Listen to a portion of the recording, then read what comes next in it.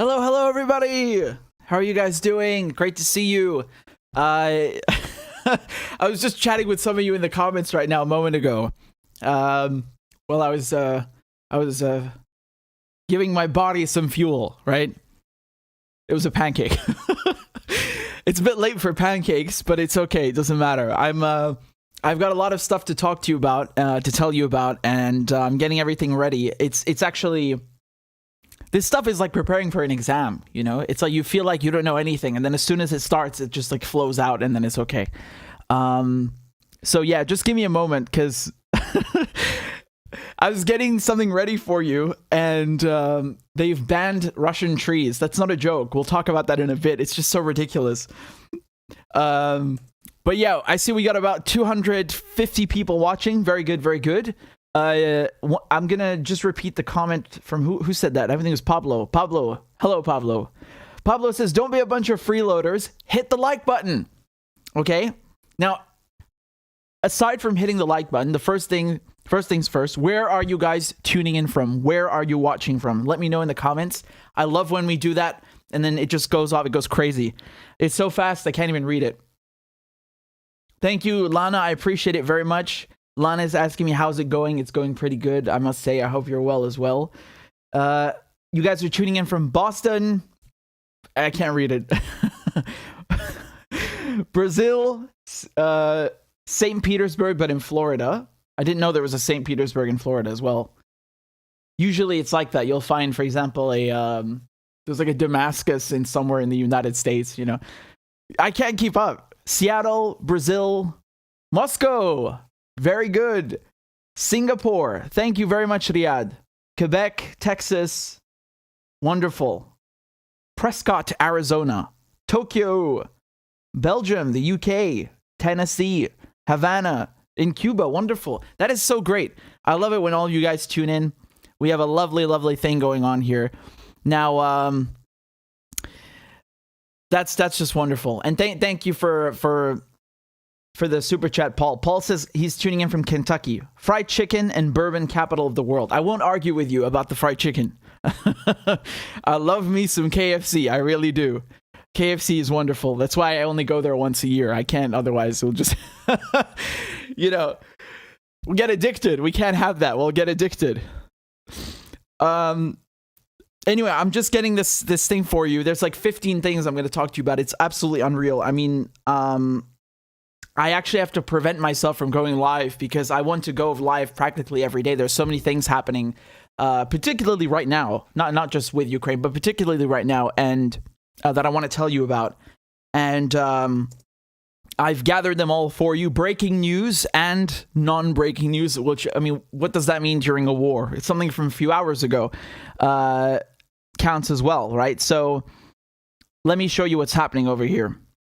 Because this is frankly, in the title, I put it, is Russia shelling nuclear sites? Well, you're about to find out in a second. And I want to be clear about something because there are two nuclear sites that we're going to address right now. Not one, two. Which is probably not a good sign. You know, you have a war that's already bad enough, and then there's involving multiple nuclear sites, not just one. But I will clarify on that, because the second one, meaning the breaking news story that I'm about to tell you, is not what it seems. So I'll address that in a moment.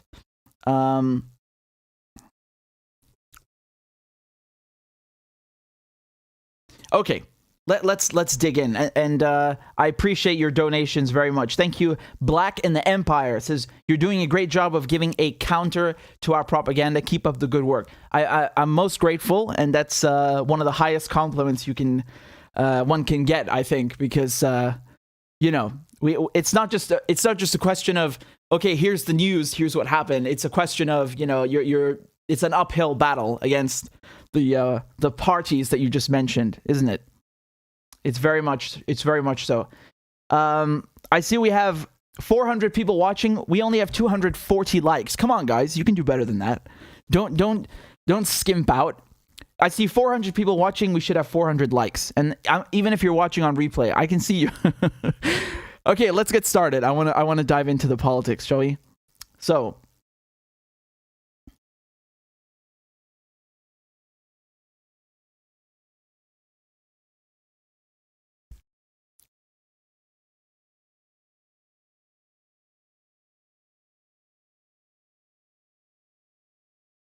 I see a video of Trump playing. God, I hope you didn't hear him. We don't want, that's the last thing we need right now is Trump. In addition to all this, the last thing we need is Trump.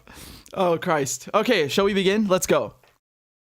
So there are two nuclear sites that I want to tell you about in Ukraine that they say in the media that Russia has been shelling them. So I'm gonna address both of them. The first one that I'll start with right now is in Kharkiv, or Kharkov as it's also known, and the other one I'll get to in a moment in a separate video and explain that one for you. Okay, so here there's this headline. This is from The Independent. Look at what they say. They say Russian forces fire rockets at Physics Institute in Kharkiv with nuclear reactor inside. Now, please forgive me because the next thing I'm about to show you is from the Daily Mail, and you really shouldn't be reading the Daily Mail. But nevertheless, I found the map. It's just a map that I want to show you to be quite useful. So just to give you an idea where this Kharkiv Institute of Physics and Technology is, it's right here. It's in Kharkiv. Now, actually, just a side note, Kharkiv is actually very famous site of actually not just one battle. I think it's 3 battles in World War II. So that I already knew the name of the city from that. But right now, its relevance comes from a nuclear issue. And they're saying that the Russians are using, they're firing from Grad launchers, which are these things, right? It looks a bit like a Katyusha, which is also a Russian weapon, right? They're just rockets, essentially, right? So they're accusing the Russians of doing that. That's what they're saying. And they're saying also that the Physics Institute inside has a nuclear reactor. Is that true? Not really. And I'm going to explain to you. Actually, someone from Harvard will explain to you in a moment why that's not true. So there isn't the risk of nuclear contamination like there was, for example, with Chernobyl, which is the one that everyone knows. It's not that bad, okay? At least that's what they're saying. And I'm going to read it to you in a moment. But let's just take a look. Jesus Christ, why is this Trump video in the way? Go away. Oh, God. Okay.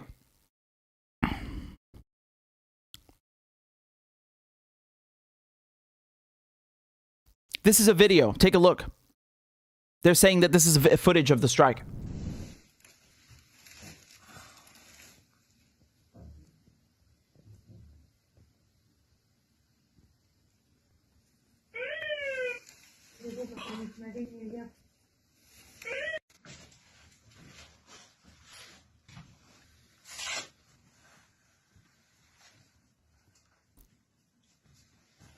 I don't know how much you can see. It's not the clearest video. It's someone filming from a screen, using a camera to film a screen that was showing a camera. So it's not exactly the easiest thing to see. But nevertheless, they're saying that the Russians are firing that, and they're endangering everybody by causing a nuclear disaster. Now, let me read to you this thread over here. Okay. So this is from a nuclear policy research project at Harvard University. And they say, regarding the reported shelling of the Nuclear Institute in Kharkiv, there's no risk of nuclear accident. And the explanation is below. It's written by Matthew Bunn. Okay? So they're saying the Russian forces have repeatedly shelled this institute. And they say, they call it a civilian jewel of Ukrainian science. It's not a threat to anyone. And that attacking it is another outrage in this war. And I was reading about it that they actually developed the first Soviet nuclear weapon at this facility. Okay? Now, I was also reading that a few years ago, they got rid of the last remaining, because, if you want to make a nuclear bomb, you need to enrich uranium to 90%. Obviously, there are way more other steps. You need to develop the payload system. It's not just a question of let's enrich uranium to 90%. And you need also a certain number of grams. And that's just for one weapon. In any case, there was uranium, 90% uranium at this facility, but they've gotten rid of that since. It's not there anymore, okay? And they mention that in a second. But what they're saying here at this research project, they're saying that contrary to some reporting, this Kharkiv Institute does not have a nuclear reactor, as they're calling it. It has an accelerator-driven subcritical assembly, which cannot sustain continuing nuclear chain reactions, but it can create showers of neutrons for neutron science. So it's just mostly for research and development. It's not like you would expect a nuclear power plant or something like that, which is constantly creating energy, right? So, there are constant reactions. So they're saying that this subcritical assembly generates virtually no highly radioactive fission products. So military assaults in the area do not create a danger of a serious nuclear accident, unlike military assaults on nuclear power facilities. Okay? And as they mentioned, that this was built with U.S. help, this Kharkiv Institute, and as part of a deal that was concluded during the Obama administration, they removed 75 kilograms of 90% enriched uranium, which was left over from the Soviet times, right? So that's it. That's really it. The headlines are a bit sensational. If you go look at the Daily Mail, for example, they're saying that they're firing a nuclear facility. I mean, yes, it's technically a nuclear facility, but it's not like a nuclear power plant, okay? And here's another one, for example. This is from the Evening Standard. They say the same thing. Russian forces are firing rockets at physics institute that contains a nuclear reactor. It doesn't really have a nuclear reactor. That's not exactly true. Now, I want to point your attention to something else. And again, keep in mind, this is if they're even firing. I hate to break this to you. I suppose I'm not the first to tell you this, but you can't believe everything you hear, especially during wartime and especially when Russians are involved. So take everything they say with a pinch of salt. I'm not saying it didn't happen. I'm just saying be wary. And here's another thing I wanted to point your attention to. Again, this goes for both sides, right? Take everything with a pinch of salt. The Russian Ministry of Defense, they say that Ukraine's SBU, along with the Azov battalion, so that's the neo-Nazi battalion, they've booby-trapped a nuclear reactor at Kharkov Institute of Physics, which is the same facility, and they plan to blow it up and accuse Russia of carrying out a missile strike. So, again, I don't know how true this is, because when they were saying this, the Daily Mail article, again, I don't point to it because the Daily Mail is a great source of journalism necessarily, but it's the time that it was posted. That was 11 hours ago, right? So this claim that the Ukrainians are doing a false flag operation, which is what that would imply, I don't know how true that is. Again, I think this is a very problematic issue, because we've seen in the past how false flags work, right? They do exist. I think the most notorious example that you've probably all learned about at school is the burning of the Reichstag. You know, Hitler burned the Reichstag, which is today it's the Bundestag, the parliament in Germany, in Berlin. And then he used that as an excuse to start persecuting all the socialists and purge everyone, etc. Right? So it's a false flag. You do an attack, you blame it on someone else. Obviously, there have been many false flags since then, and that was not the first in history, certainly not, but I think it's the one that's most prevalent in people's minds. Another false flag I can point your attention to was in Syria, right, in Duma, which is just on the outskirts of Damascus. So they said that there was a chemical gas attack. There wasn't a chemical gas attack, at least not. There wasn't, because the people showed no symptoms when they were examined by medical professionals. So, and also the raw data from the OPCW, the Organization for the Prohibition of Chemical Weapons, they just didn't find any evidence of a chemical attack. So it doesn't matter who, it's not even a question of who did it. It just didn't happen. But nevertheless, they tried blaming that on the Syrian government, and then they used that as a pretext to bomb Syria a few days later. This is back in April 2018. And that was France, UK, US. They just immediately bombed Syria. Actually, it's funny because the OPCW didn't even have time to do the investigation yet. They just bombed it. They just said, no, it was him. Let's go. So you see, the problem with false flags is that they are an effective propaganda tool and a military tool. They can be used by anyone. I'm just going to look at this a little rationally, and I'm going to tell you just my opinion here. I think the Russians have enough of public opinion against them. Right? I think they're suffering from really dislikable rhetoric in the media. They're getting crapped all over. Let's put it another way. So I think the last thing that they're going to do is go blow up a nuclear reactor. I really fail to see the military strategic value of that. What does that accomplish? Like, imagine that you're Russia and you're going into Ukraine. For whatever reason, like, you don't even have to believe what Putin's saying, that is to denazify Ukraine. What is the value of blowing up a nuclear reactor? Let's say in this case, this institute, which actually doesn't have a nuclear reactor, what's the strategic value of that? I really don't understand what the point of that is. That is how you can weed out false flags, because in the case of Syria, which I was just telling you about, which is just a few years ago in 2018, the Syrian army had just taken back all of Ghouta. Ghouta is the region in which you find Douma, the town, right? I mean, some people call it a city. It doesn't matter. The point is, they had taken back the entire Ghouta region, which was the whole point of the military offensive, right? They started with Jobar, which is a district in Damascus, and they expanded outwards into Ghouta in the outskirts of Damascus, and then finally with Douma. So if you're the Syrian army and you've just won your objective, you've won this military offensive, why on earth would you use chemical weapons? For what? To kill like 30 civilians? What on earth is the strategic value of that? No rational person would ever do that. It just makes absolutely no sense. So that's one way you can weed out these kinds of false flags. So I'm not saying it didn't happen for sure. I just really fail to see the military value of it. If you have an idea of why they might do that, feel free to let me know. I'm more than interested to know what reasoning you have.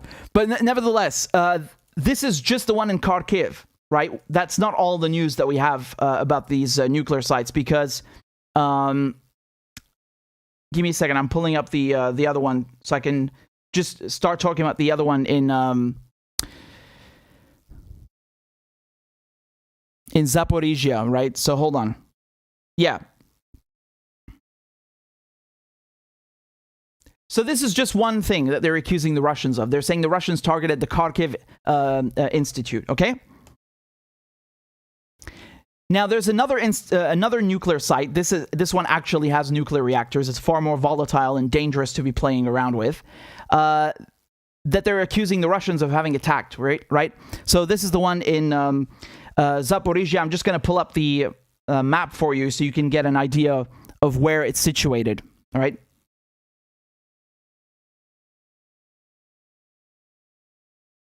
There you go. You should be able to see that on the screen right now, okay?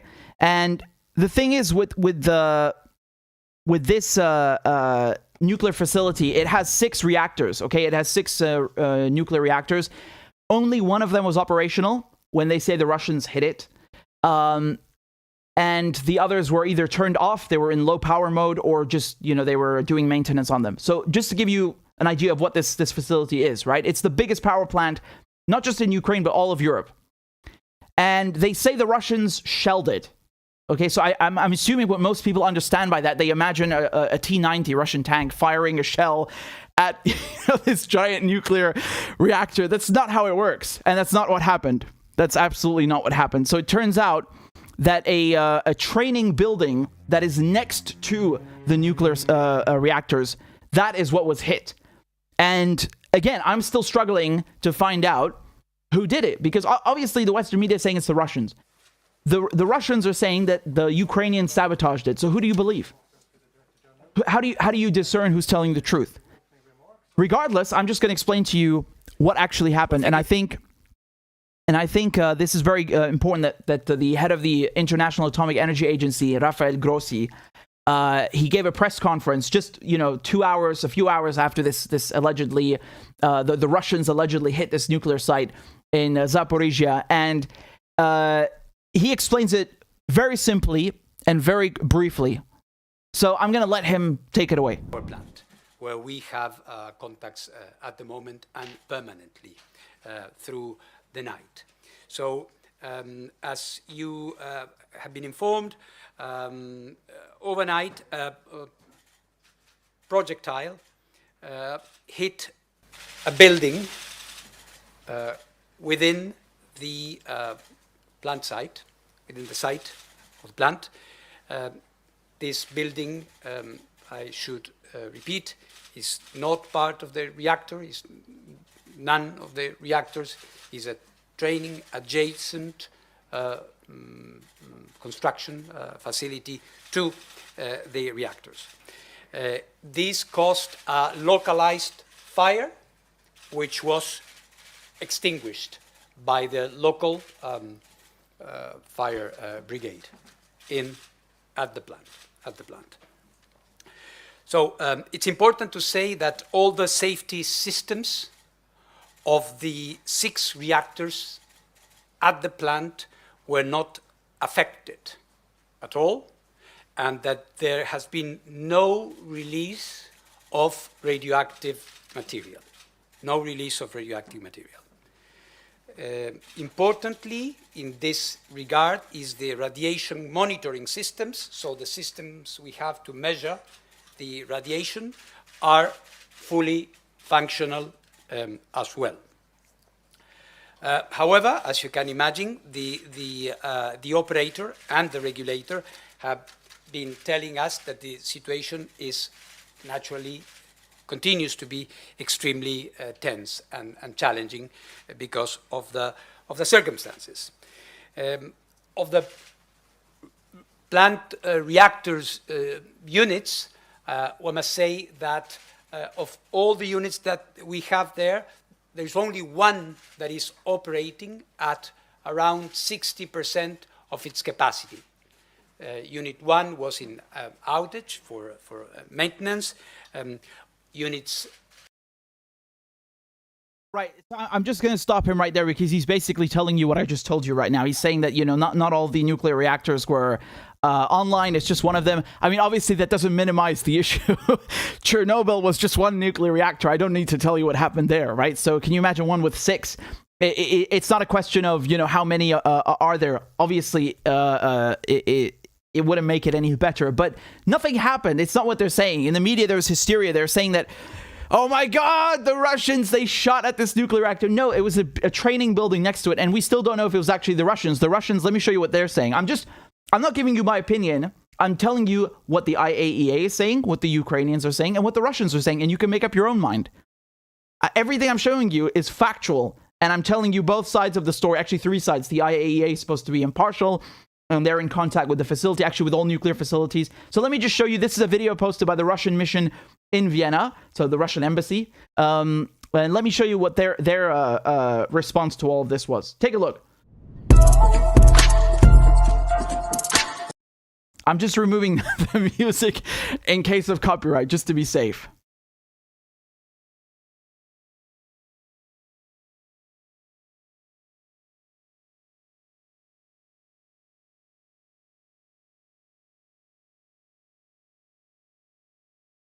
Right, see, do you see what they've written down there? The Russians are saying the fire was caused as a sabotage by the Ukrainian military. That's what the Russians are claiming.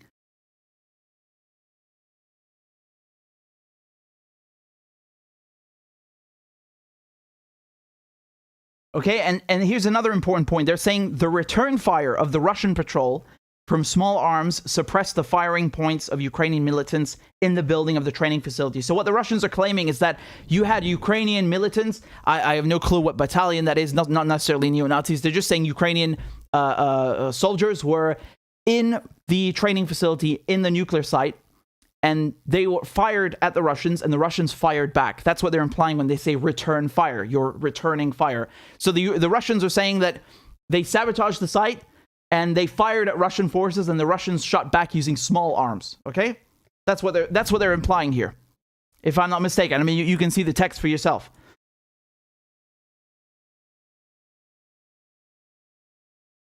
Right, and they're saying when they left, the Ukrainian sabotage group set the training facility on fire. I'm assuming it's supposed to be a false flag, right? Let's go blame the Russians.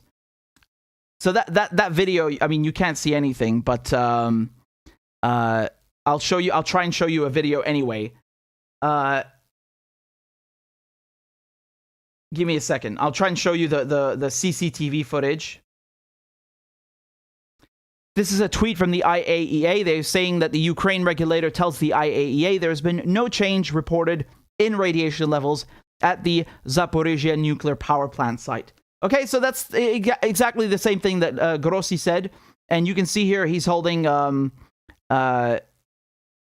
he's basically just giving a presentation, whatever. It's the same thing, right? So I wanted to show you just very briefly this CCTV footage Russian so you can military see. Forces so you can see what's going on. It looks like flares to me. You know, you saw these very brightly lit objects.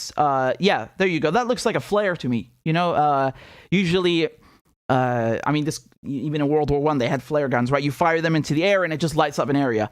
I'm not sure who was firing that.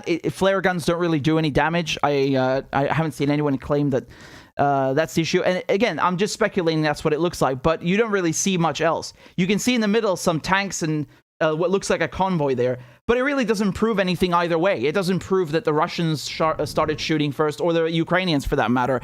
So again, I'm going to leave this one unresolved. But what I would like to point to is the hysteria, because I think that that's kind of dangerous when you're telling people that, you know, a fucking nuclear disaster that is bigger than Chernobyl just happened. I mean, that's not a joke. You know, that's absolutely not a joke. And that's what the Ukrainians were saying. And obviously that's not what happened. Again, that's not me saying that. That's the International Atomic Energy Agency. Let me play you very quickly this clip from the Ukrainian President Zelensky while this was happening. And you can take a look at what he was saying. Європа зараз повинна прокинутися. Горить найбільша атомна станція Європи. Give me a second. I'm going to just move that up quickly because I don't think you can see it properly. One moment. There you go. Прямо зараз російські танки розстрілюють атомні блоки. Це до всіх українців, до всіх європейців, до всіх людей, хто знає слово Чорнобиль, хто знає, скільки горя і жертв приніс вибух на атомній станції. Це була глобальна катастрофа. З її наслідками боролися сотні тисяч людей. Евакуювали десятки тисяч людей. Говоріть своїм політикам. Російські війська обстрілюють атомну станцію в Україні. Запорізьку атомну станцію. Місто Енергодар. Там 6 енергоблоків. 6. В Чорнобилі вибухнув 1 енергоблок. Ми зв'язалися з нашими лідерами, з партнерами. Я говорив вже з Шарлем Мішелем, Шольцем, говорив з Дудою, говорив з президентом Байденом. Ми зв'язалися з головою МАГАТЕ Гросі, також прем'єр-міністром Джонсоном. Ми всіх попереджаємо. Жодна держава, окрім Росії, ніколи. Oh, he's funny, man. Do you see what he said there? No country has ever shot at nuclear blocks except for Russia. I knew I was forgetting something. You know, I knew I wanted to tell you guys something, and there was something on the tip of my tongue, and I was like, what was it again? This is exactly it. This is the bullshit. That's such a lie. That is such a lie. Okay, let's rewind a second. Israel regularly bombs nuclear facilities. It's not even a joke, right? And it's not even just Iran. I think I can think back to 1981. Actually, both Iran and Israel bombed an Iraqi nuclear facility in 1981 because Iran was at war with Iraq, right? Iraq was backed by the US at the time, and the French had helped Saddam build this nuclear reactor, and they said that it's purely civilian. There's no way it can be used for military. It doesn't matter. I'm just letting you know. Either way, you know, even if it's a civilian nuclear plant, you could still have radiation and contamination regardless. So my point is that both the Iranians and the Israelis bombed an Iraqi nuclear facility, the same one, in 1981. And then I think it was in 2007, the Israelis, they bombed what they allege was a nuclear reactor in Syria. I've never even heard of Syria having a nuclear program, but that's what the Israelis claim. And then, of course, I don't need to tell you that, Christ, I can't even keep up. Like 2010 to 2012, I think you have 4 Iranian nuclear scientists who are killed. Yes, that's not the same thing, but afterwards, in the same year, in 2010, they sabotaged the centrifuges in the Cascades at Natanz nuclear facility, right? So that was a joint Mossad-CIA operation, and they developed a virus called Stuxnet that would take over the logic controllers and make the centrifuges spin. I think it's 3 times the speed and break. And so they didn't bomb it, but they attacked it. They attacked a nuclear facility at Natanz in Iran.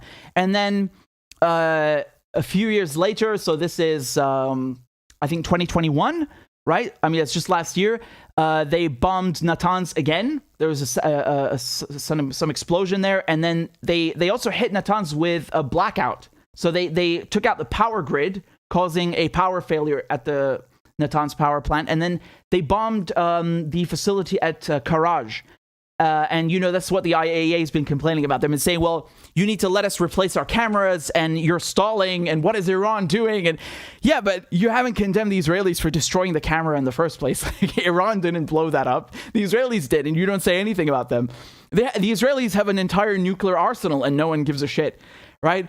So when he says this is the first time a country has shot at nuclear blocks or he's implying a nuclear plant. It's not true. That's absolutely not true.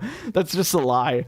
But I understand people who say that, to be fair, Israel is not a country. You got me there. I'll let him continue. Атомні енергоблоки. Вперше в нашій історії, в історії людства, держава-терорист вдалася і до ядерного терору. Yeah, no, that's just not true. I'm sorry, it's just not true. Російські пропагандисти погрожували всім, ми пам'ятаємо, засипати світ ядерним попелом. І ми не знаємо, чим закінчиться пожежа на станції, коли буде вибух, або коли його не... Look what he's saying, we don't know when the explosion will happen. What explosion? There was no explosion. What is he talking about? Станеться, дай Боже, ніхто цього не прорахує до кінця. Але наші хлопці завжди тримали атомну станцію у безпеці. Щоб не було провокацій, щоб хто не міг цю станцію захопити, замінувати і шантажувати потім ядро. You get the idea. Look, I'm not gonna...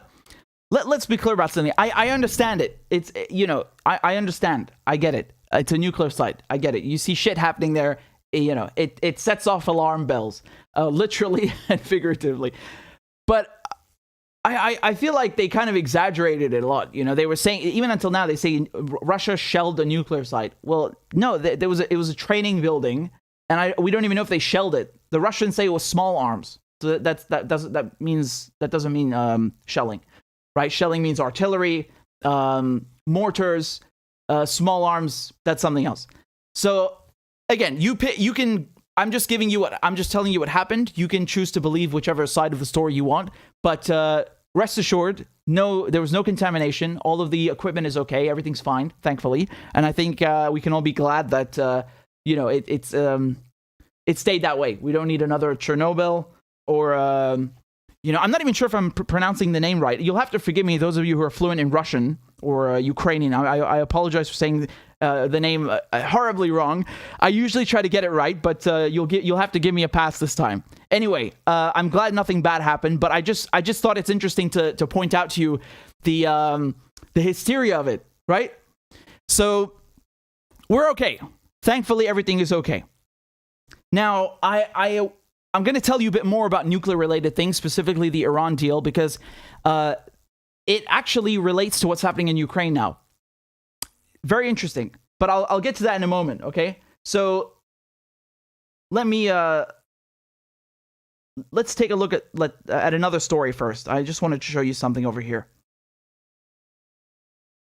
Give me a moment. I see we have about 800 people watching, but only 500 likes. I mean, this is scandalous. I will never forgive you. Make sure you hit the like button, guys. Even if you're watching on replay, even if you're not watching live, make sure you hit the like button. It helps fight the algorithm. I know I sound like a broken record. I sound like CNN. But please make sure you hit it. It really helps the channel. And if you're new here, consider subscribing. So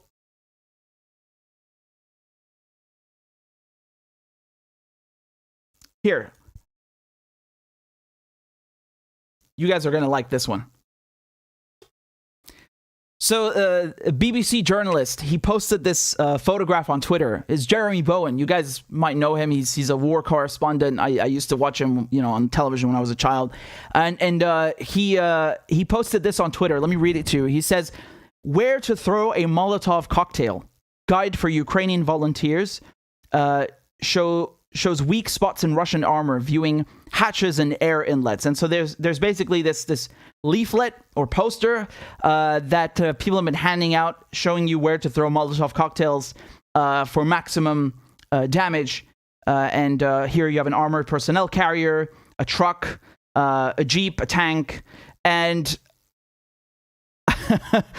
and this is obviously widely shared. And okay, look, I just want to say something. I just want to say something here, because if let's say Jeremy Bowen himself. So it doesn't even have to be someone else. But let's say you went on Twitter and you posted that exact same guide, but for, let's say, Palestinians, showing Palestinians how to burn, Israeli tanks with Molotov cocktails. What do you think would happen? You'd probably go to prison.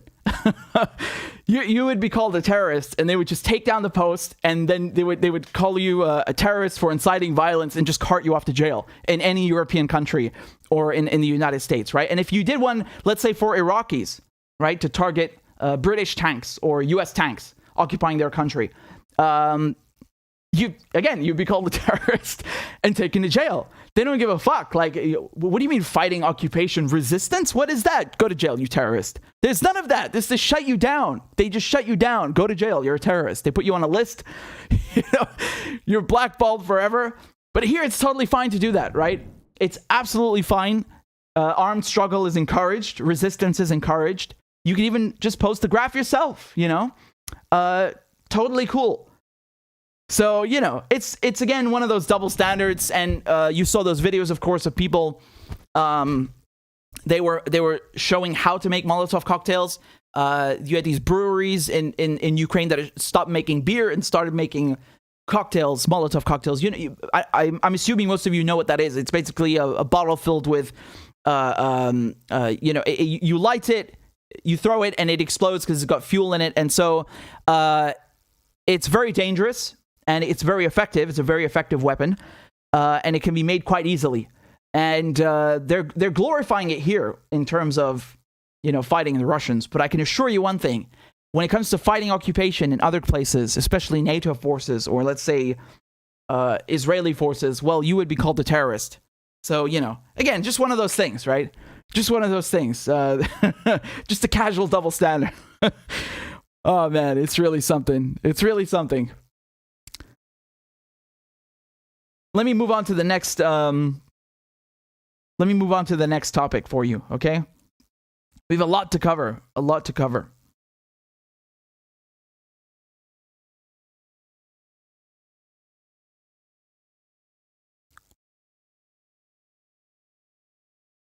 Give me a moment. I'm just setting it up. Okay. So you guys know that this war in Ukraine is causing oil prices, gas prices to go through the roof. I think they're the highest now that they've ever been since 2008. The day the war started, so February 24th, I was live on here. We did a 6-hour stream, and I was going through the developments with you as they were happening. And we saw that the crude hit, what was it, $100 per barrel. That's the highest since 2014. Now it's as high, it's the highest since 2008, since the crash. So let me just show you what the rationale is here. This is an article from CNN, and they're saying that politicians are willing to pay the price of supporting Ukraine as higher gas costs bite consumers. So already just seeing this headline, you should have some red flags going up, right? Because they're literally saying that it's consumers who will get hit with higher costs. So how come the politicians are the ones who will pay? They're not the ones paying. That's the whole point, right? And if you think that the gas prices are bad now, just wait. Because right now, what they've done is they've sanctioned Russia by removing Russian banks from SWIFT, from the international banking system. SWIFT doesn't move money. It just records transactions. And there's about 11,000 banks in 200 countries that are in SWIFT.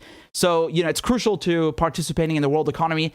It does hurt, but they have not targeted banks that deal with energy payments. So if you're in Europe, you're a European country, and you want to buy gas from Russia, because a lot of them depend on Russian gas, you can still buy the gas. That's okay. That's not sanctioned. Everything else is sanctioned, though.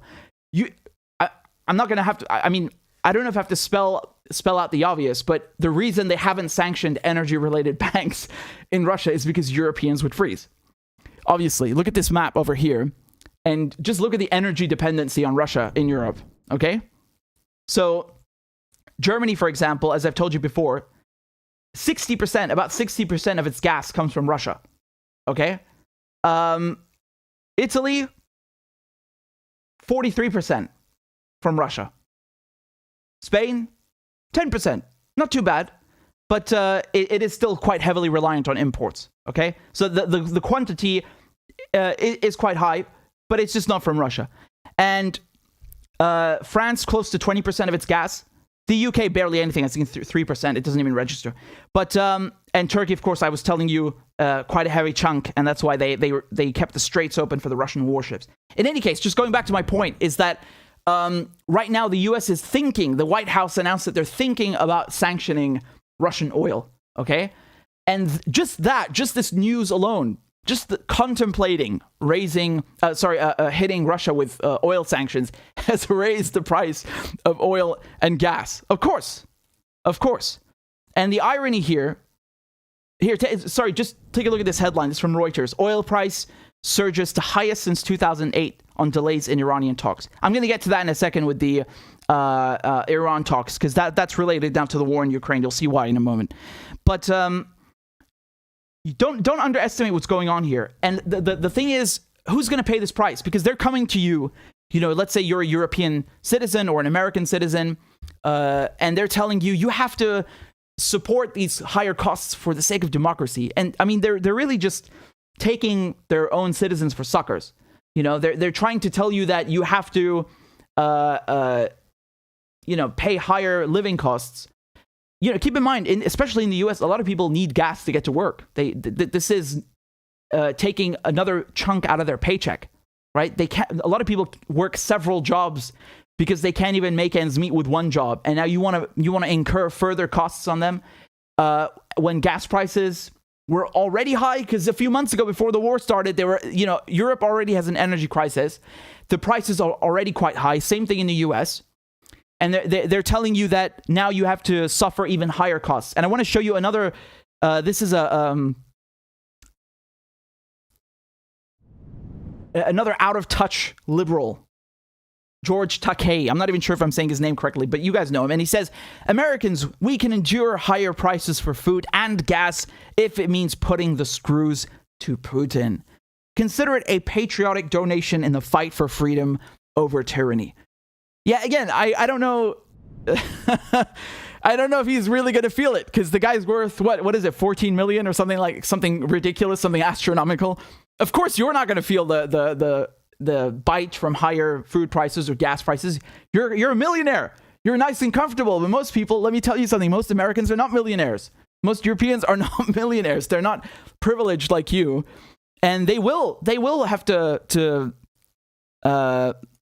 feel the full brunt of higher prices. So this is not a game. This is really not a game. They're playing with fire here. And you should be, honestly, man, I'm not joking.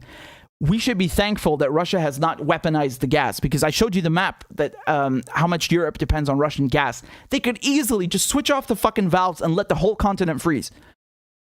And look at the prices then, if you think they're bad now. They could easily do that. They could absolutely easily do that. Now, the problem is with that, with sanctioning Russian oil, let me just show you over here how much gas and oil Russia provides to the world. So this is from Forbes. They say Russia is one of the world's largest producers, according to the 2021 BP Statistical Review of World Energy. In 2020, Russia produced 10.1 million barrels per day of crude oil and natural gas condensate. That was good for second place behind the U.S. at 11.3 million barrels per day. Saudi Arabia, third place at 9.3 million. And you might be thinking, well, great, the U.S. produces more oil and gas than Russia. That's not true, right? Because you have to take into consideration the consumption. Because the U.S. consumes far more oil. It consumes 17.2 million barrels per day. And Russia, 3.2 million barrels per day. And Saudi Arabia, 3.5 million. So the net result is that the U.S. is a net importer of crude oil, while Russia and Saudi Arabia are major crude oil exporters. So you see, there's a big difference there. So the U.S. is still dependent on oil imports. Even though it produces more barrels per day, it still requires more barrels per day, and it ends up with a deficit. So again, this is not just a question of Europeans being hit. It would also be the Americans. And I want to show you also the effect of this, because right now they're sanctioning all the banks that deal with non-energy related things. And they haven't touched the oil and the gas yet, but regardless, what's happened? The ruble has plummeted about 30%. It's the other day, what was it? It's worth 1 US cent. It's not $1 US, 1 US cent. That's the value of the ruble. That was expected. I told you, we were streaming a few hours before trading opened. I told you it was going to happen, right? It was going to be bad. I mean, obviously, what you expect. Now, what has Russia been trying to do? They try to shore up the currency by accessing their foreign exchange reserves, right? So what they've been doing since 2014, the Russians learned from this, and they thought, okay, well, we have to de-dollarize our economy, because if we can't use dollars, we can't access U.S. financial institutions, whatever the sanctions of the day are. They need to de-dollarize their forex. And so they started making sure that they diversify their $640 billion war chest, right?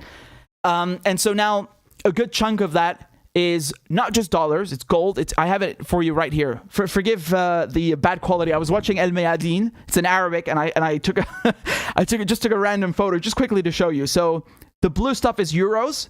So about 32.3% of Russia's reserves are in euros. Okay, 13.1% are the Chinese yuan.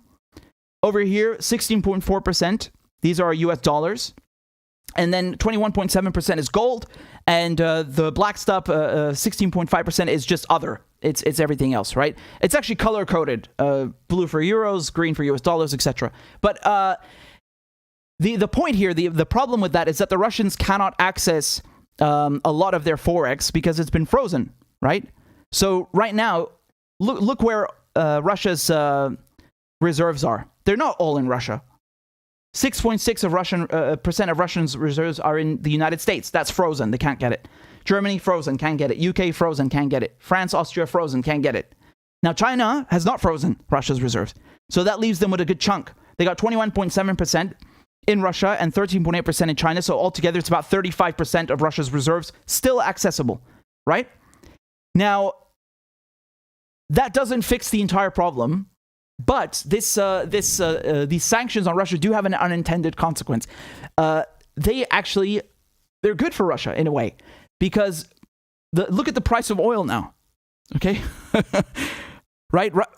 I was just reading to you that Russia is a major exporter of crude oil, right? It's number two after the US. Now, if you're a major exporter of crude oil and the price of oil is going up, where does that leave you? Right? So this is from just a few hours ago. The price of a barrel, $128 per barrel. 128. I was telling you it was 100 the other day, right? That's the highest since 2014. Now it's the highest it's been since 2008. So Russia, being the world's second largest exporter of crude oil, is making bank, and that actually helps offset the other sanctions.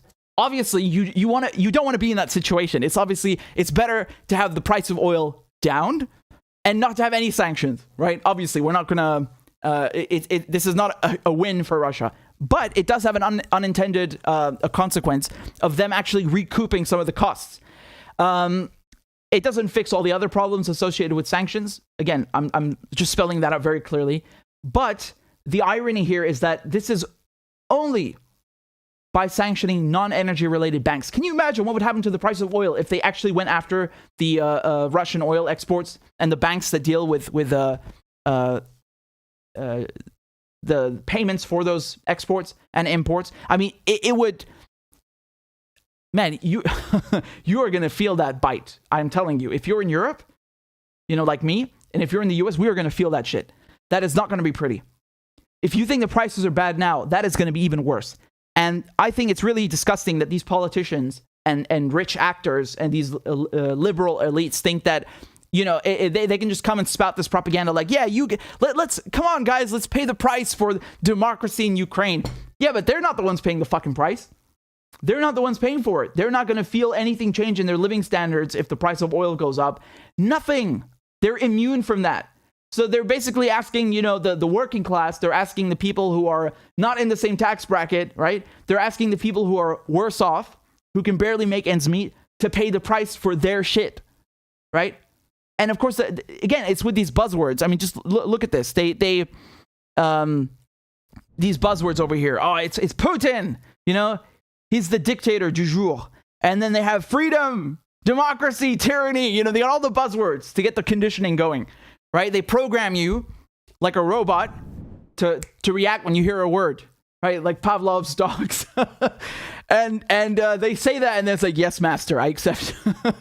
It's really messed up, honestly. Like, you know, I think it's really disgusting. They just use people. And obviously, this is not as bad as sending people into a war. I think that's the ultimate slap in the face. It's the ultimate exploitation, right? It's you know, go die in the trenches, go get your leg blown off, and here's a shitty medal.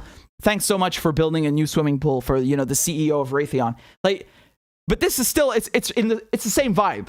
It's absolutely the same vibe. And these people that are implementing the sanctions, whether it's Biden or the EU, you know, Ursula, the head of the EU Commission, you know, she's not going to feel any of this, and they want you to pay for it. Incredible. And let me tell you something. What's going to happen if they actually sanction Russian oil? The Russians, they just recently, actually, ironically, just last month in February, look what happened. They started a 30-year gas deal with a new pipeline with the Chinese. And they're settling in what currency? Euros. So correct me if I'm wrong, 80% will be paid in euros and 20% I think in US dollars. So again, they're wising up. They can't count on US dollars, so they're diversifying. And the other day when I had Pepe Escobar on the show, we were talking about how they could easily work on Power of Siberia too. You know, they have other pipelines, other projects in Eurasia that the Russians can turn to.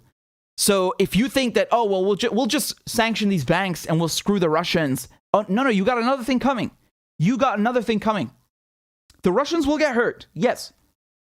But in the long term, actually, and the short term, it's mostly Europeans and Americans and not the rich people, not the liberal elites, not the politicians.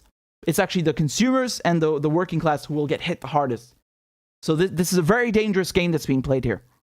It's a very dangerous game, and I think it's very disgusting that they want you to pay for it, basically, right? And they try to like brainwash you and say, oh, it's democracy, democracy, freedom. You know, it's almost comical, but you know, and it would always be funny if it weren't so messed up. But this is how it always works. You have a little group of rich people, political elites, and they just use everyone. And again, you know, Russia is making money now from this oil. Again, it's recouping some of those costs. Not entirely, but it is recouping some. And of course, it has other alternatives that it can turn to. So watch out if you think that this is, it's a fait accompli. We'll just trample on the Russians and the problem will go away. No, absolutely not. We got 1,000 people watching. Very good. I'm glad you all showed up. We have 800 likes. Make sure we have 1,000 likes. If you haven't hit the like button, let's go. Come on, guys. We ain't got all day. Here's a comment from... hold on. I'm trying to scroll up and do them in chronological order. Give me a second. I know you guys been waiting on me to read your donations. So, Matt, thank you, Matt, says, I'm not saying it didn't happen. I'm saying be wary. You're quoting me, I assume, from earlier. Paul is asking me a very interesting question. Thank you for the donation, Paul. Paul says, what about the Ukrainians killing one of the special envoys discussing peace with Russia? He was a traitor. Yeah, so I wanted to talk about this, but I decided to leave it a few more days because I wanted to make sure what was going on. This is a very, but I'll just tell you very briefly for those of you who aren't in the loop. Basically, the Russians and the Ukrainians are entering peace talks, right? I think they've done 2 rounds. I don't know if the third one is underway yet, but they've already met twice. At the Belarusian border. And there's a very weird thing that happened because apparently one of the people who was in the Ukrainian delegation in these peace talks was killed. He was murdered, shot in the head. And what I'm hearing through the grapevine is the Ukrainians are accusing him of being a traitor. They said that this guy was a traitor and that's why he was killed. But again, I wasn't 100% sure of the veracity of the story. So don't quote me on it because I still wanted to make sure before I did a whole segment on it. But that's what Paul's referring to. I'm just, bringing you into the loop. Lana, thank you for the donation. Lana says, I would believe those who have been proven to tell the truth many more times before as the Ukrainian side has been proven liars over and over. Well, Yeah, I mean, I think you're referring to the nuclear the sites, the one in Kharkiv and the nuclear plant from the other day. Again, I really think it's tough to see what's going on and to know what's going on, because you have many vested interests, right, meddling in this. You have NATO on one side, Russia on the other, who, of course, I would just caution with this, okay? I'm just going to say this. And I think this echoes your sentiment. We have one side that has been known to lie a lot and do a lot of false flags, and that's not Russia. It's the other side. And the other thing that I would say is, please explain to me what is the strategic value for Russia to shoot at a nuclear plant, like they're saying, which didn't happen. Again, it was a training building. But let's say let's assume what they're saying is true. Let's play devil's advocate for a second. What's the fucking point of that? Please explain what the point of that is, because a lot of people who are looking at this are saying, well, maybe the Ukrainians are just, in this case, Zelensky, to be specific, is creating hysteria so he can call for a no-fly zone, right? I don't know what the logic of that is, because there were ground troops at the plant. There were no planes, so I don't know what a no-fly zone would accomplish, but they want one because they want to ground Russian planes, right? And that, of course, would lead to World War III. There would be a nuclear war. But again, that's one reasoning. You could say that. I don't know if it's entirely true, but I wouldn't be surprised, because we've seen in the past how they do false flags. A false flag is always used to accomplish something bigger, right? So that wouldn't surprise me. I just really fail to see the strategic value of it. That's all I'm saying. I really, really don't understand what the point of that is. If you're in the Russian military, unless it was a bunch of idiots, in that case, well, that explains it. But again, there's no indication of that. There's no indication of that. So in any case, just give me a moment. I want to get to the next segment, because we have so much to cover. There's a lot to go through. And I see we're at 970 likes. There's 30 likes missing. Come on, guys, don't cheap out. Let's go. Let's go. Okay. You guys are going to love this one. You're going to love this one. Boy, oh boy. So the PBS, they interviewed this Ukrainian mayor, and I'm just going to play the clip for you. Just watch this video and tell me if anything stands out to you, right? If you can see anything a little peculiar. Take a look. And allow them to patrol the streets, de-arm those who have weapons, and detain those who resist. In the end, I told them, just as Ukrainian soldiers told a Russian warship, go f*** yourself. The rejected Russians walked out holding grenades in their hands. Semenichin actually escorted them and made sure they drove away. And do you fear that they'll come back and either occupy or try and destroy the city? Yes, of course we are concerned, and this concern is not groundless. There's a big unit near our town, and using the weapons they have, they could destroy our town. Do you see it yet? Do you see it? I'll give you a clue. Look at the photo. Look at the portrait that's hanging on the wall behind him. But we are not afraid. We are ready to fight till the end, till the victorious end, to defeat these Russian cockroaches. Jesus Christ. Okay, let me break it down for you. That person behind him on the wall is a famous Ukrainian Nazi collaborator, right? His name is Stepan Bandera, and he participated in the Holocaust in Ukraine. So he killed he helped the Nazis to kill Poles, right? Polish people, and he's a straight up Nazi collaborator. That's it. That's all you need to know about him. And there you go. So here's a picture of him. You can see, right? So that's who he has on the wall behind him. This Ukrainian mayor. He has a portrait of a Nazi collaborator on the wall behind him, and he is, of course, himself a neo-Nazi. This mayor, because there's actually another article about him. Let me read this to you. This is from the Jerusalem Post. Okay, the headline says local Jews in shock after Ukrainian city of Konotop elects neo-Nazi mayor. Do you want to take a guess? Just take a guess who that mayor is. Just take a guess. It couldn't be the same guy, could it? Oh, yes, it is. It's him. It's this neo-Nazi scumbag. It's the same. It's the one and only. Right, so let's continue with the article. Okay? This was published in 2015. All right? This article. But this interview that I just showed you, this is from 2 days ago. It's from March 4th. Okay? Let's continue with the article. They say, 2 months after local elections were held across Ukraine, residents of the small northern city of Konotop are expressing shock and dismay over the behavior of a newly chosen mayor, Artem Semenikin, of the neo-Nazi Svoboda party. Okay? According to reports, Semenikin drives around in a car bearing the number 1488, which is a numerological reference to the phrases, "We must secure the existence of our people and a future for white children," and Heil Hitler. He also replaced the picture of the president, Poroshenko, in his office with a portrait of Ukrainian national leader and Nazi collaborator, Stepan Bandera. There's the portrait for you, right? And refused to fly the city's official flag at the opening meeting of the city council because he objected to the Star of David, right? So that's the religious symbol of Judaism. The Star of David was emblazoned on it, and the flag also features a Muslim crescent and a cross. So all three monotheistic religions there, Abrahamic religions, and he objected to it. And so Svoboda, which is known as the Socialist National Party of Ukraine, until 2004, has been accused of being a neo-Nazi party by Ukrainian Jews. And while party leaders have a history of making anti-Semitic remarks, their rhetoric has toned down because they're trying to go mainstream. Yeah, okay, but that doesn't really change anything. I mean, Jesus Christ, it's quite incredible. Take a look at this. For the Jews of Konotop, however, worries persist.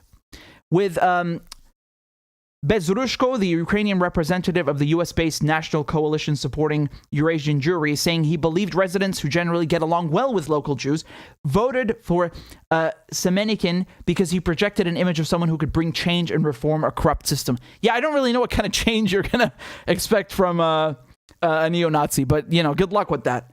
In any case, I just wanted to show this to you because it's such a perfect example, this PBS interview, of how the Western media tries to rehabilitate what's happening in Ukraine and specifically the neo-Nazis. They always tell you that, I mean, this is even if they address it, they usually don't mention it at all. I mean, there's nothing in this interview about that, right? But usually they tell you that, well, the neo-Nazis, it's just a tiny element of Ukrainian politics and the Ukrainian military and Ukrainians in general.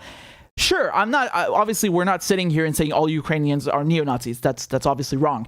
The problem is, though, that a significant chunk of the political apparatus, the military apparatus, like the Ukrainian National Guard, does in fact contain neo-Nazis, right? I mean, the Svoboda party is one example. The Azov battalion that you've always heard about is another example. That's part of the Ukrainian National Guard. And the other day they were posting on Twitter how they're putting the bullets for their guns. I mean, they showed a video of it, and they just proudly posted on Twitter that they're putting the bullets in pig fat so they can kill Muslims from Chechnya, right? Which they called orcs.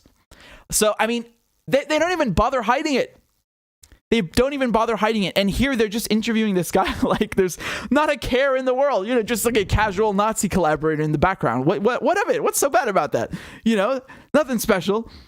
Now, I don't know if PBS specifically blurred the background to hide that. I don't think that's what happened. I think it's just Zoom. If you do a call on Zoom, it blurs the background. Correct me if I'm wrong, but most people have speculated that's what that is. So I'm not necessarily accusing PBS of covering it up that way, but I am definitely pointing to the fact that PBS and other outlets cover up the neo-Nazi element in other ways. It's lying by omission. They don't tell you. They omit this, and then you're given a completely different picture of what's going on.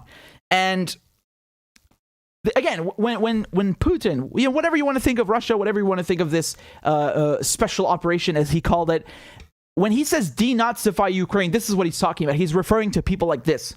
Just so you know that it's not completely made up and imagined. There are people like this. It's not the majority. It's from what I can tell, it's certainly a minority, but it's a strong one and a powerful one, and they've been allowed to operate freely. The President Zelensky, they say that he's Jewish. So how can you say that there are neo-Nazis in Ukraine? Yeah, but I mean, both things are true. Zelensky's Jewish, and there are neo-Nazis in Ukraine. They're both true. And what Zelensky did is he basically, he's let these groups, these militias, continue their ethnic cleansing, as Putin called it, or genocide of Russian speakers, of ethnic Russians in eastern Ukraine during the last years. I mean, if you look at, for example, the UN figures, let's take the United Nations, this is from the UN, make of it what you will. They said that 82%, this is just the last years, 2018, 2021, 80% of people who have been killed in Donbass region in eastern Ukraine are where they're in separatist held areas, which implies that they are indeed either not necessarily Russian ethnic, but they're from ethnic minorities, and that they're being shelled and targeted. And so this is what people who are advocating or defending Russia's side of things point to. But again, these are UN figures, so it's not really just a Russian thing. You can just take the figures and see them for yourself. But yeah, they just going back to Zelensky, the guy, he's basically let these neo-Nazi groups continue and turned a blind eye, just putting it very simply, right? I think he made some effort to deal with them, but it didn't work. And the mindset since then has been like, well, let's just not focus on it and hope it goes away. That's not worked. Obviously, that's not worked. And I just think it's shocking because, well, it's shocking and not shocking at the same time, because you might be thinking, why the hell is the U.S. supporting neo-Nazis? Who in their right mind would do that? The U.S. fought the Nazis. Yeah, indeed. Who in their right mind would do that? But that's what's happening. And it shouldn't surprise you if you look at the history of the United States. They always go and look for these fringe groups and then try to bolster their efforts, whether it's separatism or it's terrorism. It doesn't matter. It's a phenomenon that you see globally that is perpetuated and carried out by the U.S. government, specifically the Central Intelligence Agency, the CIA. I can just point you, for example, to the 80s, when the Soviets invaded Afghanistan from 1979 to 1989. The idea to fight the Soviets was, we're not going to go in directly. We can't, we meaning the Americans, right? They didn't want to go in directly and risk a direct confrontation with the Russians, because that would obviously escalate things to potentially nuclear war. So how do you fight the Russians in Afghanistan? Well, you arm proxy groups like the Mujahideen, right? So they would have these recruitment offices, and they bring these people from all over the place, not just from inside Afghanistan, just all over. They tell them this is a religious thing, and that's how they would recruit them and get them to go fight the Soviets with U.S. weaponry, like Stinger missiles to shoot down helicopters and other things, right? And they, of course, they received this funding from the CIA, the training from the CIA, and they do it indirectly, but they're doing it. And here's the same thing, right? In Syria, they were doing, because by this point, the Mujahideen had become Al-Qaeda, many of them. And again, you see the same thing in Syria. How do we fight Bashar al-Assad without sending U.S. troops directly, although there are U.S. troops in Syria? But how do you do it without an all-out war? Let's fund a proxy group like the Al-Nusra Front, which is, again, it's just another name for Al-Qaeda.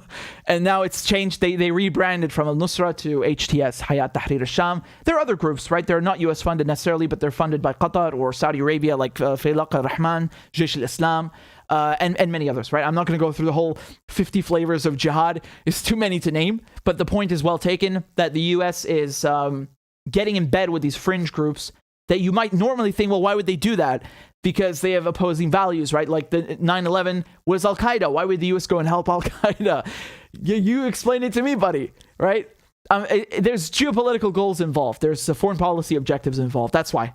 So it's under darkness. It's under the cover of darkness. It's under the table. It's not official, right? They try to hide it, but obviously with time, we find out these things. And so I'm just giving you context to tell you that this shouldn't surprise you that you see shit like this in Ukraine.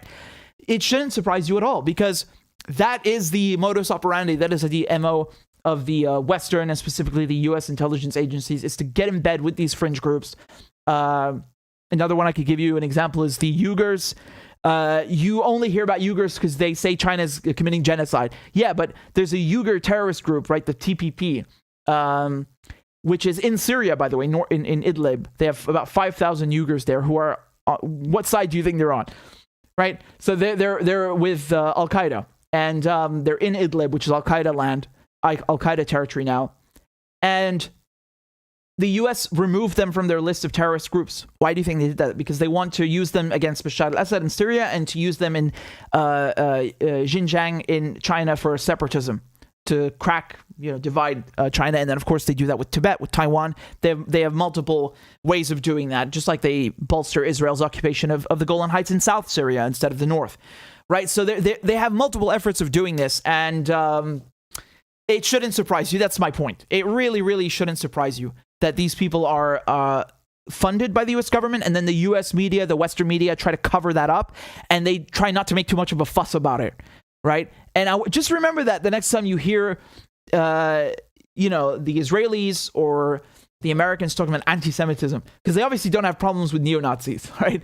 They want to come here and convince you that Palestinians, who are Semitic, by the way, Arabs are Semitic as well, they want to come and tell you that Palestinians are anti-Semitic, even though they are Semitic themselves. It's their land. They're born there.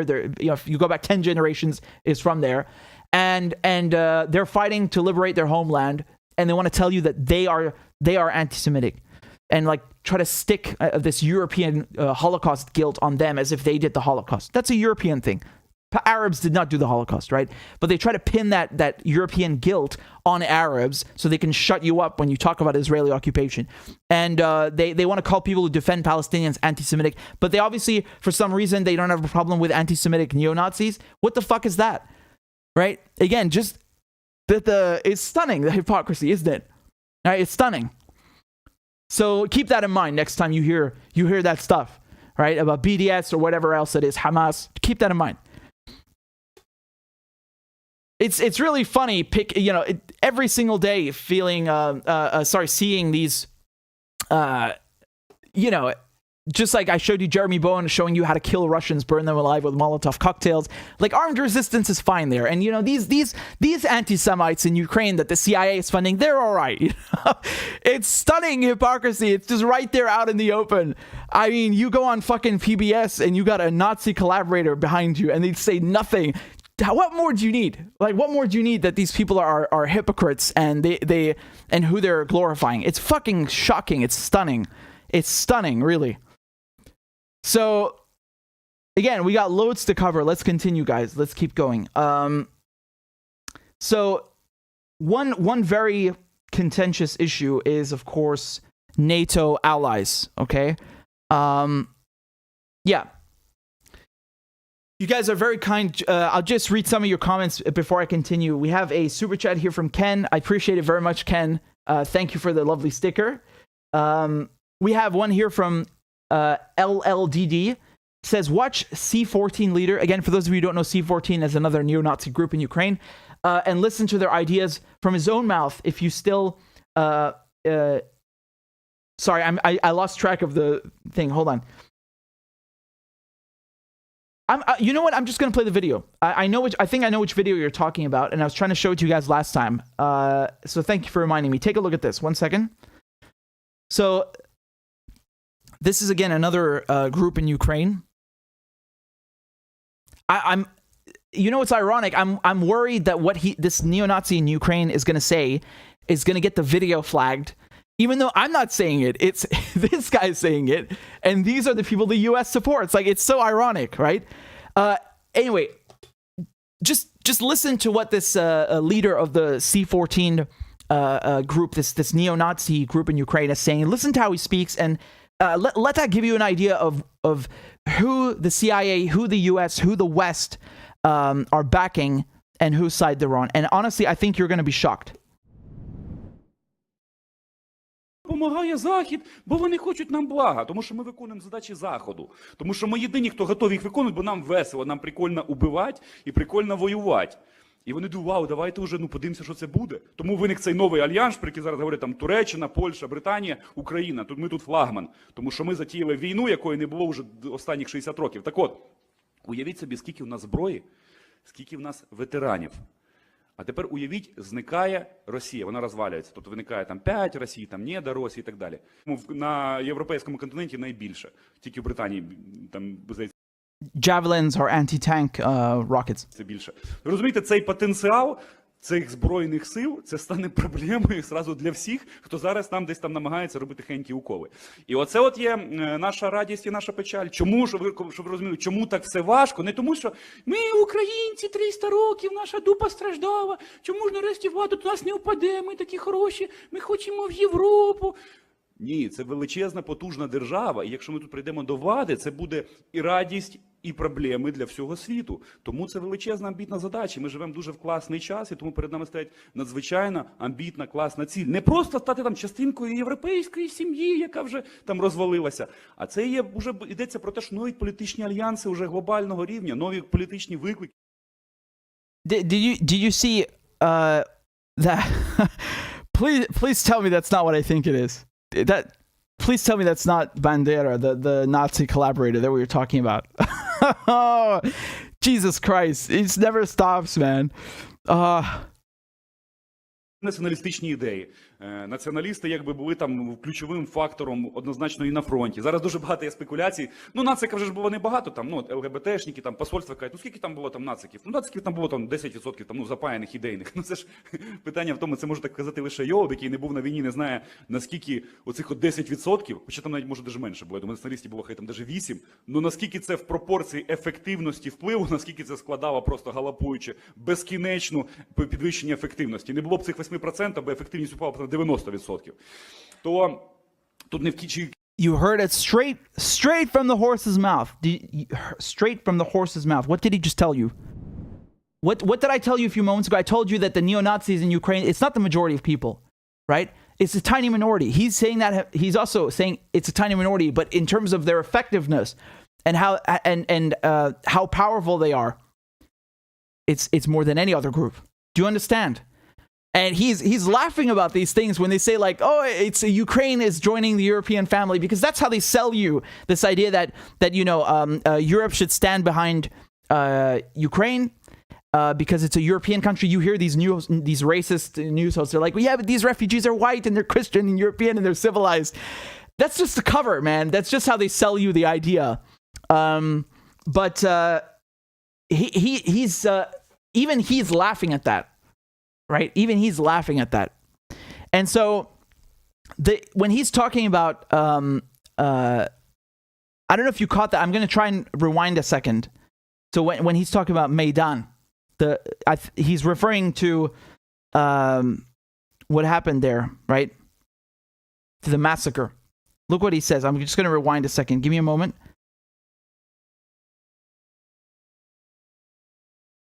There, I think you should see it now. Націоналістичні ідеї. Націоналісти якби були там ключовим фактором однозначно. Right, so you see what he said? He said that Maidan was a victory there. I honestly, you know what? I'm going to give him the benefit of the doubt. I'm going to say, I don't know if he's talking about the protests in 2014 or the massacre. I'm assuming it's both. And I don't think someone like that dares to hold back. And honestly, that's looking more and more like Bandera behind him. You see the cutout, that life-sized cutout. It's looking more and more like Bandera. You guys tell me in the comments who you think that is. I'm pretty sure it's the neo-Nazi, the Nazi collaborator from World War II, right? This Ukrainian nationalist who they idolize, and they hang portraits and cutouts of him. It's just unbelievable. So he's bragging. He's bragging about how successful and influential they are, despite being a tiny minority. So again, make no mistake about who the U.S. is supporting, who the U.K. is supporting, the West, and he's openly saying too that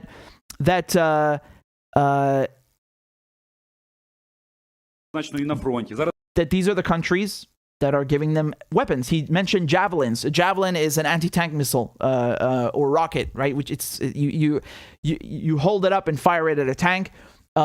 It's like a bazooka, you know, it's just a modern version of that. And he's talking about all the weaponry that they've been given.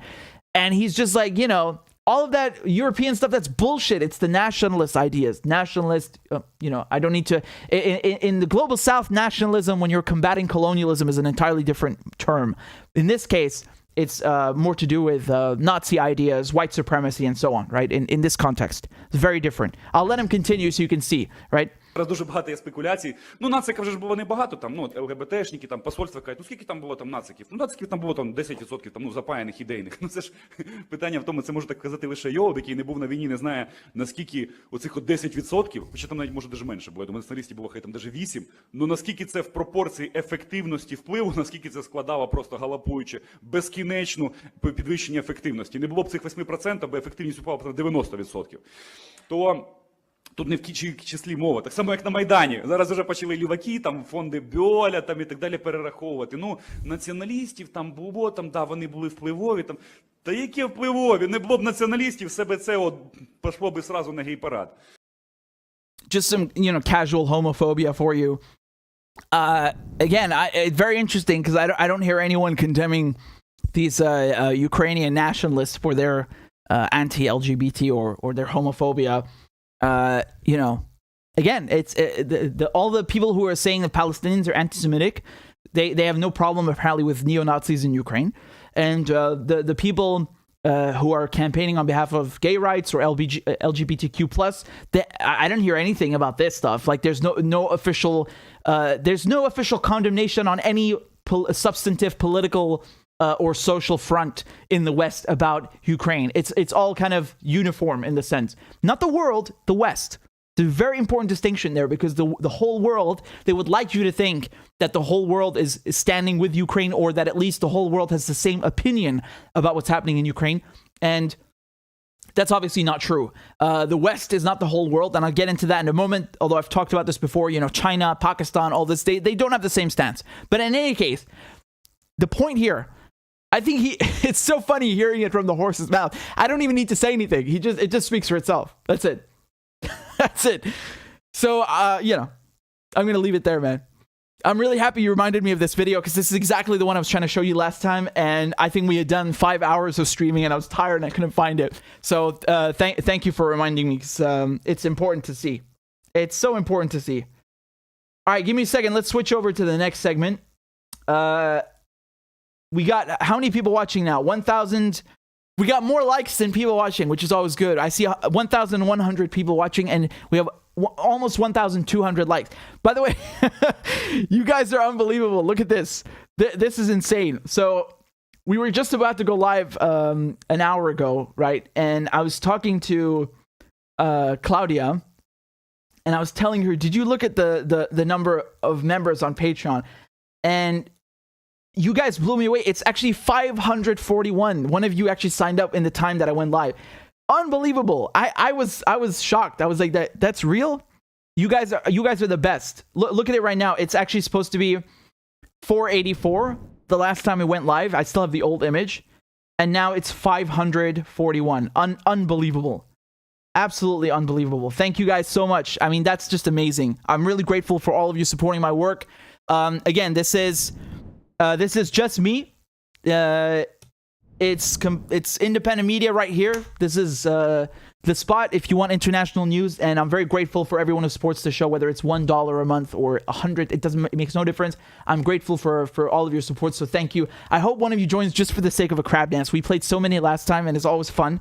That's our ritual. So anyway, I just wanted to say thank you because I wasn't even live, and you guys just like signed up in mass. So thank you. I'm very grateful.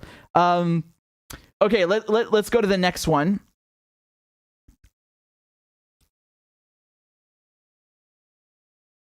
So we're going to talk a little bit about the NATO response and what Russia's been saying, what Putin's been saying, as they say in the media, right? It's funny because they never talk about Russia like it's a country. They talk about it like it's Putin. It's one person, and he's the only inhabitant in the biggest country on Earth, and it's just him, and he takes all the decisions. And it's they're all just dumb sheep. Do you feel it's a bit weird how they speak about other countries like Syria? The evil ones. They speak about them like the human beings who are living there are just dumb sheep. Like they can't think for themselves, and they all they're so stupid they fall for this evil dictator. I mean, it's unbelievable. It's they like dehumanize foreigners. I find I really find that it's dehumanizing. Again, doesn't mean you have to like everything about these countries that are official U.S. enemies, but you have to agree there's a bit of a dehumanizing aspect there, which is it's fucking comical. Anyway, let's move on to the next the next segment. So you've been hearing a lot about the NATO response to what's happening in Ukraine, right? Should NATO intervene? Can NATO intervene? What would happen if NATO got involved? Because right now it's just let's send weapons to the Ukrainians and let them fend for themselves.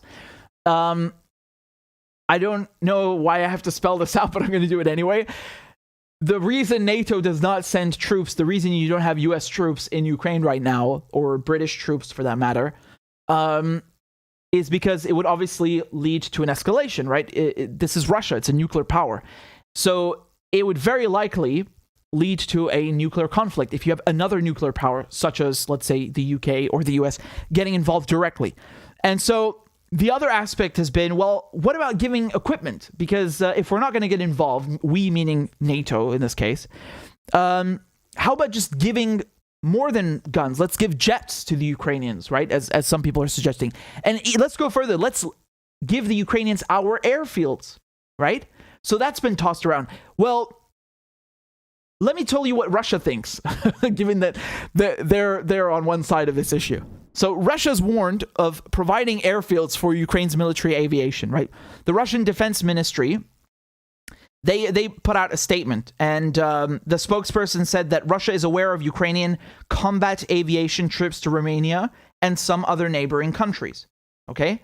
And they said that if any country provides airfields for Ukraine's military aviation with subsequent use against the Russian armed forces, quote, it may be regarded as the involvement of these states in an armed conflict. Okay, and this comes after they destroyed the Vinnytsia airfield of the Ukrainian Air Force, right? And the Russian Defense Ministry is also saying that 3 or more Ukrainian Su-27 fighter jets, those are Russian-made, and 3 unmanned aerial vehicles, so those are drones, UAVs, they were shot down on Sunday. So 3 Ukrainian jets and 3 drones. And he's saying that in total, yesterday and incomplete today, the Ukrainian Air Force lost 11 combat aircraft and 2 helicopters. Almost all combat-ready aviation of the Kiev regime has been destroyed. It's funny to see someone using regime about a supposedly Western or Western allied country for once. You know, usually it's the other way around. In any case, he said that if other countries get involved, they will...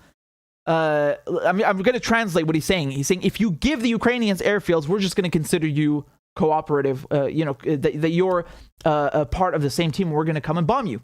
And that would obviously potentially lead to a nuclear war. And that goes for Poland, right? Because obviously Poland is not a nuclear power, but it is a NATO country. And the Article 5, NATO's Article 5 states that if one country gets pulled into a conflict, everyone else has to fall in line and support them. So you pull in Poland, and then obviously you pull in the UK and the US, which are nuclear powers. And that's not a good idea, is it? Let's ask Secretary of State Blinken what he thinks about this. None of its 30 members are willing to set up a no-fly zone. President Biden has been very clear he has no interest in that or combat troops. But what more can the United States do here? If, for instance, the Polish government, a NATO member, wants to send fighter jets, does that get a green light from the U.S., or are you afraid that will escalate tension? No, that gets a green light. In fact, we're talking with our Polish friends right now about what we might be able to do to backfill their needs if, in fact, they choose to provide these fighter jets to the Ukrainians. What could we do? How can we help to make sure that they get something to backfill the planes that they're handing over to the Ukrainians?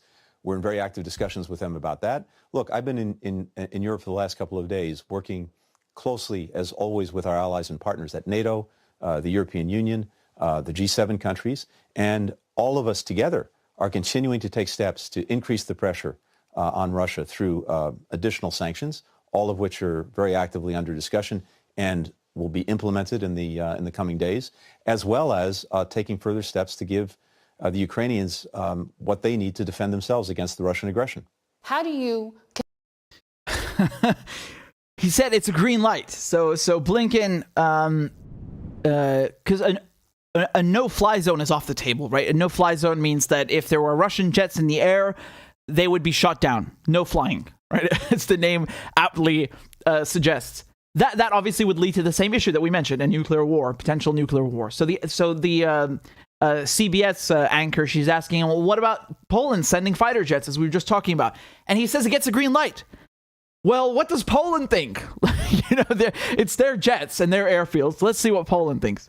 So you had this outlet over here, Nexta, saying that Poland may provide Ukraine with MiG-29 fighters and Su-25 attack aircraft.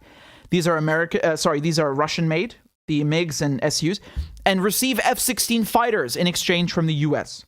The Wall Street reported, citing sources in the U.S. administration. Well, actually, take a look at what the chancellery of the Polish prime minister said. This is the official account on Twitter. They said, fake news! Unfortunately, you are spreading misinformation, with a quotation from 27th of February.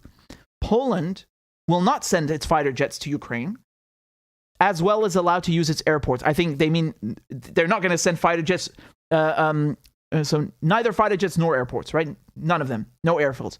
And they say we significantly help in many other areas. So, I mean, the Polish, I don't know what Blinken is thinking, but the Polish are certainly, they seem to be certainly aware of the risks that this carries. I would assume that Blinken, being the Secretary of State of a nuclear power, would have maybe, a little bit more reasoning and critical thinking capabilities. But no, thankfully the Polish seem to appreciate the veracity of the danger and the risks at hand. Right? Again, one NATO country gets pulled in, all the others have to come along. It's a lovely deal.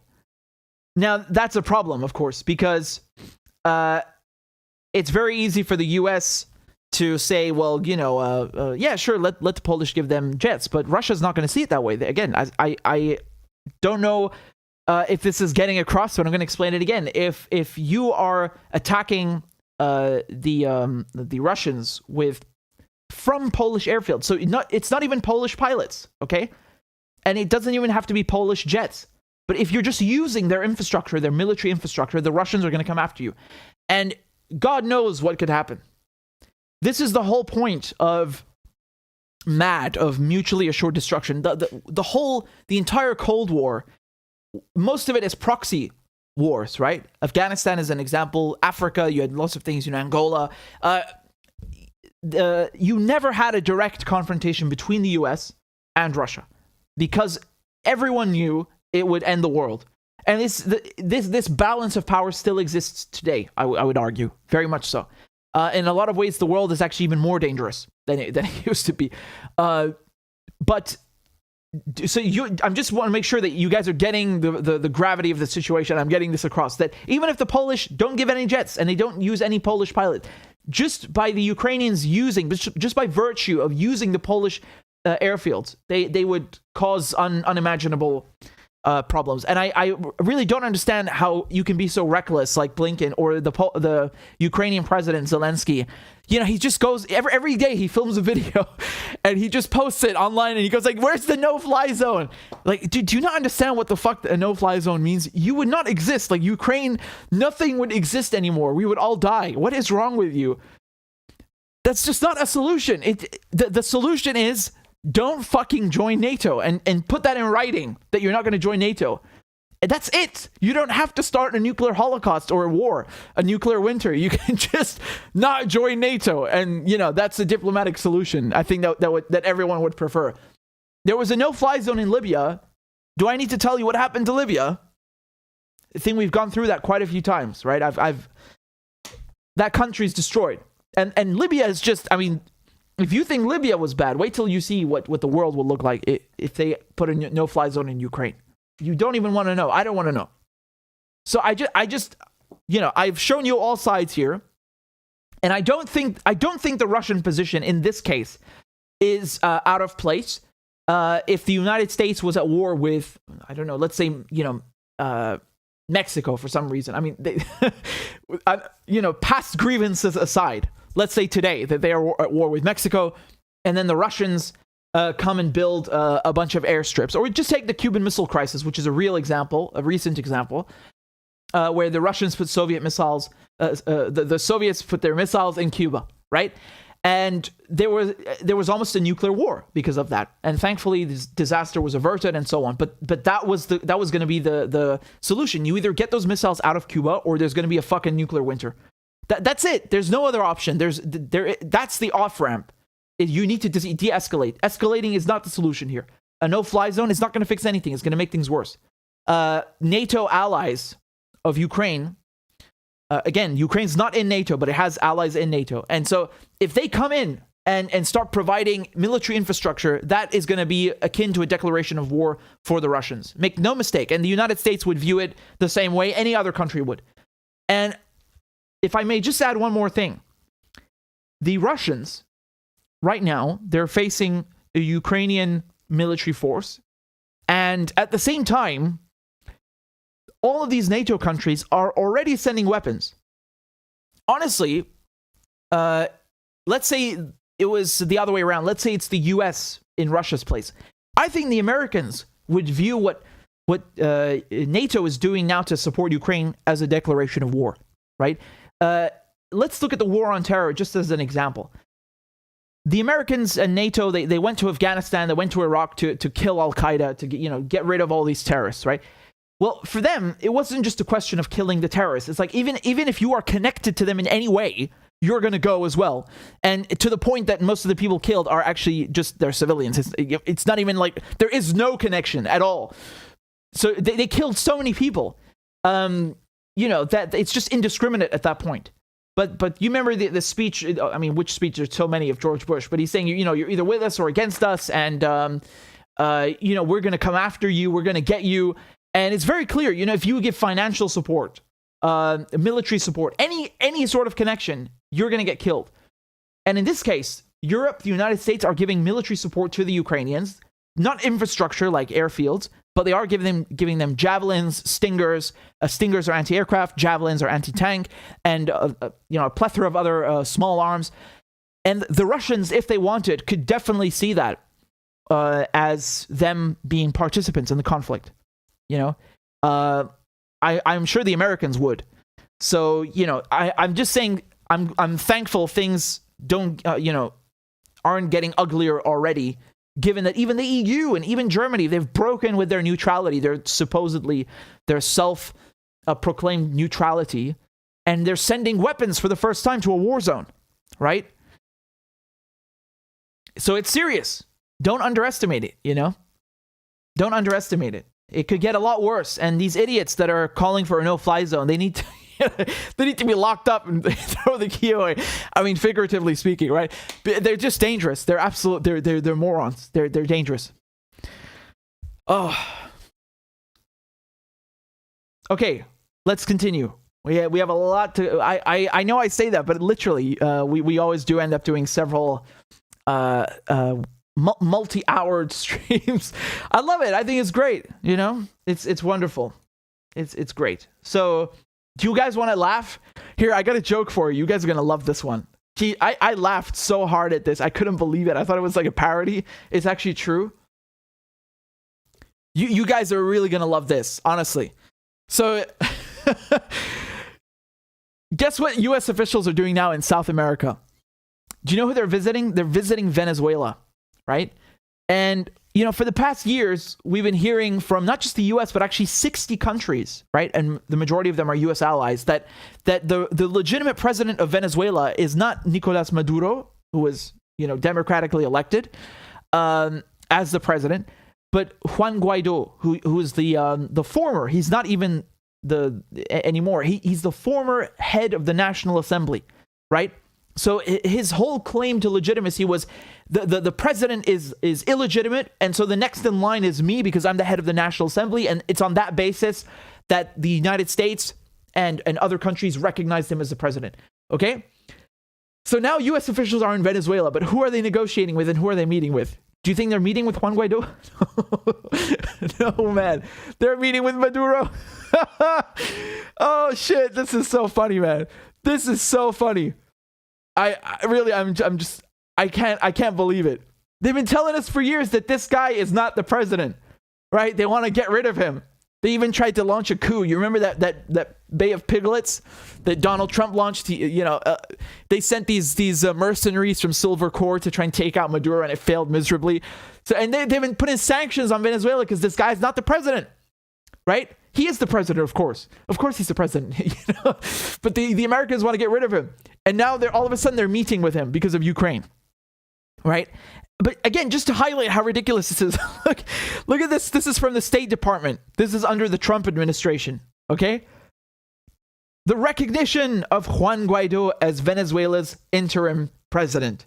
This is published by Mike Pompeo, right? So they put this out January 2019, and they said the United States recognizes Juan Guaido as the new interim president of Venezuela and strongly supports his courageous decision to assume that role, okay? And if you're thinking, well, yeah, but that's the Trump administration. This is the Biden administration. They didn't recognize Juan Guaido as the president. There's nothing hypocritical. Well, you're wrong. You're flat out wrong, because that's exactly what Biden did when they got into office. This is an article from Reuters, February 4th, 2021. And the United States reaffirms support for Venezuela's Juan Guaido and sees no talks with Maduro. Okay, so the Biden administration reaffirmed U.S. recognition of opposition leader Guaido. It's this guy, right? Interestingly enough, no one in Venezuela even knows. That's like the worst president of all time, So yeah, both the Trump and the Biden administrations, they recognize Guaido as the president, and yet, for some reason, they are not talking to him. They're talking to Maduro. I wonder why. And by the way, as I said before, Guaido is no longer the head of the National Assembly. His term finished, within the last year, in 2021. And the EU, who had also participated with this clown show, with this fucking circus. No, this guy over here that no one's heard of, he's the president of Venezuela. Guaido is the president. Even the EU, they were like, you know what, you just have no more claim to legitimacy. I'm sorry. We're going to stop with the circus now. And they let go. But the US didn't. So why are they meeting with Maduro? Well, it's because of the war in Ukraine, okay? And let's read this article. This is from the New York Times. They say senior U.S. officials are traveling to Venezuela on Saturday to meet with the government of President Nicolas Maduro, according to people familiar with the matter, as the Biden administration steps up efforts to separate Russia from its remaining international allies amid a widening standoff over Ukraine, okay? And they say the trip is the highest level visit by Washington officials to Caracas, Venezuela's capital, in years. The U.S. broke off diplomatic relations with Maduro and closed its embassy in Caracas in 2019 after accusing the authoritarian leader of electoral fraud. The Trump administration then tried to topple Mr. Maduro's government by sanctioning Venezuelan oil exports and the country's senior officials, and by recognizing the clown Juan Guaido, as we were just talking about. Maduro responded to the sanctions by seeking economic and diplomatic help from Russia, as well as from Iran and China. Russian energy companies and banks have been instrumental in allowing Venezuela to continue exporting oil, the country's biggest source of foreign currency, despite the sanctions, according to U.S. officials. Remember, just for context, Venezuela is not just an oil exporter. I mean, it has the largest reserves of oil.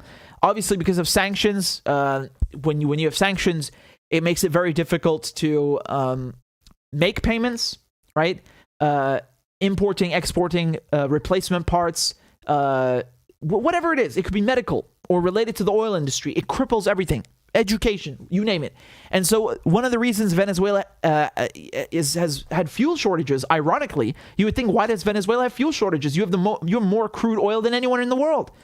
Well, the thing is, they can't refine it. You can't just take crude and put it in a car. You have to refine it. And so Iran has been sending them fuel in exchange for gold, right? So just to give you an idea that Venezuela can make a lot of money, but and they know that, and that's why they sanctioned its oil. But Russia, Iran, and China, they've been ignoring the U.S. sanctions. Again, U.S. sanctions in this case are unilateral. They're illegal. They have no international legitimacy. And so Russia's invasion of Ukraine, the article continues, has prompted the U.S. to pay closer attention to President Vladimir Putin's allies in Latin America, which Washington believes could become security threats if the standoff with Russia deepens. And as Russia's economy craters, the U.S. is seizing on an opportunity to advance its agenda among Latin American autocracies that might start seeing Mr. Putin as an increasingly weak ally. When the U.S. and its allies began considering sanctions on Russian oil and gas exports this month to punish the country for devastation in Ukraine, prominent voices affiliated with both major American political parties pointed to Venezuela as a potential substitute. So you understand what's happening? The United States is worried. They're shitting their pants because the price of oil has gone through the roof. As I showed you, it's higher today than it's ever been since 2008, since the crash. And they're worried.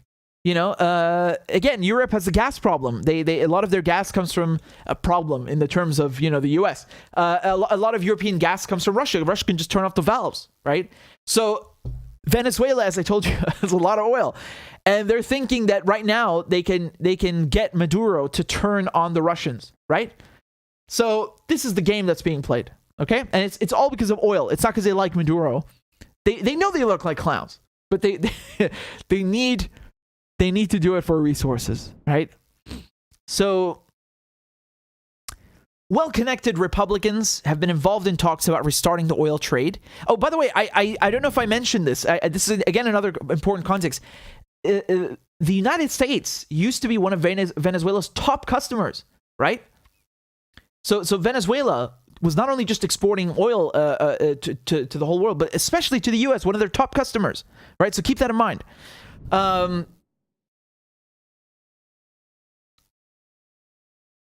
So Mr. Taylor, okay, who's a former Republican congressman from Virginia, he said he spoke on Friday night to a Venezuelan businessman who signaled that Mr. Maduro's team was eager to re-engage with the U.S. We should take this opportunity to achieve a diplomatic win and a wedge between Russia and Venezuela, he said in a statement.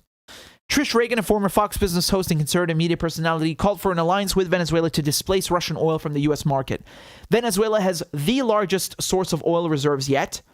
We're handing that to the Chinese and the Russians, she wrote on Twitter on Friday. You're damn right, bitch. That's what they don't get. They're starting to see the ice crack beneath them. Like, oh shit, what's happening? A global realignment? Yes, you fucked up. That's exactly what's happening. Exactly what's happening. And you've been too arrogant to see it. You don't know what's coming, man.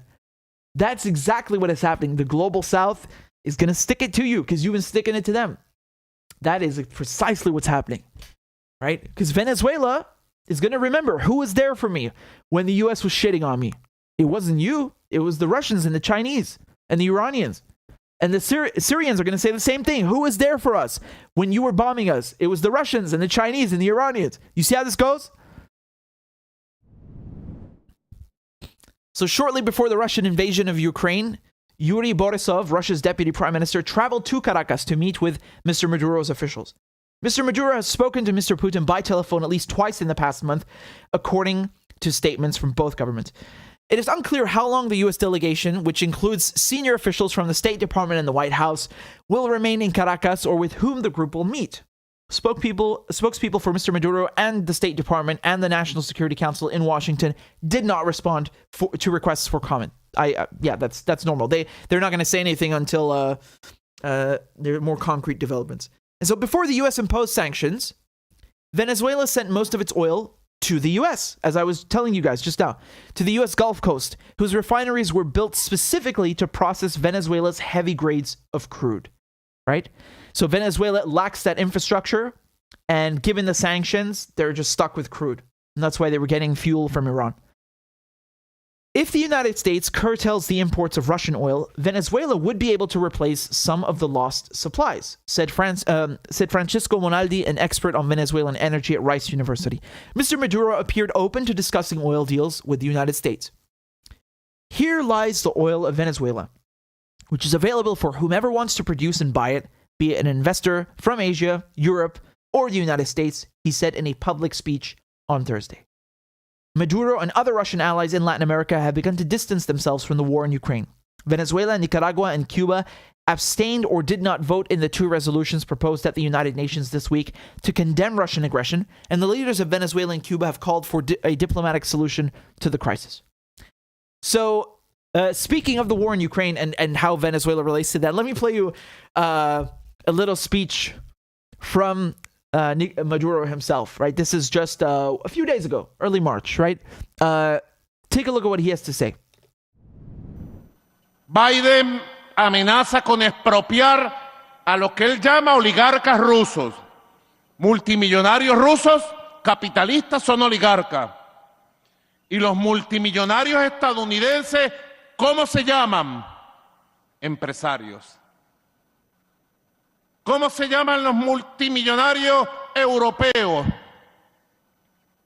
¿Cómo se llaman los multimillonarios de España? Porque hasta la prensa de centroizquierda de España llama a los ricos rusos oligarcas. Para que ustedes vean la manipulación. Ah, son oligarcas.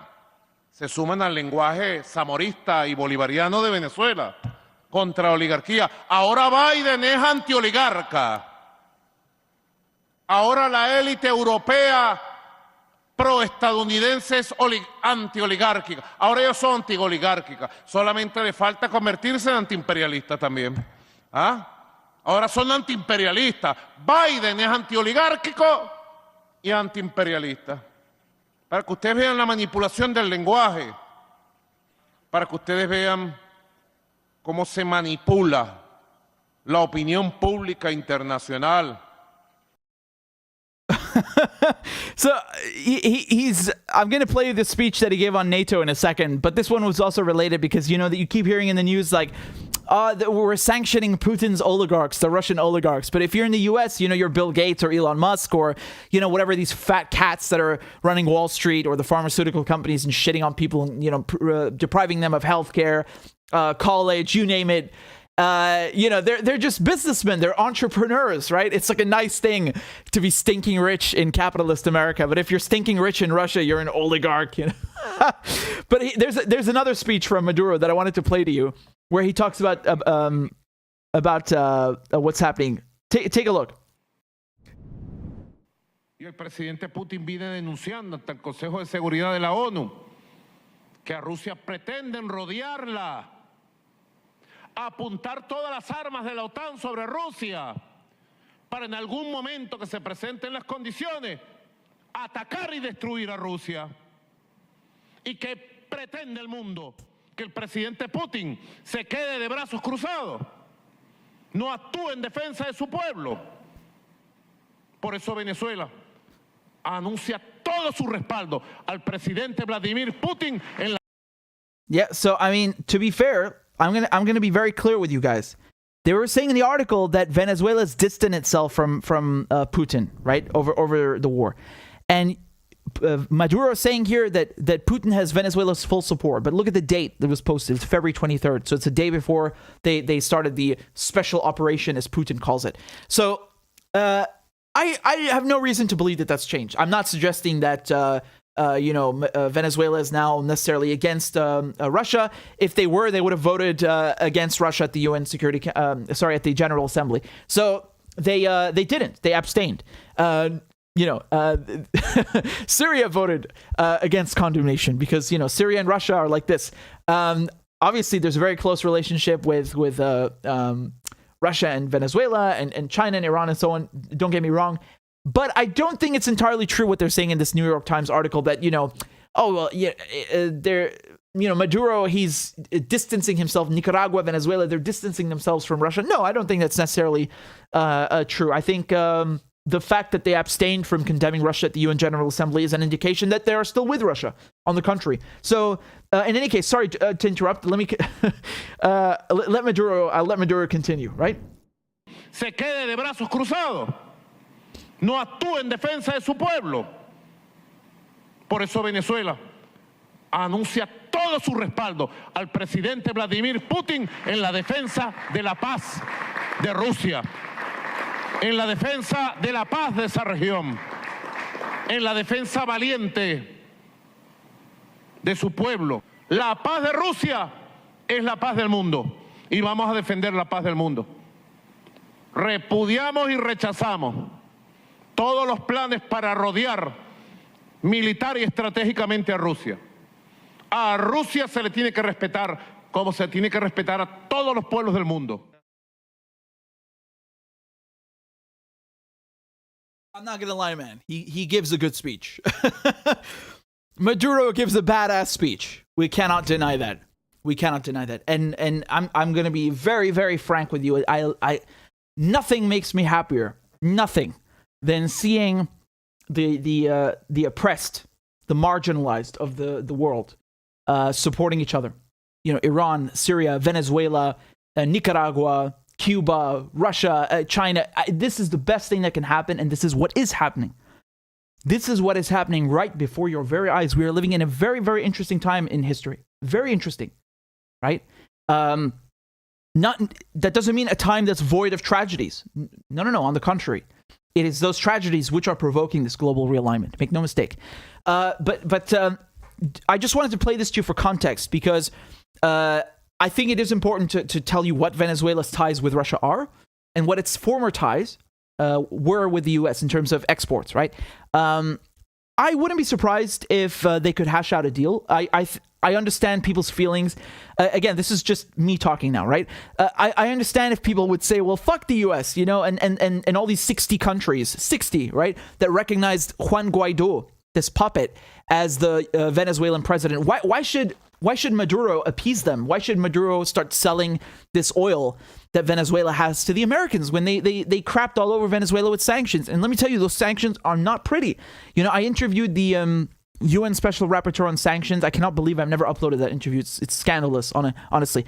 It's I think, almost a year old. It was from a television program, but it's just as valid. Doesn't change anything she said, right? Because she went there to Venezuela. She saw the effect of sanctions. I mean, you know, like, people do not even have pencils to fucking write with in school because of these sanctions. And we haven't even gotten to the fuel and the food shortages, right? But anyway, just going back to what I was saying, I understand people's sentiments when they say Venezuela should stick it to the Americans. But I do think that when you're running a country and you know the potential source of revenue that this oil has for Venezuela, and what good that could do for the country, I wouldn't be surprised if they hashed out a deal. Now, however, if that means abandoning Russia, no, that obviously is not an option, and I would be very surprised if Maduro took that route, which is what the Americans want. The Americans, you have to understand something. The Americans are not gonna lift the sanctions, you know, unless you're not gonna get out of the alligator's mouth and the alligator's grip unless you sell out. That's very likely what's happening. And the Americans are not stupid. It's a very special occasion. And it's a very telling sign that they're sending a delegation to Venezuela. They wouldn't do it if they could, if it wasn't serious, right? But for the US to lift sanctions and start taking Venezuelan oil again, let me tell you something, man, that's not going to happen unless Venezuela severely compromises. That's how it goes. It's like the mob. It's the mafia. You have to look at this through that lens, because that is fundamentally how it works. And I don't expect, I would be very surprised if Venezuela did that. I think the Venezuelans know, Maduro knows, that in the short term, yes, it would be very profitable to let the US lift the sanctions. You could start not just selling the oil, but of course importing all replacement parts, medical parts, you name it, right? It opens up so many possibilities because that's how bad sanctions are. They really limit you. But in the long term, you don't want to be with the US. The US and the West, they're winning right now. That could change tomorrow. It could change in 10 years, but it's going to change. And the winners that are going to emerge from this global realignment, right? That it's not the US. No, it's Russia. It's China, it's Iran, and it's all their allies. And Maduro knows where his bread is buttered, as they say. He knows. And it's not in Washington, D.C. It is not in Washington, D.C. So we'll see what happens. But I think it's, let me just say, in general, I am happy to see diplomacy. I'm very, I think it's always the best alternative. You know, when you see peace talks with the Ukrainians and the Russians, wonderful. Peace talks with the Venezuelans and the Americans, wonderful. Yes, good. That is what should be happening. But what is the price that the Americans will try to extract? You know, that remains to be seen. And that's why you haven't heard any comments from the Americans nor the Venezuelans. They want to keep this, I think, hush for now. But you know what we can laugh at? The clown, the puppet that they tried to replace Maduro with.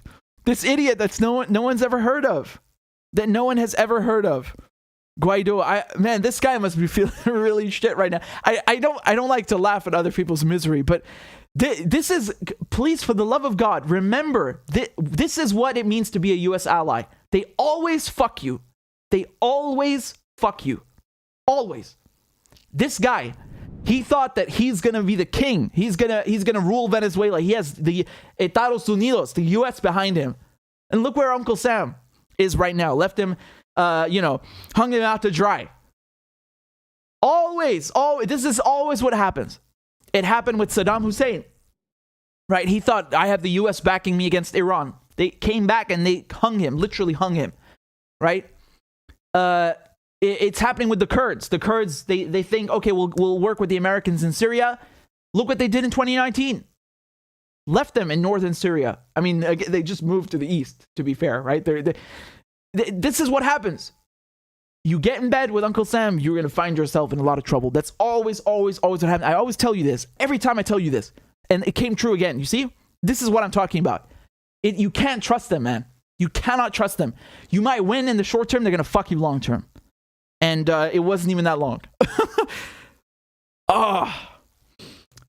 Anyway, it's nice to see the Americans finally showing some respect. Putting some respect on Maduro's name, right? As should be done.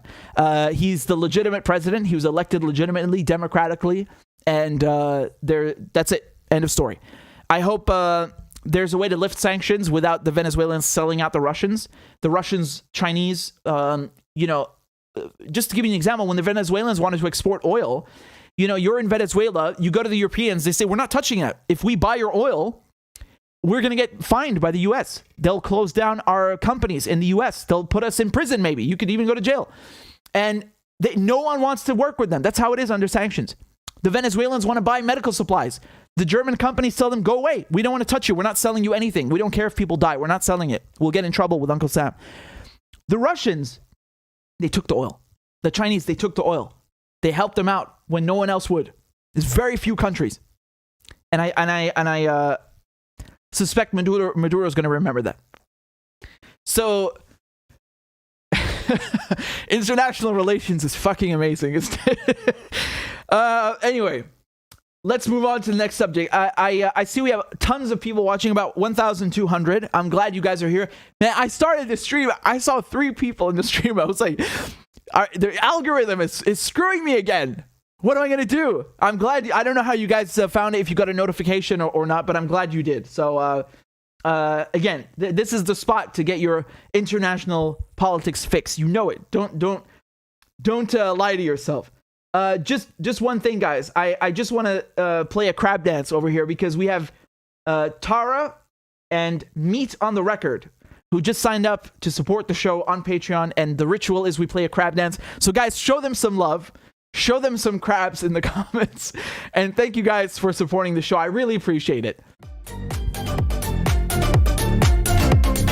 Clap for that, you stupid bastard. And Corn Pop was a bad dude. And he ran a bunch of bad boys. Listen, fuckhead. You have fucking crossed the line. Claiming I'm the enemy. You got that, you goddamn son of a bitch? I don't give a fuck what you think, bitch. Good morning. Sunday morning. Cut that bitch out. Thank you for Iron Dome, which is a technical marvel. والله انتوا كلاب بصراحة يعني. ماشي نشتغل عادي. We lied, we cheated, we stole. Why you texting? Why? You're getting nervous, man. Calm down. It's okay. Okay. Suck my dick and choke on it. I yield my time. Fuck you.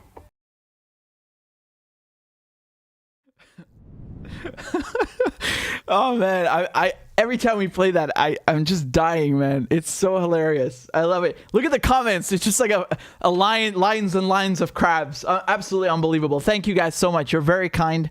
And I don't know what the number is right now. I think it must be 542. We are 8 subscribers away, just 8 from hitting the goal. I'm sure we can do that tonight. We just need 8 more people to sign up on Patreon. Again, you can support the show for $1 a month, €1 a month. You can put any amount you like. I'm grateful for any support. And you guys also sent some donations on PayPal. Let me see if you guys had any questions or comments that I can answer before we move on to the other subjects. I'm not even halfway done.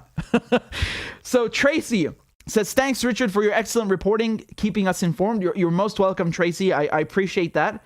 And we have also another one here from Artem. I don't think there's any comment, but thank you very much regardless, Artem. I really appreciate that. It's a very generous donation. Thank you. Let me see if there's anything else, because I know some of you guys have sent comments or something from like an hour ago, and I'm just rambling. I know that's the risk that it carries with you. You gotta wait. You gotta wait till I'm done with like 15 segments before I get to you. I'm sorry, but I try my best. Here is another comment from Detroit Rock City. Thank you for the donation. They said, it's so disgraceful, the coverage from Al Jazeera of the Russian-Ukraine conflict. I wouldn't know. I stopped watching them. They act as the propaganda mouthpiece of the despicable Muslim Brotherhood and their unholy caliph Erdogan. # remember Syria. Yeah, I mean, for those of you who are unaware, I'm not going to go on off on this tangent because we'll be here all fucking night, but yeah, I mean, look, there are three kinds of Al Jazeera, right? You have the normal Al Jazeera, which is in Arabic, Al Jazeera English, and then AJ Plus online. And that's also in size, biggest to smallest. Now, Al Jazeera is the biggest news channel in the Arabic world, and the Arabic world is no joke. I mean, we're talking, 23, 24 countries that speak Arabic. About, I don't even know how many millions of people. I mean, Egypt alone is like 80 million.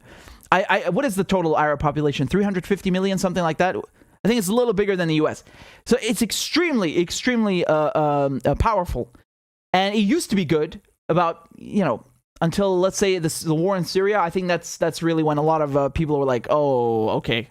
Because remember, Al Jazeera is based in Qatar, right? And Qatar is, of course, a U.S. ally, right? And it's also a Muslim Brotherhood. And also, it was against Syria in the war. They tried to, they were funding lots of terrorist groups in Syria for regime change, along with the ones that Turkey's funding and the U.S. is funding and Saudi Arabia's funding. It's so funny they call it a civil war. Dude, there's not a country that isn't involved in this fucking regime change. What do you mean civil war? It's anything but civil. So I don't know what Al Jazeera have been saying about the Russia-Ukraine conflict, but I'm not surprised. They used to be good, and unfortunately, I'm not saying every single person who works there is shit. Obviously, even at the New York Times, you'll have some good journalism once in a while, of course. But it's unfortunately rare these days, and I wouldn't be surprised if they are, Erdogan, obviously. Clap for that, you stupid bastard.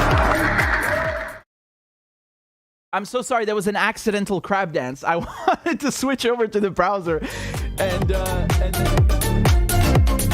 Clap for that, you. Do you see what a menace that is? That it's so menacing. I wanted to switch over to the browser, and then it just starts playing a crowd dance.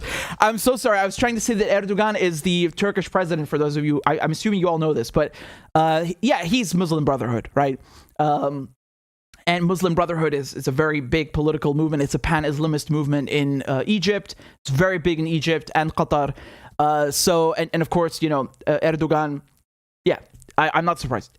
Thank you very much, Faye, for the donation. Faye says, I love the in context page. It's awesome. Much love, and I appreciate you. You're very kind, Faye. I've been seeing you around a lot lately in the streams, so it's a very welcome comment. And for those of you who don't know, I launched an online news outlet. It's called In Context, and posting daily news.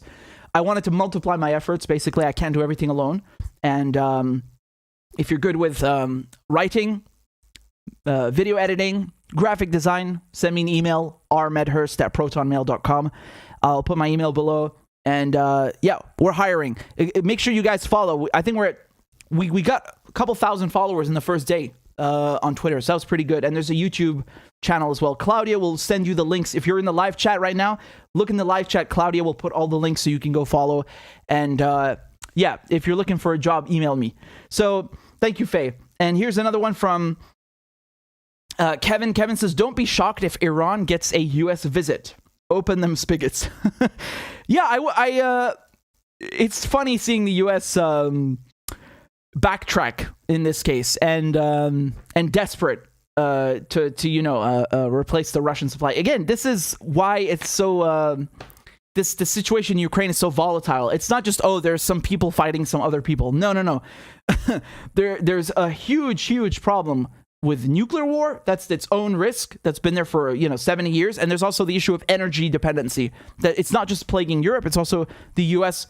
That could be screwed. So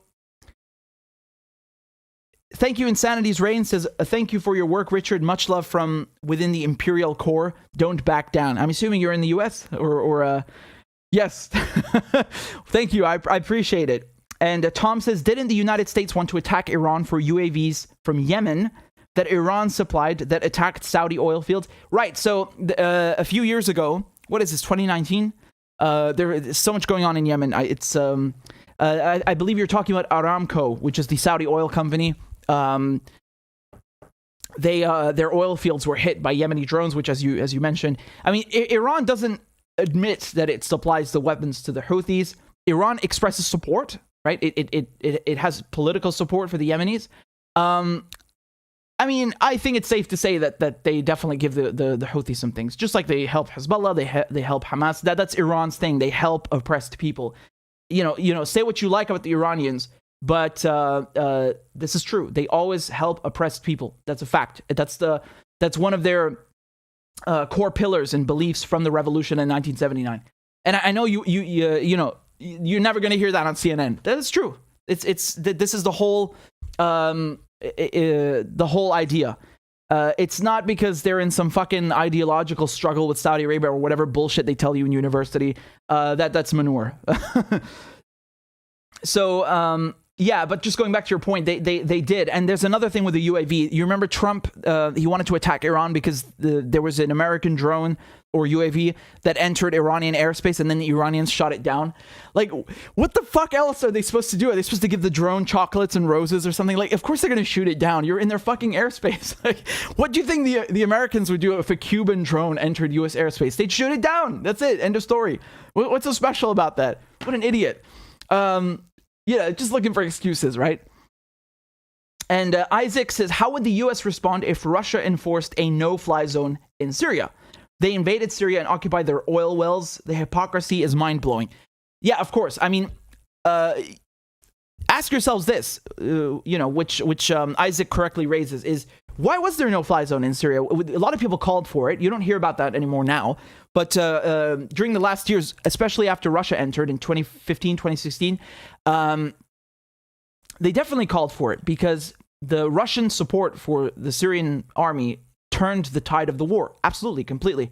Not just not just Russia, but also Iran and Hezbollah. But it's mainly Russia. And Iran, actually, they sent Soleimani. You remember Trump assassinated Soleimani? Soleimani is the one who visited Putin in Moscow and convinced him to enter the war and help Syria. And Nasrallah, who's the head of Hezbollah, he revealed that in an interview. And because Syria had already don't get it twisted.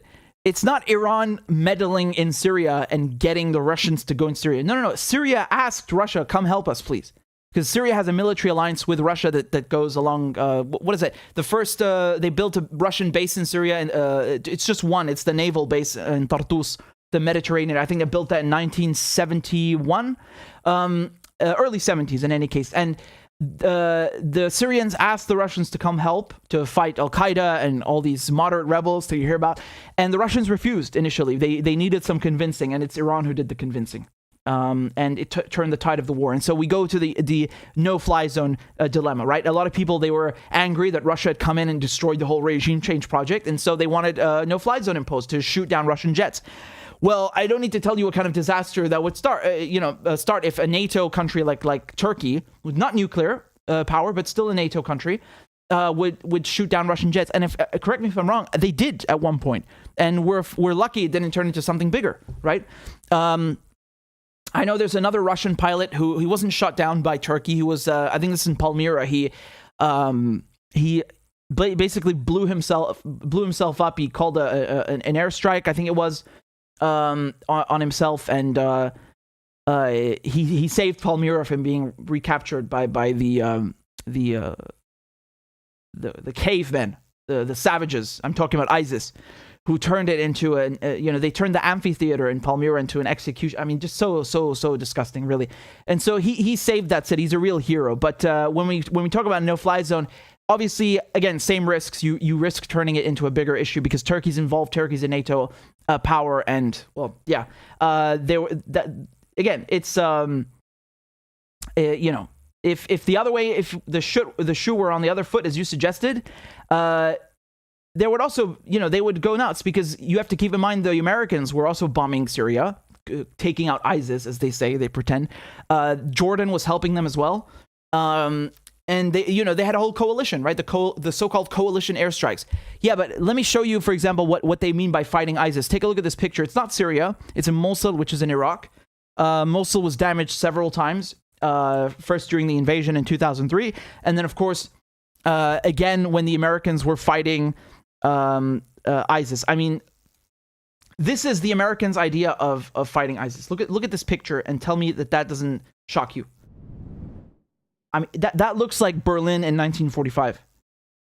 Truly, without exaggeration, that's exactly what it looks like.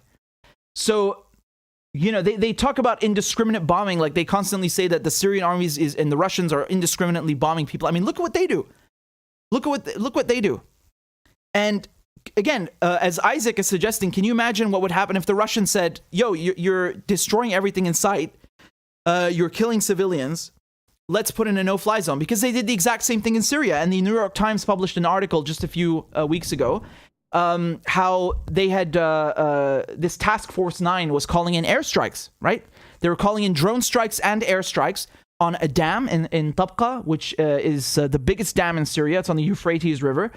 And if that bomb had gone off, because it hit the dam and it went inside, but it didn't explode, it was a dud. If that had exploded, you would have more people killed by the water than all the people who died in the war in Syria up until then. This is how dangerous it is.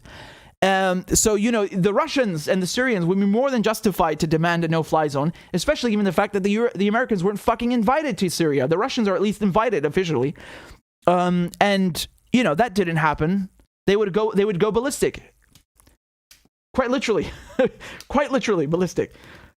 So I know I go off on a few tangents, but it's always important to have context with these things and to put people, to paint the picture for them, what it was like back then, what was going on, what was happening, and to provide context. Kirill says, but the EU, the UK, and USA were sending mercenaries to Ukraine. Yeah, I'm assuming you said this. Thank you for the donation. When I was talking about the idea of Poland providing airfields to Ukraine, right? And how this would draw NATO into a potential nuclear conflict with Russia. Well, yeah, I was pointing out that the same thing as you, is that the Russians could, if they wanted to, consider the mercenaries. They're saying, Ukraine is saying, everyone just come and fight. Come to Ukraine. There's no visa requirement anymore. Just come and kill Russians. And all the weapons that the EU is sending, the UK is sending, the US is sending, Germany is sending. Russia could also view those countries that are arming Ukraine as threats, and based on that, expand the conflict. We should be grateful that it's not worse, and that honestly, this situation is so volatile. It really makes me uncomfortable. I mean, the conventional war in and of itself is already bad enough. You already have enough people suffering, and now you have 1 million Ukrainian refugees, 1 million. But this thing with the nuclear sites, whoever the hell is taking the battle there, and this thing with the no-fly zone, I mean, this is really, really not good. I cannot stress enough how dangerous this whole situation is. People really need to chill the fuck out. Everyone needs to chill. Wow, you guys are amazing. I see we have... sorry, I know this is quite the tangent, but I refreshed the page. We have 547 patrons. I'm very grateful. We're 3 subscribers away from hitting the goal. That's insane. I'm very grateful. I'll let you know who joined. So it's Give me a second. It's it's Kirill as well. Thank you. And Totally Awesome and Merdad and Duran and Liz. You guys are very kind. Thank you for supporting my work. I'll play a crab dance for you, and then we'll move right on to the next segment. Thank you very much. Here we go. Clap for that, you stupid bastard. And Corn Pop was a bad dude. And he ran a bunch of bad boys. Listen, fuckhead, you have fucking crossed the line. Claiming I'm the enemy. You got that, you goddamn son of a bitch? I don't give a fuck what you think, bitch. Good morning. Sunday morning. Cut that bitch off. Thank you for Iron Dome, which is a technical marvel. والله انتوا كلاب بصراحة يعني. ماشي نشتغل عادي. We lied, we cheated, we stole. Why you text in? Why, you're getting nervous, man. Calm down. It's okay. Suck my dick and choke on it. I yield my time. Fuck you.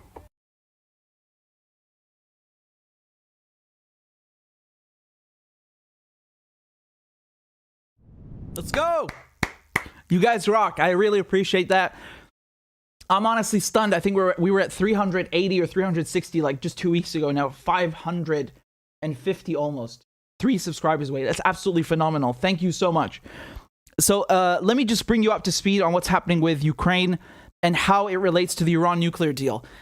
This is really interesting. I mean, I think this is a very smart, strategically speaking, very smart move. So, okay.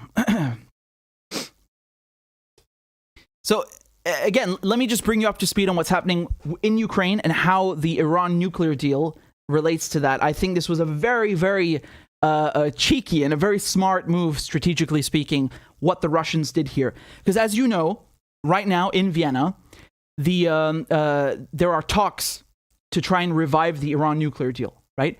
The United States left the deal in 2018, in May 2018, and then Trump reimposed sanctions on Iran.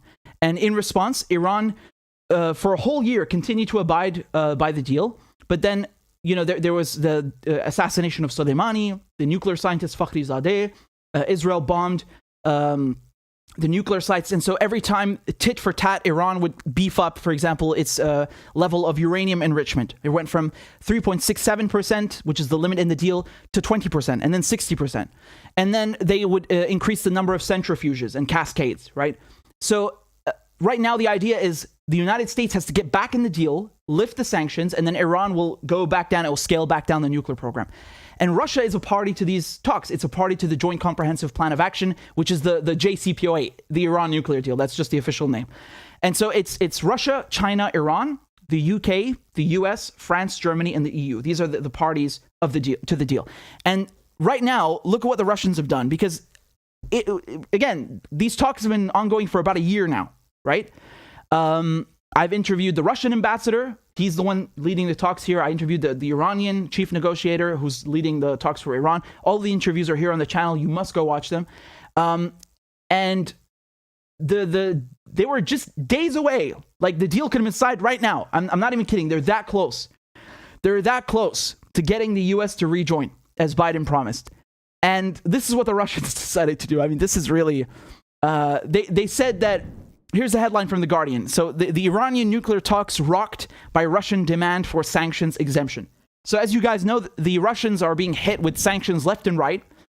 And what Lavrov, the Russian foreign minister, has done now, he's come and said, we want a written guarantee from the Americans that the sanctions that you're putting on Russia will not affect our trade and our relations with Iran if the JCPOA is signed again. Okay? Again, let me just read you this. This is from Interfax. So Russia has demanded written guarantees from the United States that Western sanctions will not hinder full-scale trade, economic, and investment cooperation between Moscow and Tehran if the JCPOA is reinstated. So just to explain what that means, imagine that tomorrow morning they sign the JCPOA, the US is back in the deal, Iran scales down its nuclear program, and, you know, everything's fine. But at the same time, what's happening in Ukraine?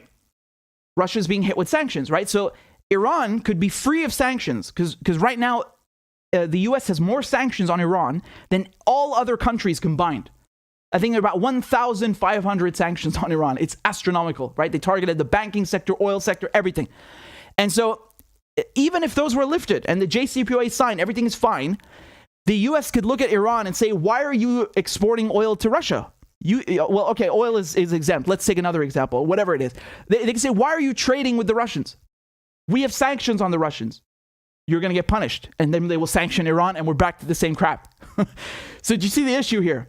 That's why the Russians have asked for a written guarantee, at least at the level of Secretary of State. So at least from, Secretary of State Tony Blinken and upwards. Could be Biden, but at least at that level.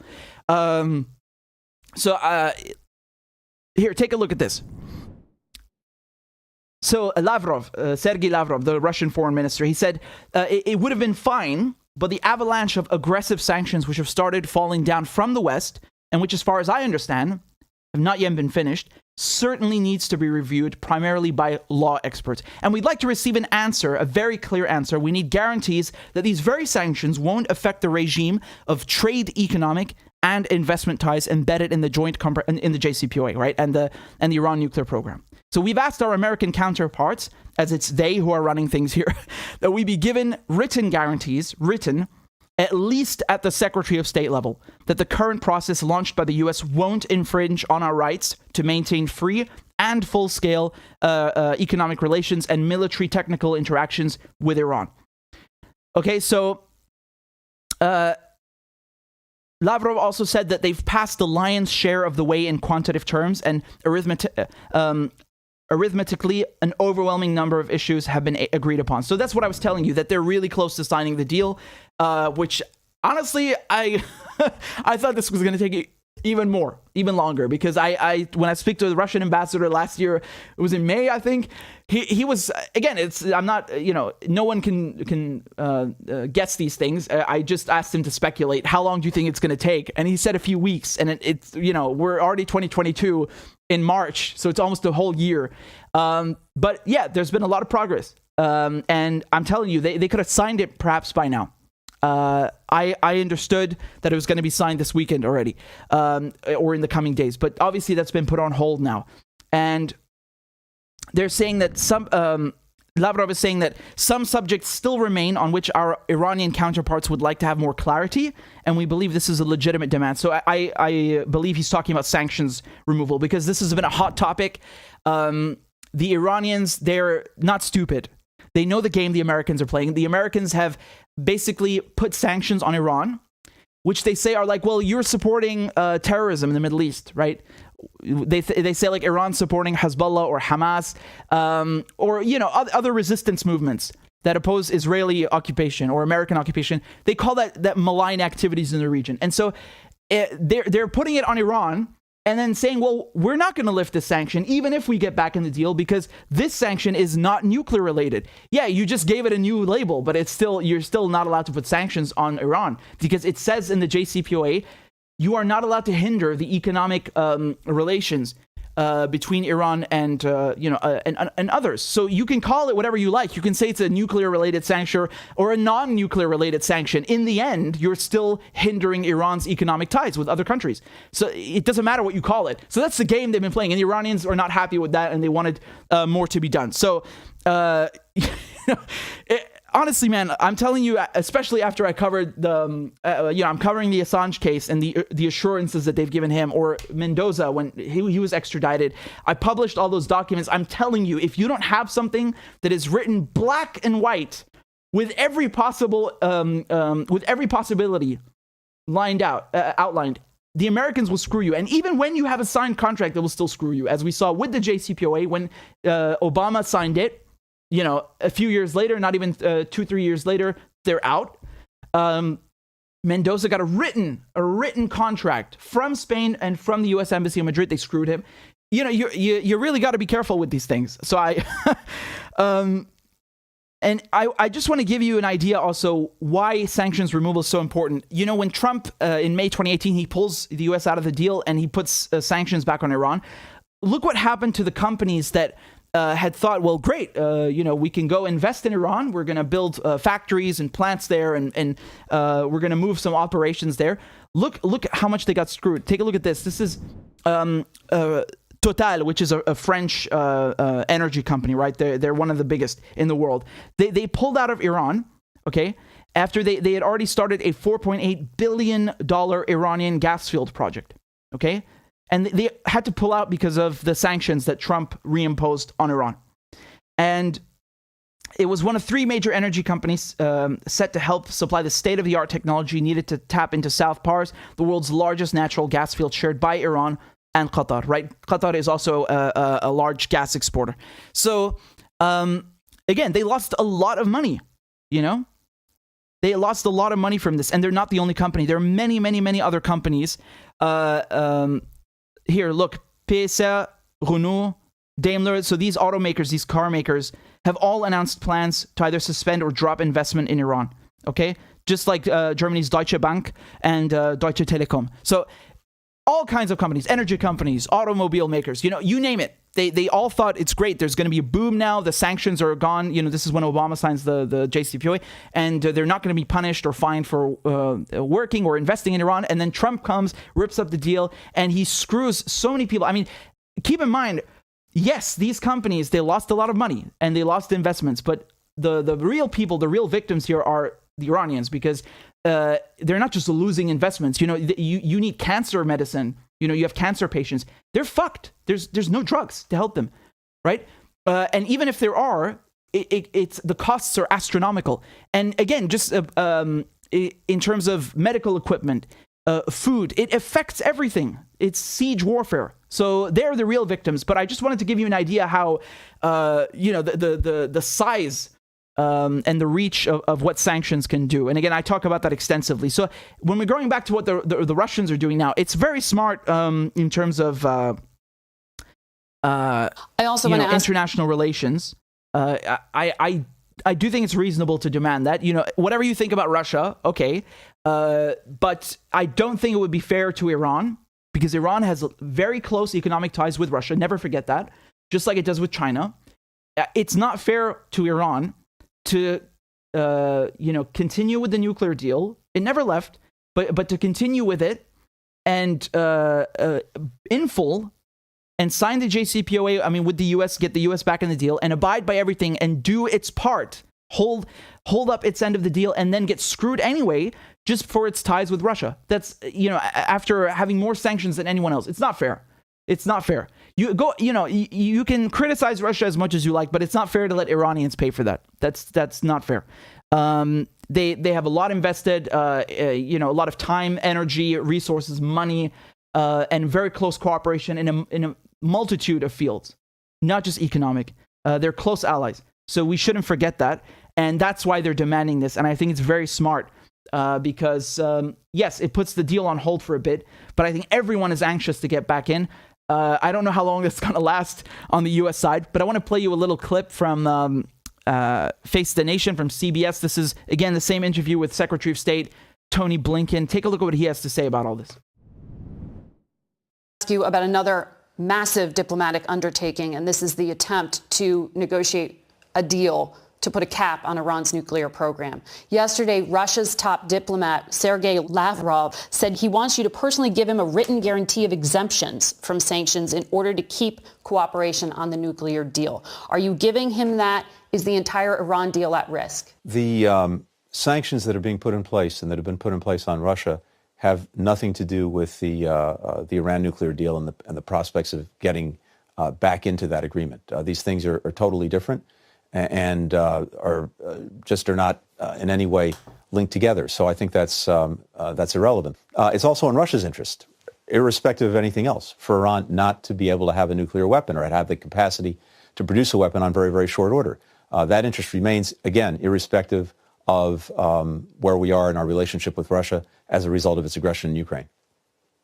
What are the prospects for that deal? And also two other aspects here, the American hostages that are being held by Iran. Right. So this is the same interview I was showing you before. They talk about a bunch of topics, but that's about it for the deal. And I I get what he's saying. He's saying that these two things are unrelated, right? The JCPOA, the Iran nuclear deal, is its own thing, and what Russia's doing in Ukraine, that's another. Yeah, of course, for you. But Iran, as I said, has very close ties to Russia. It cannot get break free out of 1,500 sanctions, literally, from you, and then get slapped with more sanctions just because it has ties with Russia and it's invested a lot with Russia. Because you have to keep in mind, a lot of companies, Western companies, like the ones I just showed you, the automobile makers, the banks, the telecom giants, they are hesitant to invest in Iran again. They're very hesitant because they know that the U.S. could come back in. You could have a new president elected, and then they just do again what Trump did, rip up the deal, and then it's the same crap all over again. They lost billions of dollars and investments. But people that are willing to bet on Iran and develop and forge closer ties, that's Russia, that's China, that's Syria, right? That's Venezuela. So they have a lot invested in terms of time, energy, money, resources. And you cannot exclude the two. It's very much related. I know Blinken doesn't see it that way, but he's not stupid, and I think deep down he knows it's very, very much related. I think the other point of view that the Americans would think is that that basically Iran would become some kind of loophole for Russia to evade sanctions. Yeah, I mean, I get what they're saying, but I don't think that's totally totally the case. Let me just show you what they said in The Guardian, right? They said the exact same term. They said that the West is almost certain to reject the demand since it would open a huge loophole in the sanctions regime. It would then be up to Moscow whether to veto the nuclear deal altogether. So that's what they're saying, right? And again, this is the exact quote that I just played to you. And just to give you an idea, because of these sanctions and the whole atmosphere right now that's going on, Aeroflot, which is the Russian airliner, they've already canceled flights from Moscow to Iran. So yeah, I'd say every party to this deal is anxious to get back in, Iran most of all, and it would be ridiculous if they got hit with sanctions again, right? Iran produces more than 2 million barrels of oil a day, right? And if these supplies were able to reach the markets, the upward surge in prices would be slowed. Because as I told you before, the sanctions on Russia have caused the price of oil to go up. That benefits Russia since it's the world's second largest exporter of crude. So they're saying here that if Iran is able to bring its oil back on the market, which Trump targeted, right? He targeted their oil sector, that it would bring down the price. Yes. They say that Russia, a large-scale oil producer, wants to drive the oil price up to turn the screw on Western economies, but also to boost its own revenues. Yeah, but it's not Russia doing that. You did that by putting sanctions on Russia. I mean, it's just ridiculous. They're basically accusing, in this article, they're accusing Russia of making this demand because they're happy that the price of oil is high now, and they want to keep it that way. What? No, that's so ridiculous. That's such a ridiculous statement. Of course, Russia wants the nuclear deal, the JCPOA, to be implemented. What has that got to do with the price of oil? This is so ridiculous.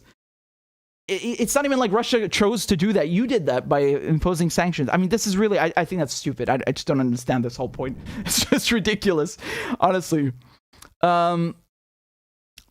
Yeah. Anyway, so... And of course, they say Grossi was in Tehran to extend the black box thing, because while the nuclear deal has been in limbo, and Iran has said that it's not gonna hand over the footage anymore to the IAEA, because as you know, they have cameras in all of the nuclear plants, and they have seals and special seals that can't be tampered with. They did make a deal though that they will put the footage aside. And when everything is back to normal, then they will hand it over to the IAEA to look through it and verify it and all this stuff. So I think it's a fair deal, right? It's very fair. And so every month it requires the head of the International Atomic Energy Agency in Vienna at the UN to travel to Tehran. He goes and renews it for another month and so on. It's been going on that way for almost a year now, right? Because last year, the Mejlis, the Iranian parliament, after the nuclear scientist Mohsen Fakhrizadeh was assassinated by Israel, the response from the Iranian parliament was to do this. They stopped complying with the additional protocol and which again entails, as I mentioned, handing over this footage to the IAEA, and so that's how the black box deal came about. So that's just what they're saying at the end. But yeah, I think it's a smart move by the Russians, and I think it guarantees, if anything, if you are really adamant in stopping Iran from developing a nuclear weapon, which is, again, they have a fatwa against this, a religious decree issued by Iran's leader against nuclear weapons. So, I mean, do you know how damaging that would be for Iran to actually pursue nuclear weapons? That would be a violation of a religious decree. They have a fatwa against it. It's not just a policy choice, politics that can change any moment. It's even a religious matter, right? And the IAEA they would have said so if Iran was producing a nuclear weapon. There is no proof that they are. Not today, in any case, right? So I don't know. This is so disgusting. Every time a Western official, whether it's Blinken, whoever, every time you turn on Western media and they talk about the Iran nuclear deal, they always throw in this term nuclear weapons. There are no nuclear weapons. It's a civilian program, just like, Ukraine's reactors today. It's for civilian use purely, nothing else. It's exactly the same. And under the Nuclear Non-Proliferation Treaty, the NNPT, you as a signatory, and Iran as a signatory, has the right to a civilian nuclear program. There's no problem with that at all. And in addition to that, the IAEA inspectors, the nuclear inspectors, can sweep through any place they like and check the facilities anytime they like. They have 24/7 footage with cameras, seals that can't be. I mean, Iran has more nuclear security in terms and verification than any other country. Hands down, it's not even comparable. And meanwhile, Israel, which is next door, just a few miles away, right after Iraq and Syria, the Israeli occupation has an entire nuclear weapons arsenal that is undeclared. Israel has refused to sign the Nuclear Non-Proliferation Treaty. Who's the threat here? Who's the one blowing up nuclear facilities? It's Israel. Just again, double standards. But in any case, I just want to make it clear, because I think there are even a lot of well-meaning people who talk about the nuclear deal who think that Iran has a weapons program. Just don't talk about the deal, please. Stay out of it. Okay? No, there's no weapons program. No.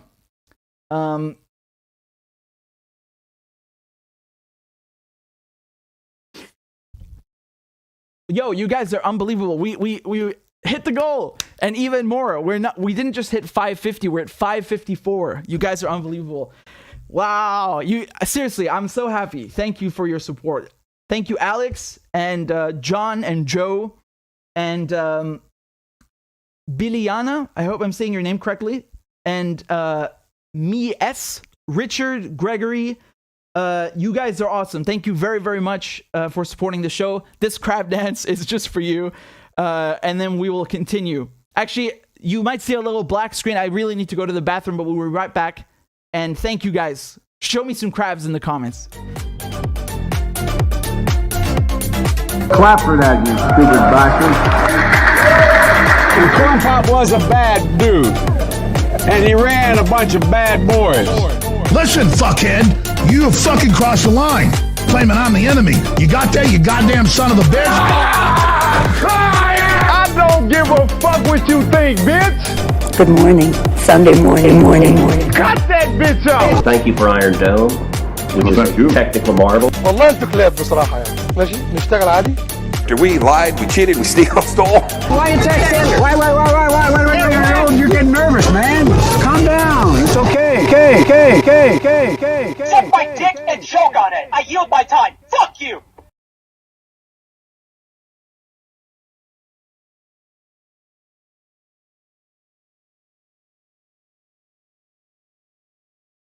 God, that was amazing. I didn't go to the bathroom just to watch it.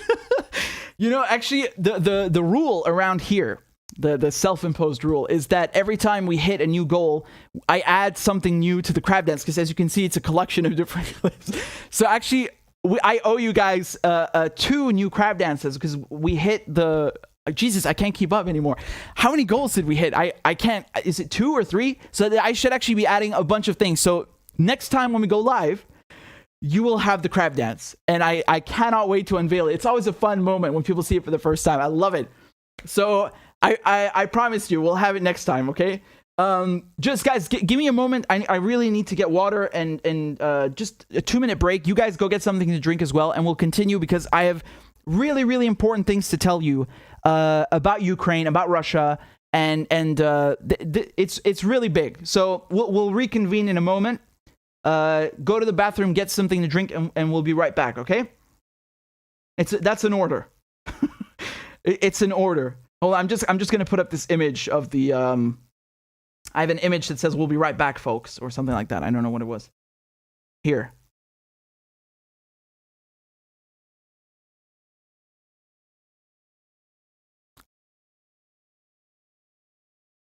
There it is. Intermission.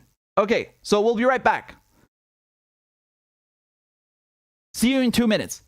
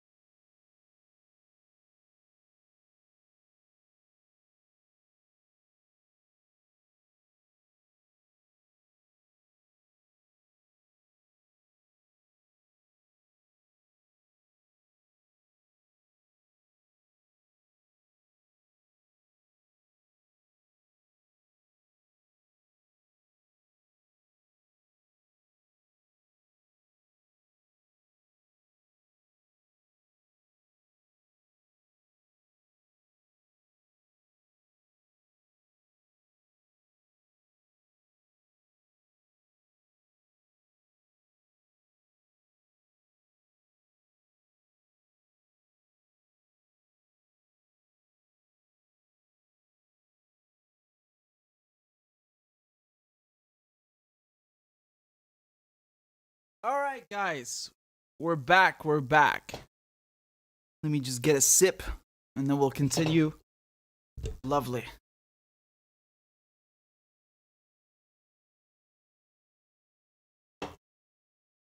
Alrighty. Who's ready for more international politics at the top of the hour?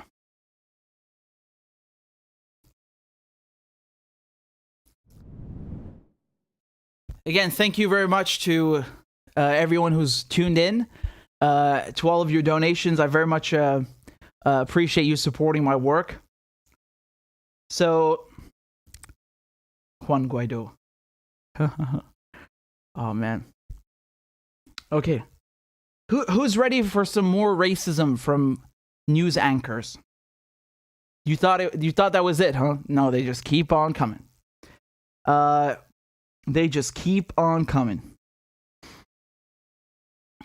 I'm really angry about this one because this one is absolutely, I mean, this is catastrophic.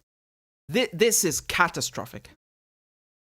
So, again, more racism, more ignorance. I'm just going to play you this clip from NBC, and whoa, do I have a lot to say about this? Take a look. Happened in the last refugee crisis in Europe back in 2015. Poland was one of the EU countries that, was hesitant to take in refugees. Talk about what has changed and the different position now. Yeah, well, just to put it bluntly, these are not refugees from Syria. These are refugees from neighboring Ukraine. I mean, that, quite frankly, is part of it. These are Christians, they're white, they're very similar to many people who live in Poland. Happened in the last refugee crisis in Europe. My goodness. They really have no shame, right? They really have no shame. I thank you so much for exposing yourself. Thank you for taking the mask off. They're white, they're Christians, they're worth more. What does that even mean? What does that even mean? Do these idiots think that Christianity started in London or New York?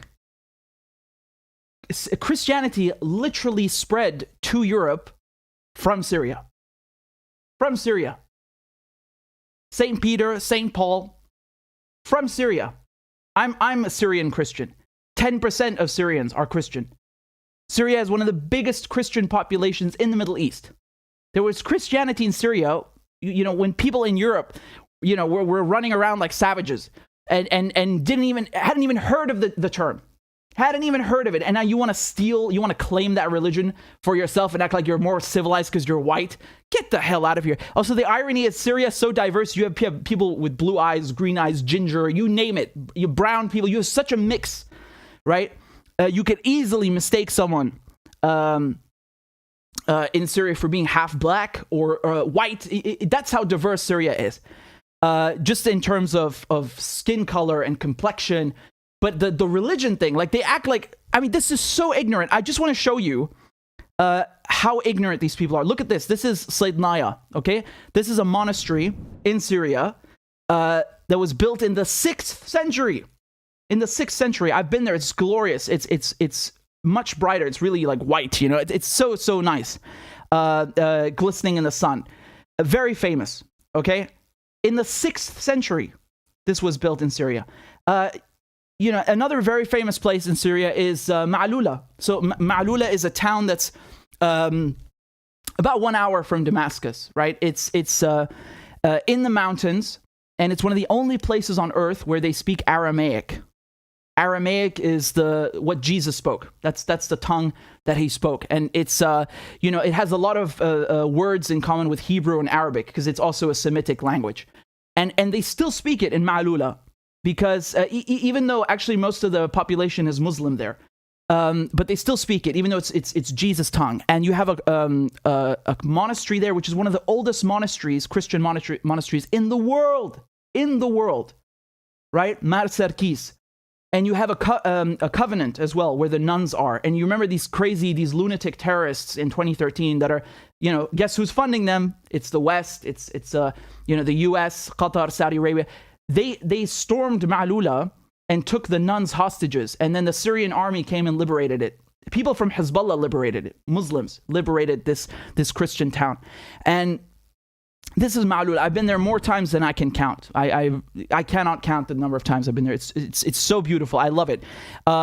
This is actually just one side of it. I should show you more pictures. I just let me pull up more pictures of this. It's one of my favorite places in the world. You know, we used to go there, me and my cousins, every year, all the time.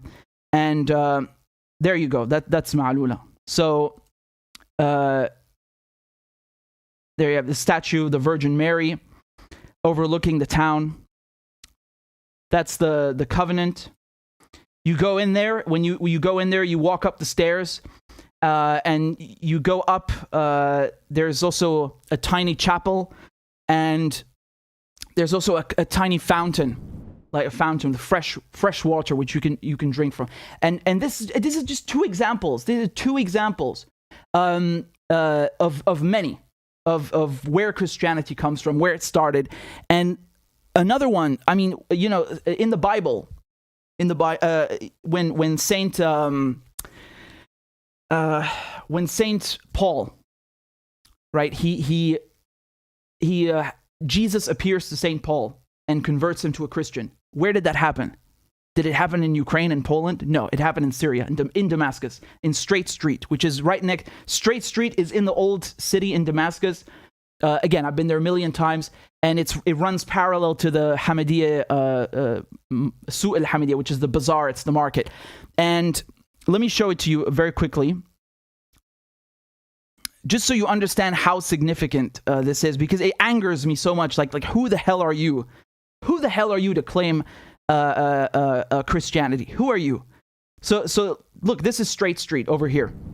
This is where Paul is converted to Christianity. Jesus appears to him and blinds him. He's blind for 3 days, and then where does Paul end up? He ends up right here in the house of Hananiah. So what I'm showing you, this photograph over here that I just showed you, is Bab Shar'i, okay? Which is right here. This is Bab Shar'i, and this is the street, Straight Street, where Jesus appears. And then Paul is blinded, and he goes down here, up the street, to the Hananiah church. And this church is very special because it's actually underground, because in those days, the Christians were persecuted by the Romans, right? So they would go to pray underground, literally. And this is where it is, the house of Hananiah, right? This is how it looks like downstairs, inside, okay? And my sister was actually baptized here, right? So this is a very important place, because this is where Paul regains his vision. And then what does he do? He goes to Europe to spread Christianity, and that's why you have Christians in Europe. It comes from Syria, obviously, Palestine as well. But I'm talking about Syria, the Levant, Sham, the region which includes Palestine, and of course Syria itself and Damascus. And so this is very, like, this is basic Christian history, you know. And they're acting like, like there's no Christians in Syria. So like, how ignorant of you. You are so ignorant. Here's another thing. When you're driving from the Damascus airport, you're going into the city, you pass by this, okay? This is where Paul, St. Paul, he was lowered in a basket through this window, hidden in a basket so the Romans wouldn't find him, right? Because they were persecuting Christians. And he gets lowered, and he makes his way to Europe from here and spreads Christianity. And he actually, if I'm not mistaken, this is connected to the Hananiah house, which I just showed you. But I think actually the tunnel is still there. I've never been inside there, so forgive me. But this is there's a tunnel underground, as I said, like the house, where you can still go through today, and that was used by St. Paul. So in any case, he was lowered through the basket, through the window, and this is now a chapel today. It's called the Chapel of St. Paul. So, I mean, Christian history is really fundamental to Syria. And over here, this picture that I showed you, where Paul gets blinded. Sorry, I'm trying to find it again. Here. I have a million tabs open, excuse me.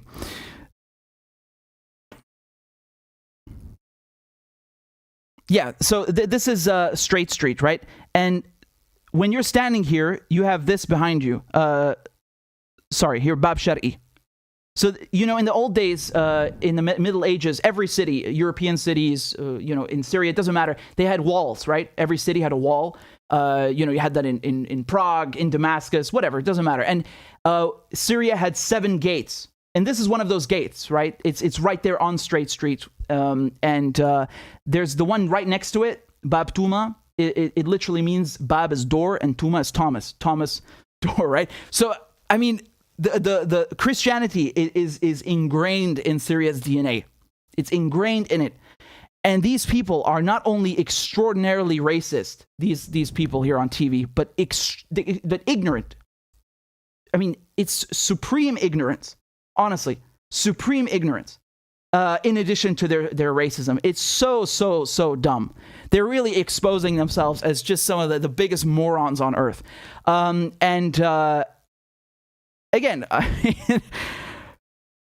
I would ask you this: what difference does someone's religion make anyway? Like, let's say there are 0 Christians in Syria. Let's say that Christianity has nothing to do with Syria, which again is not true. But let's say hypothetically, does that mean that you should be denied refugee status, or you're not a refugee? Like, what does that have to do with it? How would it, for example, after World War II, after the Holocaust, imagine denying Jews refugee status just because they're Jewish, because they're not the same religion as you. How ignorant is that? How archaic and uncivilized is that? Poland is a signatory to the Refugee Convention of 1951, and I can assure you, if you read it, there is nothing in there that says you can deny someone asylum or a refugee status because they're not Christian, or they're Christian but they're not from a white country. There's nothing in there about that. So if you want to sign the Refugee Convention, which Poland did, or like Australia also, then you have to abide by the Refugee Convention. You can't sign it to look good and then pick and choose who gets to apply for asylum and then treat people like crap, as they do in Australia. And regrettably now, on the Polish border with Ukraine, this is it's extraordinary, because for years they've been treating Syrian refugees like crap. And now all of a sudden, with the Ukrainian refugees, they're like, oh, we welcome you with open arms. You're Christian. You're civilized. What the hell are you talking about? There wouldn't even be Christianity in Europe if it wasn't for Syria. Christianity started in Syria. And you can never change that, ever. That's a fact, a historical fact.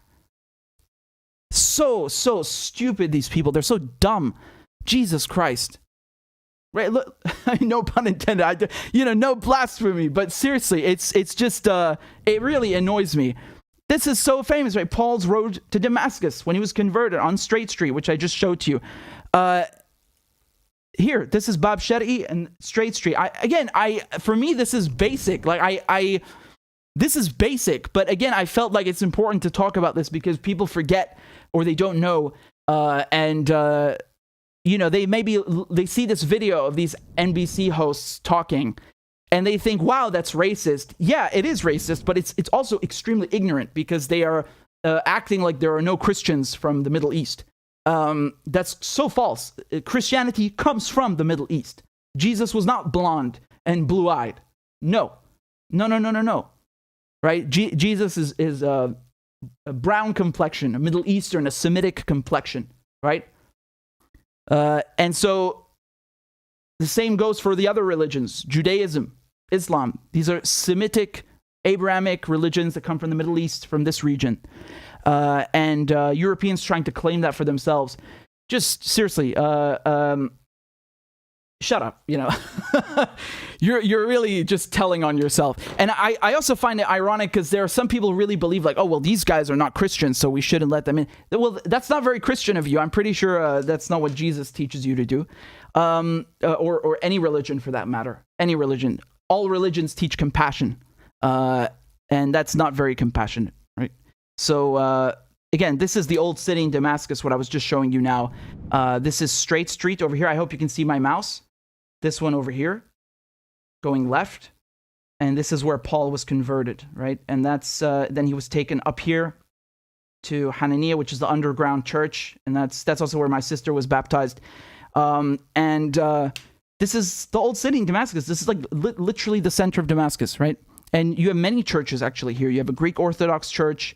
The Jewish quarter is actually not far from here either, on the left, go down. So, Damascus, Syria is very diverse. And here's the Umayyad Mosque. The Umayyad Mosque, I think, is fantastic. I mean, I always love talking about this because I think it's so extraordinary. I don't know any other building on earth that has been a religious site for so many religions. It used to be, first it was an Aramaic temple for the rain god, Hadad. And then it became a Greek temple, and then a Roman temple for Jupiter, and then it became a church, and then it became half church, half mosque, and then it became a mosque. I don't know any other building on earth that has been used by so many religions. I think that's fascinating, and it's so emblematic, and it really embodies the diversity of Syria. I think it's beautiful. So, and as a matter of fact, this mosque is kind of like the template for all other mosques on earth. It's considered the fourth most important site in Islam, and it really is just architecturally speaking, it really is the template for most mosques in the world. Fascinating. I know you can't see much from this bird's eye view on Google Maps, but I know I'm going off on a tangent here, but still, I think it is related. As I said, it used to be a church as well. Today it's a mosque, but just so you can see the building, it's so gorgeous, really. You can see also these columns over here. That's a Roman column. That's they call them Corinthian, and you can see how on top of the Roman columns, each religion has literally built on top of the other. I think it's fascinating. It's absolutely gorgeous, and this picture doesn't do it justice. You really have to see it for yourself. It's really, if you go on YouTube, I think someone uploaded an interactive video where you can move the mouse around, and it's like an extremely high quality. I think it's 4K or something, so you can really see the beauty of it. But yeah, again, I was really offended by the racism, but especially the ignorance of them. And as a Syrian Christian, I had to debunk the BS. I had to lay down the law and school these people because they're just, they're insufferable. And once again, you see how this Ukraine crisis has exposed so many double standards. You wouldn't believe it, right? So many, when it comes from resisting, armed struggle, resisting occupation, taking in refugees, you name it. So again, I like doing a bit of history once in a while, right? I think it's inextricably intertwined, and you have to understand history to understand it. Oh my God, I can't believe I almost forgot. Hold on, I want to show you one more thing. Please also watch this video now.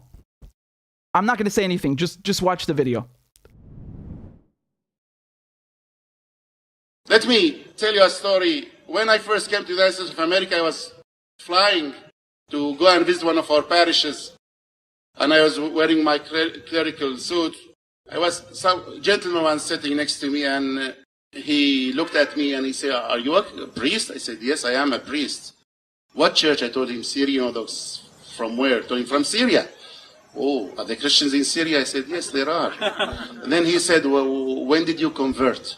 He asked me, when did I convert? I told him I really don't remember. I took it very seriously. I don't remember, but it must have been some 2,000 years ago. And he looked at me. I told him, Christianity did not start in Europe, not even in Rome. It started in Jerusalem, in Damascus, where Jesus the Lord walked and preached. Honestly, amazing, right? That he perfectly encapsulates my sentiments. So, enough said. Oh, that's brilliant. That's really brilliant. I'm looking at your comments. I'm glad you guys enjoyed it, right? It's so hilarious. I don't know when I converted, 2,000 years ago. That's hilarious. That's great. That's really great. Okay, so again, let's continue. We got a lot to talk about. We have I know I always say that, but I'm telling the truth. We have a lot to talk about. So this one is in terms of MasterCard Visa. So I'll explain that for you.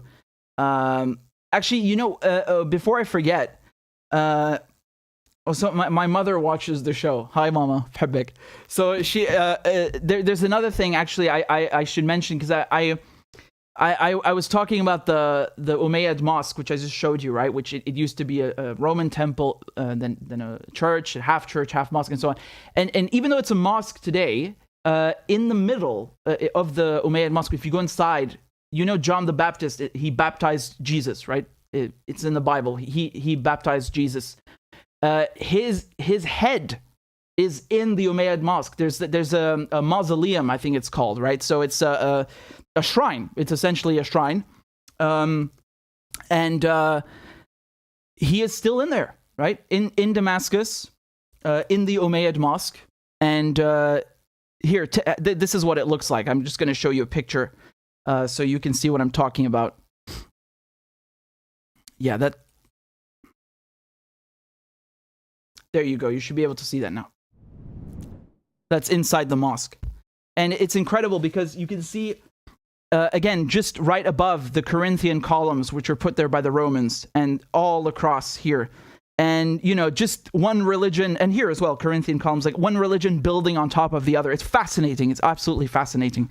And yeah, and actually this is also a holy place for Muslims, right? Not just Christians, because Jesus himself, not just John, but the Baptist, but also Jesus himself is a prophet in Islam. I correct me if I'm wrong. I think Jesus is mentioned more times in the Quran than Muhammad, right?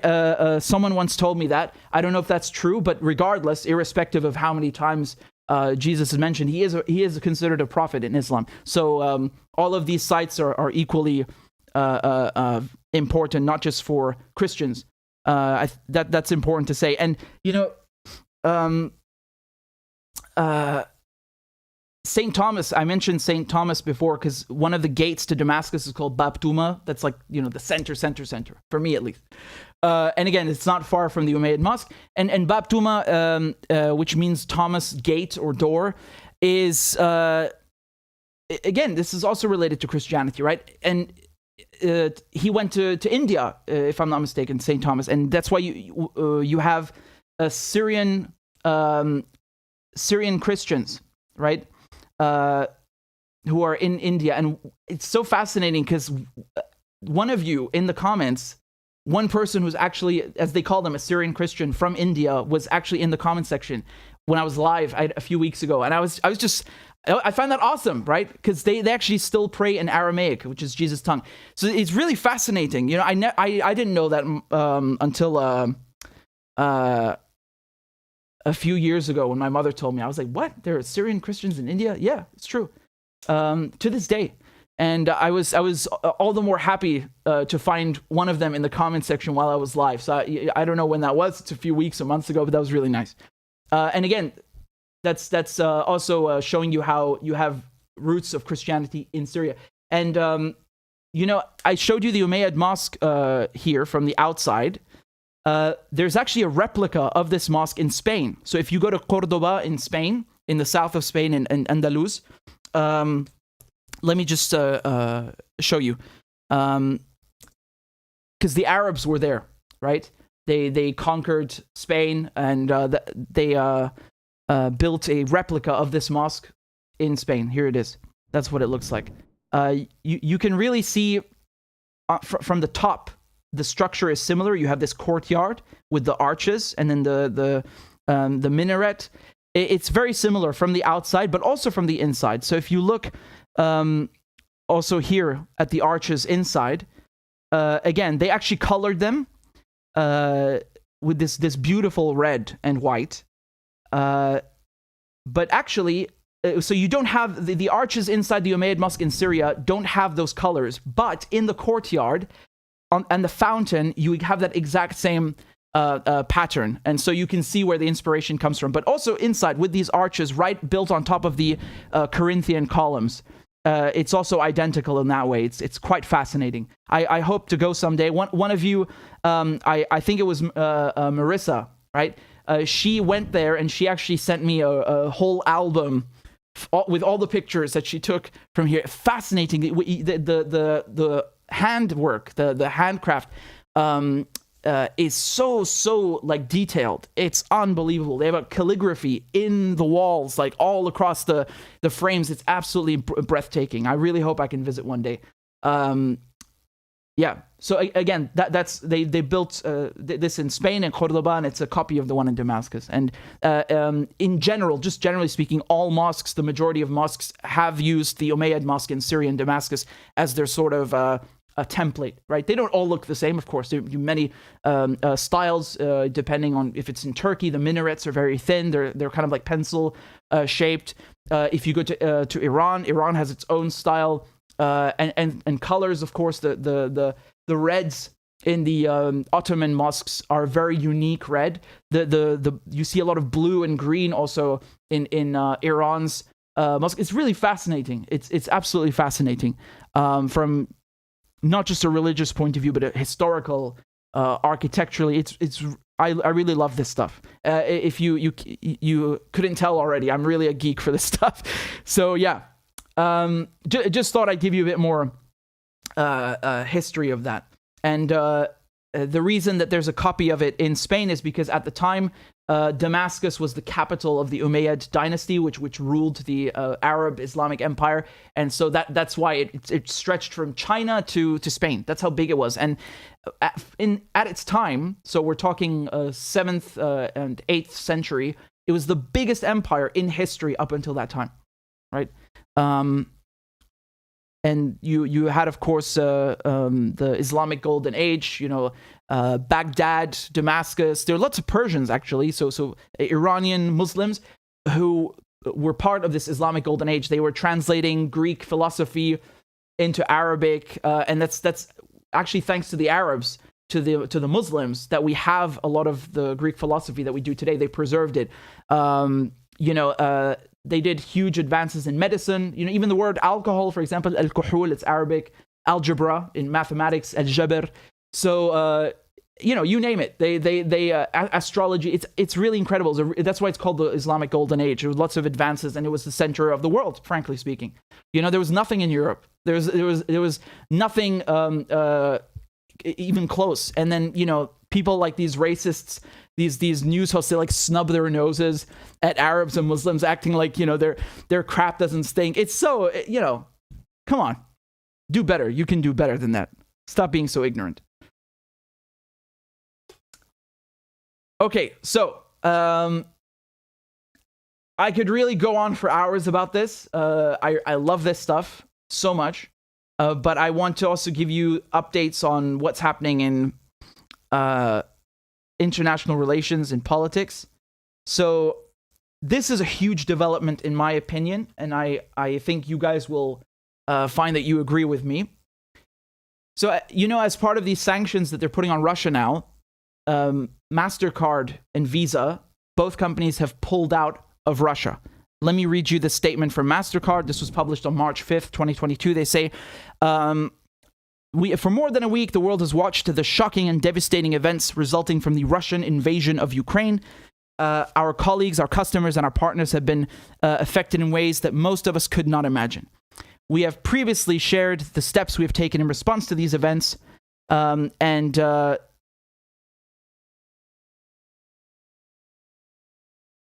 it's with all this in mind, and noting the unprecedented nature of the current conflict and the uncertain economic environment, we have decided to suspend our network services in Russia. Okay? That's MasterCard. Here's Visa. Visa also put out a statement on their website. They say Visa suspends all Russia operations. Effective immediately, Visa will work with its clients and partners within Russia to cease all Visa transactions over the coming days. Okay? Once complete, all transactions initiated with Visa cards issued in Russia will no longer work outside the country, and any Visa cards issued by financial institutions outside of Russia will no longer work within the Russian Federation. So again, let me just translate that for you. They're basically saying that if you are in Russia and you have a Visa card, you can still use it in Russia, if I'm not mistaken, right? But you cannot buy anything with this Visa card or do any sort of transaction with it outside of Russia, and vice versa. So if you're outside Russia, you also can't use it to buy anything in Russia, and so on. And here's what's interesting. Because now that Visa and MasterCard have pulled out, guess who is coming to take their place? China. So UnionPay is also is a Chinese equivalent, okay? And now they are going to take Visa and MasterCard's market. Do you know how big that is? That is extraordinary, because now they're gonna link UnionPay with with Russia's MIR, with the MIR banking system. So banks in Russia like Sberbank, which is one of the biggest banks, it was sanctioned in this wave by the West. They're going to start issuing cards, UnionPay cards in Russia. So now Russia's market, its credit card market, financial market, has opened up and given the Chinese a huge win. And again, this is what I was talking about, because they think that they're punishing Russia, the Americans or the Europeans. They're not really punishing Russia in the long term. They're actually making Russia and China grow closer together. And the same goes for all of Eurasia and the global south, right? You could see that already before in the previous years. I always told you, like, these sanctions that the United States put on Syria and Cuba and Venezuela and Iran has resulted in these countries forming a bloc and forming relations with each other, forging relations, right? So now, for example, with Venezuela, they're sending U.S. officials to Maduro, which they finally recognize as the president, after they tried to oust him and shun him and coup him. And now they want Venezuela's oil. Yeah, but when you were sanctioning Venezuela and you didn't want its oil and you stopped other people, like, the entire planet from buying its oil, who was buying Venezuela's oil? Russia was buying it. China was buying it. Iran was buying it. Right? Actually, rather, Iran was giving Venezuela fuel for gold. But nevertheless, it's not just about energy. It's about trade in general. And the same goes for all the other countries that we mentioned, right? All these so-called official enemies. And so they thought that we're going to sanction this country and that country and isolate them and crush them. And it's had the opposite effect. Yes, sanctions do kill. Sanctions make people suffer. Don't get me wrong. We're not trying to minimize the lethal, quite critical effect that sanctions have. They literally kill people. It's like a siege warfare. It's no different from siege warfare. But in the long term, this is going to backfire, because what's happening now is, Russia is getting paid more for its oil, right? It's getting paid way more than the current prices. Barrels have hit, what is it, $135 per barrel? I mean, this is the other day was 100, which was higher than in 2008. The highest since 2014. Now it's the highest price for a barrel of oil since 2008. It just gets higher and higher, and Russia's recouping the costs. And Iran, for example, Iran couldn't sell any more oil, right? So China came along and offered Iran a partnership, a 25-year partnership, and now Iran is part of the Belt and Road Initiative, the New Silk Road, as it's called. So Iran was like stuck. Where do we take this oil? How can we sell it? No one wants to buy it because we're sanctioned. And China was like, you know what? Give us the oil and we're going to give you infrastructure in exchange. And so now Iran has a way to offload all of this crude, right? And so here it's the same thing. They think, okay, we're going to get Visa and MasterCard to pull out of Russia. We're going to sanction these banks. And Russia's going, well, you know what? We're just going to give the business to China. It's so stupid. They're screwing themselves. Here's American Express. They also suspended operations in Russia and Belarus. They are shooting themselves in the foot. It's unbelievable. And just to give you another example, it's not just in terms of energy, right? Actually, before I get to my next point, take a look at this. This is from Reuters, right? Russian banks may issue cards with China's UnionPay as Visa, MasterCard cut links, right? So, again, this is Sberbank is one of the major players that's been sanctioned and is now going to start issuing these cards. And that really tells you everything, honestly, right? So,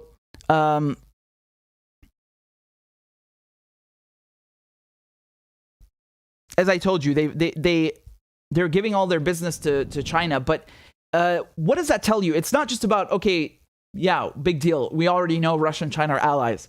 It's not just that. It shows you another thing, that when you listen to CNN or BBC or whatever it is in the West and they tell you the whole world is against Russia. Well, no, not really, actually. When they say the international community, they make it seem as though they're speaking for everyone. They're not. They're basically speaking for Western Europe and Australia and Canada and New Zealand, the UK and US. That's it. It's the Five Eyes and Western Europe. The whole world does not have the same opinion. When we look at the vote at the UN General Assembly from a few days ago, a lot of countries, they didn't want to condemn Russia. They abstained, right? So there was a vote to condemn Russia at the UN General Assembly for its operation in Ukraine, its invasion in Ukraine, whatever you want to call it. And Syria voted against it. Russia voted against it. There were 5 no votes.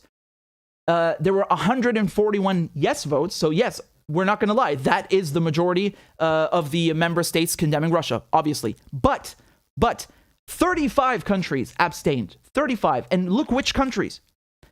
China, India, Pakistan, South Africa, Iran, Iraq. So right there, you already have several nuclear powers, China, Pakistan, India, and also most of the BRICS, right? Actually, just give me 1 second. The one thing that's bothering me is India. I just need to double check again. But in any case, my point still stands. It doesn't change anything. I was correct. India abstained as well. I think the only country, it's Brazil, right? Because the BRICS is Brazil, Russia, India, China, and South Africa. Brazil is the one that voted in favor, and they condemned Russia. That was on my mind. But do you see my point here? Is that these countries, which are nuclear powers, they are enormous, huge players in Asia, in Eurasia.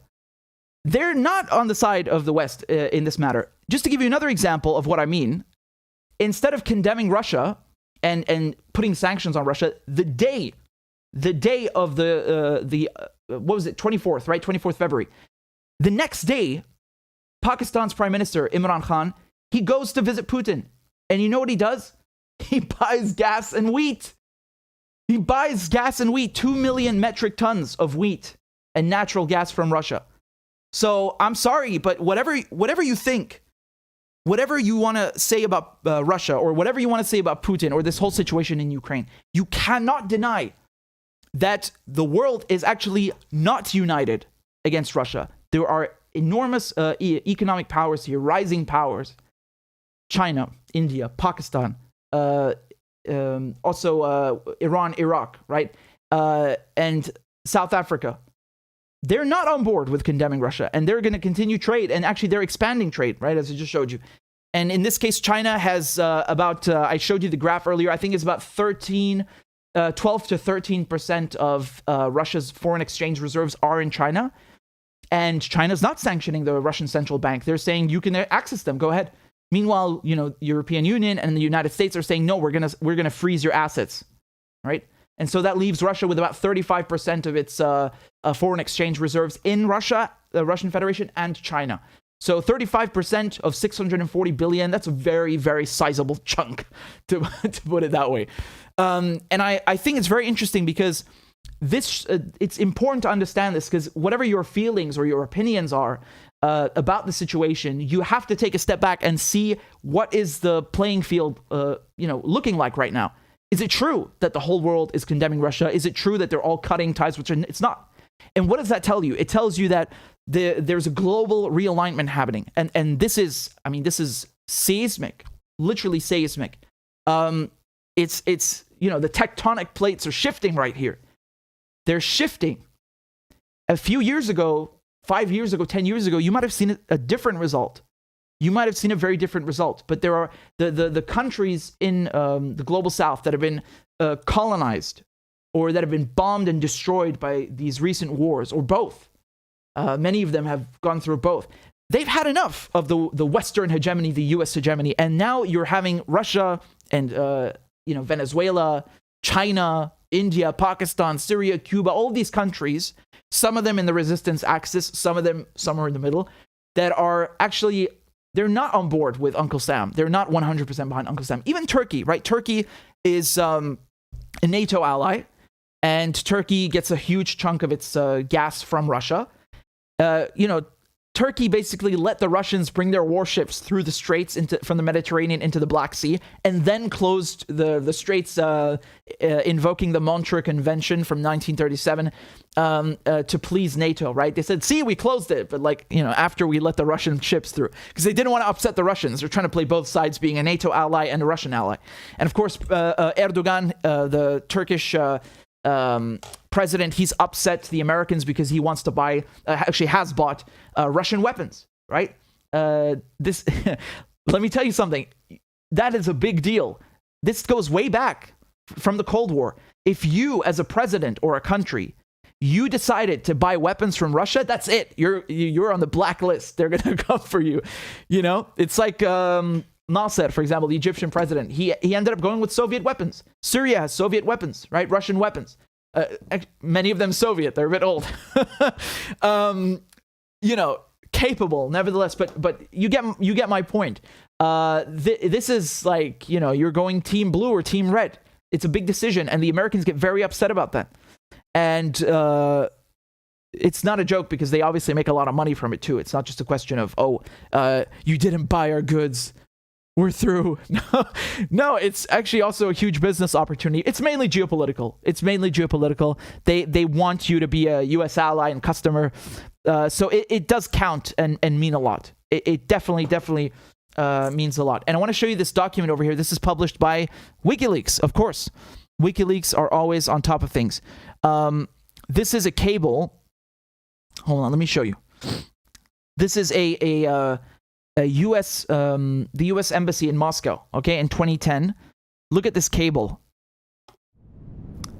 So the caption, WikiLeaks says that Russia's suspicions of Visa MasterCard's secret data sharing practices with intelligence agencies drove card payment system reform. So they're saying here basically that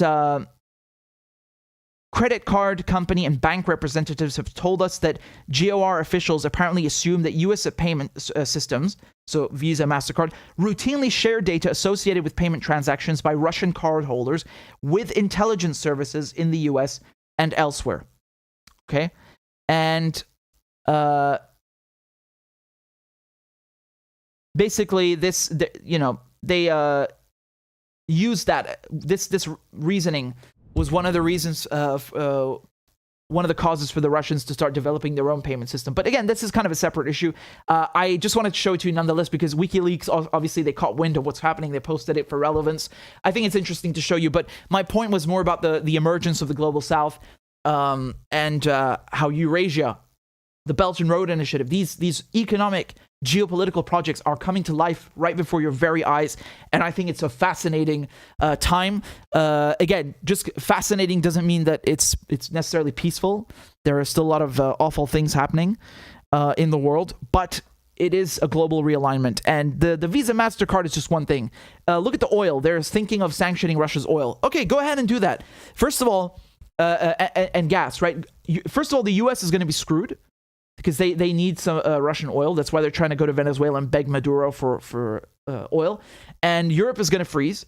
And you know what Russia is going to do? Russia's not going to lose. Russia's just going to go and turn on power Siberia too. Or, it has this gas pipeline that it just approved with China a month ago, right? A 30-year deal.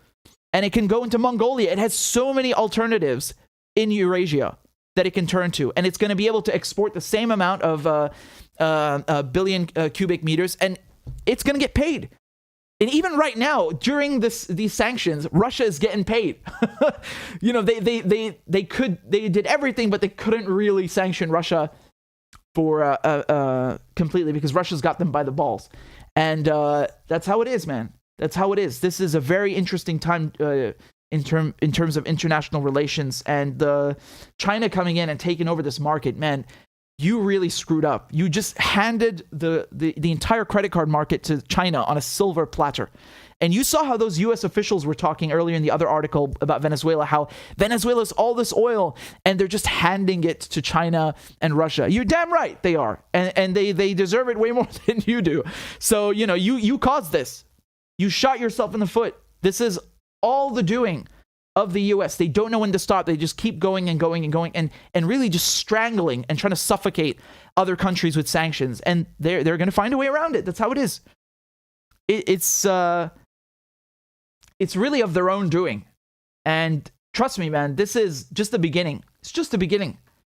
Russia has its own alternative to SWIFT, right? We were talking about that last time, that they have a system that they could turn on with China. Again, it's still Russian. It's not been used to the same extent that it's SPFS, right? It's basically the Russian equivalent. It's very limited. You know, SWIFT has, 11,000 banks. It's like in every country. This is much more limited. But when you pull Russia from SWIFT, even in part, you're basically telling the Russians, please go ahead, go and build your alternative system and lock us out. You're inviting this, and I think it's very, very interesting, right? And China also has CIPS. That's their alternative. China is not willing to go with Uncle Sam. China is not willing to just do whatever the West tells it. It's not a vassal state. You can't just go to the Chinese and say, go condemn Russia at the UN. Go cut ties with China, with Russia and sanction Russia. The Chinese just look at you like, who the fuck do you think you're talking to? You know, and the same thing in Venezuela or India or Pakistan. You know, they just look at you like, who do you think you are? This is not 1991. This is 2022. You screwed up. You went too far. And you basically encourage these countries to build alternatives. And actually, even Iran, you know, Iran is a really perfect example of how a country is able to stay afloat and actually progress, not just stay afloat and survive, but actually progress under sanctions. And again, that doesn't mean the sanctions have not hurt Iranians. They certainly have. And that's why it's because of that suffering and hardship that it has pushed and driven Iranians to find alternatives. COVID-19 vaccine, just one example of a medical achievement. Cuba, the same thing, right? Under embargo, 60 years. Look how they were able to do that. They have some of the best doctors in the world. The Iranians, look at their military capabilities. The Iranians don't make weapons to sell, you know, and start wars and murder people to make profits. They do that to defend themselves and defend the oppressed, whether it's Hamas, you know, in Palestine, or the Lebanese. You know, these are targets of Israel, of Israeli colonialism, or Syria or Yemen. And they have things that rival the armaments being used by the Israelis and the US. That's why in 2006, Hezbollah demolished the Israelis. They humiliated them, absolutely humiliated, because they're using Iranian weapons. They took the Israelis by surprise. They don't even know what hit them. And of course, today you can see the ballistic missile program, the cruise missiles that the Iranians have. These are purely defensive weapons. Iran does not attack countries. Iran just wants to defend itself and help others defend themselves. And so that is an example of how, even despite the sanctions, it has been able to thrive in one sector. And of course, when we talk about Iran sending its oil to China, for example, it's another way of finding a way around things. And, you know, the other day I was just saying, like, you know, again, this is on a separate note, but so I'll get into that in a second. But just, you know, sit back, observe, and watch the global realignment, because it's happening in real time in front of you. But yeah, I just wanted to say, the other day I was talking about, like, how, you know, this is Russia, this is the big bear. You can't mess with Russia like you mess with China and with Syria or Iran. I'm getting my resistance axis mixed up. No, but my point the other day when I said you can't mess with Russia and push Russia around the same way that you do with Syria and Iran. I wasn't saying that Syria and Iran are weak or pushovers. No, far from it. I just meant that Russia has a nuclear weapon, so that kind of changes the level of threat, of deterrence, and so on. Actually, and just going back to my point, the fact that they have not been able to overthrow Bashar al-Assad shows you that they can't mess around with Syria either. They're making Syrians suffer, but they did not succeed. And Iran, For 40 years, they've been saying, oh, the Islamic regime is going to collapse. Is it, every time someone coughs in Iran, they're like, is this the end of the Islamic regime? They just want to see John Bolton, for example, that neocon ghoul, he's been saying, oh, Iran won't live past its 40th anniversary, the revolution, right? And Iran has, it's 43 years now since the revolution. So that obviously was a crappy prediction. But that shows you that there's resilience there. No matter what you think, even Iran's enemies and Syria's enemies, they have to accept this, that there's resilience. There's a power to resist, and a successful one. And if anything, honestly, today, all of these parties, whether it's Hezbollah, it's Venezuela, it's Cuba, Syria, the Palestinian resistance, they're stronger than ever before. And that's another indication that things are changing. Again, this is not 1991. So yeah, I just wanted to make clear that, Iran and Syria are not pushovers. Don't get it twisted. Far from it. That's why the Americans are begging they're so desperate to get Iran's ballistic missile program included in the nuclear deal, which is like, you're out of your mind. That is never happening. Never. The nuclear deal is nuclear related. End of story. Nothing to do with ballistic missiles, because they think that, we can get Iran to stop its ballistic missile program, and then it's no longer a threat to Israel. I mean, who's bombing who? Israel is a threat to Iran, not the other way. But that's what they say. That's their logic. Well, that's not happening. And the fact that they are so scared shitless of Iran's defense systems, I mean, that just proves my point. They cannot cope. Iran is supporting Syria, Hezbollah, Hamas, the Yemenis, or Houthis, Ansar Allah, the Yemeni government, right? They're going crazy. They don't know what to do, because it's only a question of time when they will vanquish the colonizers. So again, I think that's a very important thing to say, and to point out. They absolutely hate the fact that they have not succeeded in Syria. That's why they're punishing Syrians with sanctions, and they hate the fact that Iran, I mean, look, 43 years later, it's still around, and it's stronger than ever, and it's found ways around.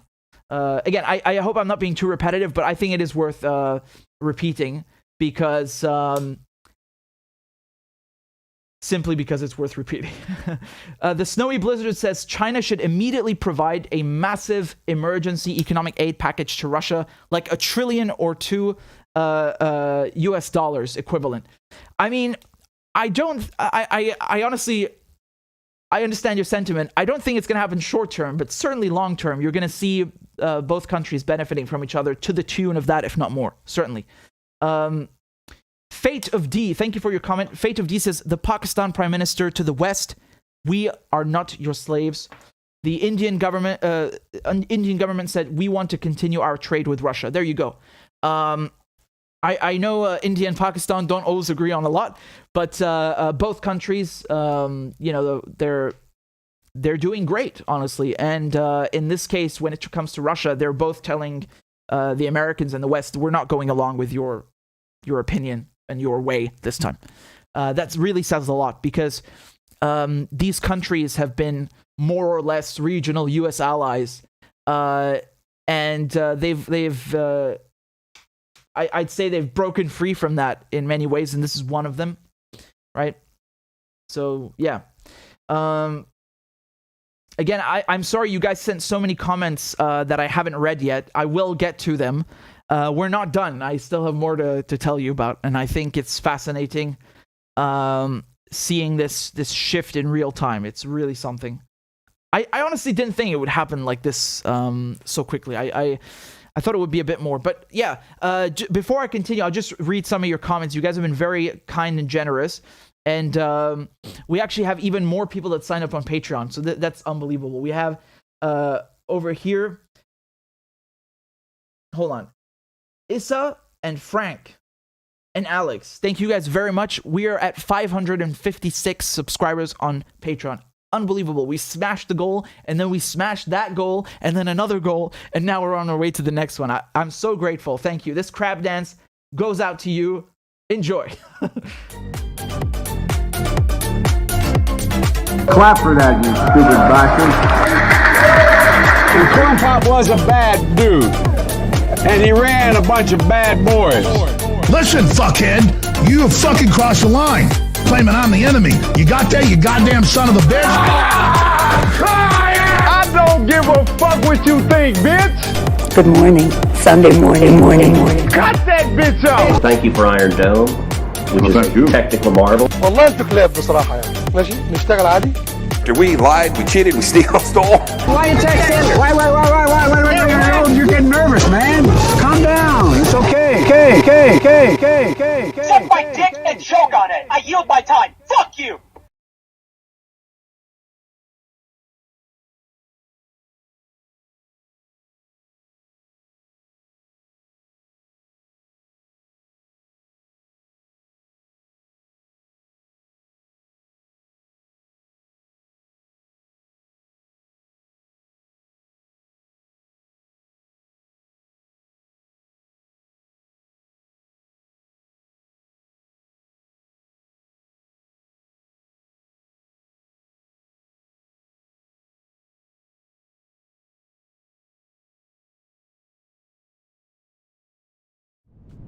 All right, we're back. Sorry, I was just drinking something and I didn't want to. That's amazing. Thank you very much, guys. I'm very grateful. I just wanted to add one more thing. You know, when we were talking about the nuclear plants that Russia was supposed to be shelling, and one of them is not really a nuclear plant, but I just don't get the logic here. Like, when you see a headline that says, you know, Russia shelled a nuclear plant, and again, the Kharkiv Institute is not a nuclear plant. But anyway, I mean, what are they implying? It's like, oh my God, these Russians are so evil that they want to destroy everything, and they're even going to blow up a nuclear plant. Like, what are you implying exactly? What is the strategic or military value of doing that? Please explain this to me. What does Russia gain from that? Because there has to be some kind of rationale, right? I guess not. According to them, they're just saying that, you know, Putin is such a mad fucking dictator. He has nothing better to do than blow up a nuclear plant that would also kill Russians by carrying, you know, wind and spilling over into not just Europe, but of course Russia. Like, what is the value of that? Please explain this to me. Again, it's like the thing with the Duma attack, right? Like Bashar al-Assad, he literally just won the battle of Operation Damascus Sword, where they liberated, Damascus Steel, where they liberated Ghouta and Duma, and right when he won, he just wanted to drop some chemical weapons on 30 civilians for literally no reason. What the fuck is the value of that? Like, in what way does that make sense? Explain this to me. I want an answer, because they don't give you one. They never say, like, why would Putin do this? Why? They don't even bother. It's just like, he did it, and he's nothing better to do. He just wanted to blow up a nuclear plant. Jesus Christ. I'm really so sick of it. It's so pathetic. It's like a 12-year-old trying to do politics, you know, and they're just taking stuff from a comic book. It's nonsensical horse manure and drivel.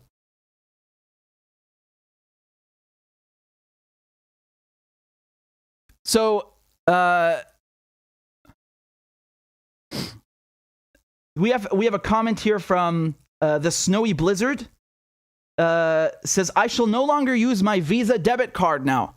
Well, I guess boycotts come in all shapes and sizes, and in all places too. I mean, I don't know if the cable I showed you with WikiLeaks, where the Visa and MasterCard, they're giving data to the U.S. intelligence services. I'm not surprised by that at all. And I don't think it's just in Russia. I think they do it everywhere, of course. And even if they didn't cooperate, the NSA and these other government agencies could just take it. So it's not really that difficult. But, Snowy Blizzard had another comment. They said, I just want to thank you so much for your amazing journalism. You are truly a treasure to the world. Sane, rational, informed people like you are honestly keeping me out of the psych ward. Well, the feeling is mutual. You guys also keep me out of the psych ward, and you're very kind. I'm humbled by your words. Thank you, Snowy Blizzard. Kirill said, ex-soldiers in Russia asking Putin to let them help their children, soldiers in Ukraine. Did Ukraine want to achieve with showing bullying of prisoners of war. I'm not sure. You'll have to forgive me. I'm not sure what you're referring to exactly. The only thing I can think of is I'm really sorry. I didn't get the reference. I might have. It's maybe a story that I missed. But you reminded me of something which I want to show you. Again, this is, I think it was Jeremy Bowen, BBC. Do you guys know Jeremy Bowen? You know, he's a guy that you see, I don't know, on the BBC when there's like wars. He's a war correspondent. He's been doing it for 20 years. Like, I remember him since when I was young. I didn't know he had a Twitter. Again, he was the one posting this graph of how to like throw Molotov cocktails at Russian tanks. He posted something else which I found utterly ridiculous. Let me show you this because it's just so like what does that even mean? Let me just yeah, here we go. So here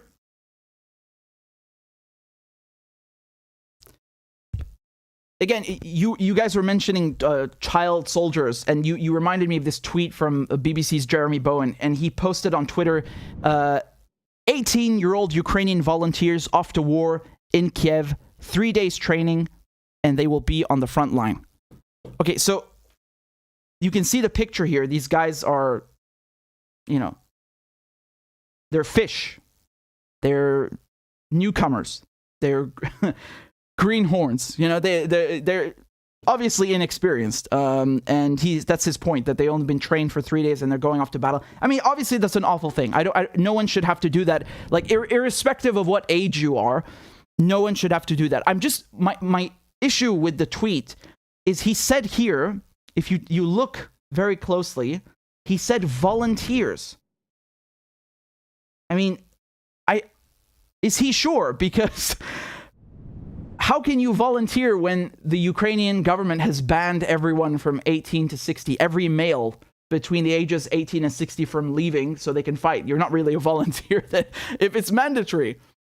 And again, many countries do this, even in Syria. If you are not studying and you don't have another like valid justification, you have to go to the military, right? Many countries do that. They do conscription and a draft. Even the US still has a draft. It's not activated, I believe, but you still have to sign up for it. You know, in World War I, you had guys who were 15 lying about their age to go fight. I mean, that just shows you the power of propaganda. Like, you know, they convince you to go kill other people that are, you know, you have more in common with than your own political leaders, right? It's really shitty. It's like, yeah, let's send these working class people to go kill other working class people. It's really sad in a way, but I digress. I just want to go back to I wonder, like, are you sure they're volunteers? I mean, they most certainly could have volunteered. I just don't think you can be a volunteer when there's mandatory conscription for everyone between 18 and 60. That doesn't make sense. But anyway, it is sad to see that, you know. It is sad. And just going back to your comments, guys, you are saying that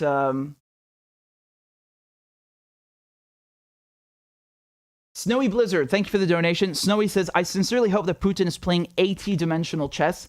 Hillary threatened him. She said someone close to him needs to stop him. Yeah, I played that clip for you. And, wait, oh, did I show you the Lindsey Graham thing? Oh my God. I'm sure you guys have seen it by now. I have to show it to you anyway. These guys don't stop, man.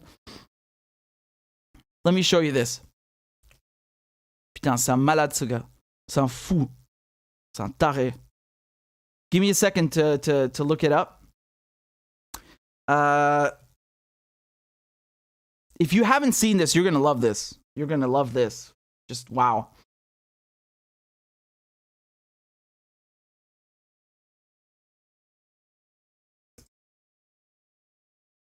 Okay, so here's one, and here's two.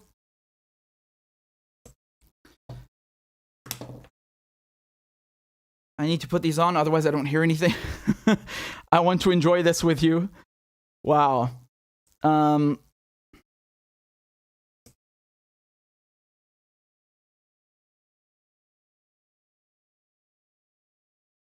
Okay, so I'm sure you guys know Senator Lindsey Graham, who is, of course, a very charming individual. He was on Fox News talking about the situation in Ukraine. Let me play to you what he said, and then we'll discuss. How does this end? Somebody in Russia has to step up to the plate. Is there Brutus in Russia? Is there a more successful Colonel Stauffenberg in the Russian military? The only way this ends, my friend, is for somebody in Russia to take this guy out. You would be doing your country a great service and the world a great service. How does this end? Wow. Wow. So you have a sitting U.S. senator calling for someone to assassinate the Russian president. I mean, even in the Cold War, you never heard these things. Even in the Cold War. What, has he gone mad? I'm pretty sure. I'm pretty sure that that's a violation of international law. Here's what he did. This guy, he didn't just say it on television. He went home and then posted it again, word for word, from Twitter. Is there a Brutus in Russia? Is there a more successful Colonel Stauffenberg in the Russian military? The only way this ends is for somebody in Russia to take this guy out. You would be doing your country and the world a great service. Christ, he doesn't hold back, does he? So for those of you who don't know, Brutus is famously the one who killed Julius Caesar and who betrayed him. And Colonel Stauffenberg was in the Wehrmacht, in the military in Nazi Germany, and he placed a briefcase under a table where Hitler was meeting with his general staff, and it exploded, and it killed several people in the room, but Hitler, not a scratch. And then, of course, he was hanged. No, I don't know if he was shot or hanged. Usually when you're shot, it's a soldier's death. But yeah, I think he was shot. When they want to degrade you, they just hang you. And his family as well, I believe, and a bunch of other people, they did a whole purge after that. So anyway, Graham's point is there another so-called, someone who's is highly placed, close to the leaders, such as Brutus was to Caesar or Stauffenberg to Hitler, who can do the same thing, who can just assassinate Vladimir Putin? I mean, I don't know what to tell you, man. Can you imagine if someone in Russia said that about the U.S. president? Is there someone in the White House or maybe the National Security Council, another Brutus who can just take out Joe Biden? They would lose it. They would lose it. They'd go to the UN and start a whole, let's do a whole resolution to condemn Russia, and we'll put sanctions on you and sanction your grandchildren. We'll sanction your dog. Just say unbelievable. Unbelievable. And it's not just him, right? It's Hillary Clinton, right? Let me show you where she said this. Let me show you where she said this. I showed you this clip the other day, and it's Hillary with Rachel Maddow. Take a look. That is a possible way out. If the Ukrainians, with our help, can impose enough economic pain on Putin and, sadly, the Russian people, combined with providing weapons, that might be the only way that right now I can see us getting to a stalemate that might save the Ukrainian people from even greater tragedy. That is a possible way. Oh, sorry, I was given the wrong clip. My bad. It is this this one, but it was the wrong timestamp. Sorry, one second. So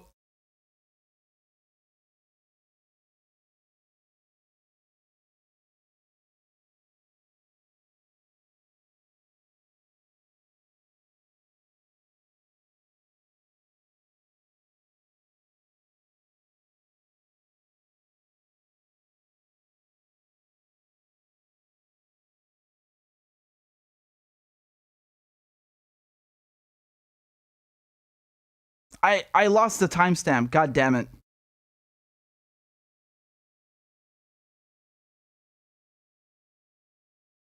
I'm sorry, guys. I'm completely blanking. I know she said I played it to you the other day. I just can't find the timestamp anymore. Maybe someone will will help me out. But I played it for you, and she says the same thing, basically. She says it in another way, Hillary Clinton, right? She's saying, you know, someone should basically kill him. That's what she's implying. You know, this is the same woman, of course, who she was like jumping for joy when Gaddafi was killed. And, you know, it's just disgusting. She says, we came, we saw, he died. It was kind of, I don't think she knew that the camera was on. It was like a hot mic moment, but it was filmed. And these, you know, this is who these people are. Hillary Clinton, Lindsey Graham, you know, one's a Republican, one's a Democrat. But fundamentally, they're very much united. They're very much the same when it comes to foreign policy. They're neocons. They're neoconservatives, right? That's why you see, for example, the Democratic Party now embracing people like, you know, Bill Kristol and Dick Cheney, like these people who started the war on terror, because they agree with them. They love them, you know.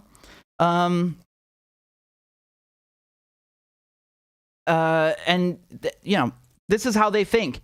Honestly, I kind of appreciate them saying it out loud, because it really just, you know, mask off. Again, thank you for showing us who you are. Not completely, but in part, you know. I mean, we know what you're saying, and we know you think it deep down. And I think many people think it. But it's funny, because if you read the comments under this thing from Lindsey Graham, when he's saying, you know, someone should take out Putin, many people are saying, well, it's okay to think it, but you shouldn't say it. Hold on a second. What? Hold on.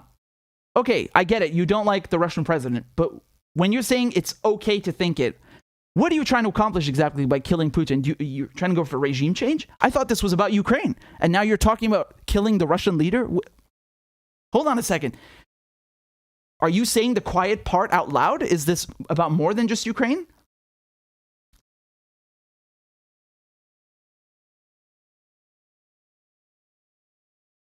You're telling on yourself. You're telling on yourself. What do you guys think it is? Because,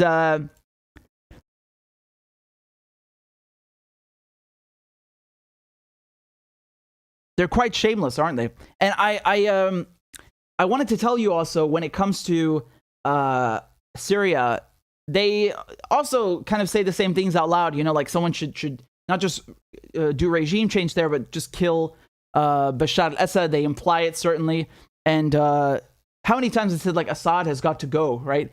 Well, I don't know what that means with you guys, because you know, he's got to go in what way? Like the Hillary way? Because, you know, that's what it sounds like. I don't think they just mean politically speaking.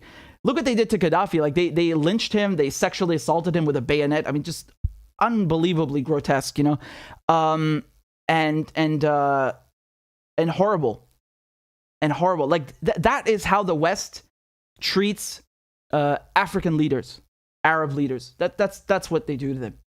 And you want to come here and say, well, Gaddafi did bad things. They all do fucking bad things. If he did bad things, who the hell is Hillary Clinton then to say, oh, we came, we saw, he died? So if that's what you do to Gaddafi, what would you do to her? Are you saying that she should also be, that stuff should happen to her? Like, listen to yourself. You know, you talk about like democracy, but where's the due process? How can you say we want to bring democracy to Libya or Russia, for that matter, whatever they're saying, and you don't want due process? Which one is it? Even the fucking Nazis, the Nazi scum. Again, I'm not comparing Gaddafi to them, but they say these things. Even the Nazi scum got a trial at Nuremberg and got to make a case. Did you give that opportunity to Gaddafi? You treated him worse than a Nazi after all he did for Africa, or after all he did for the Arabs? How dare you? Vile bastards. They're really vile, you know? No respect. So I'm just going to play you the clip from Hillary. I hope this is it now. Take a look.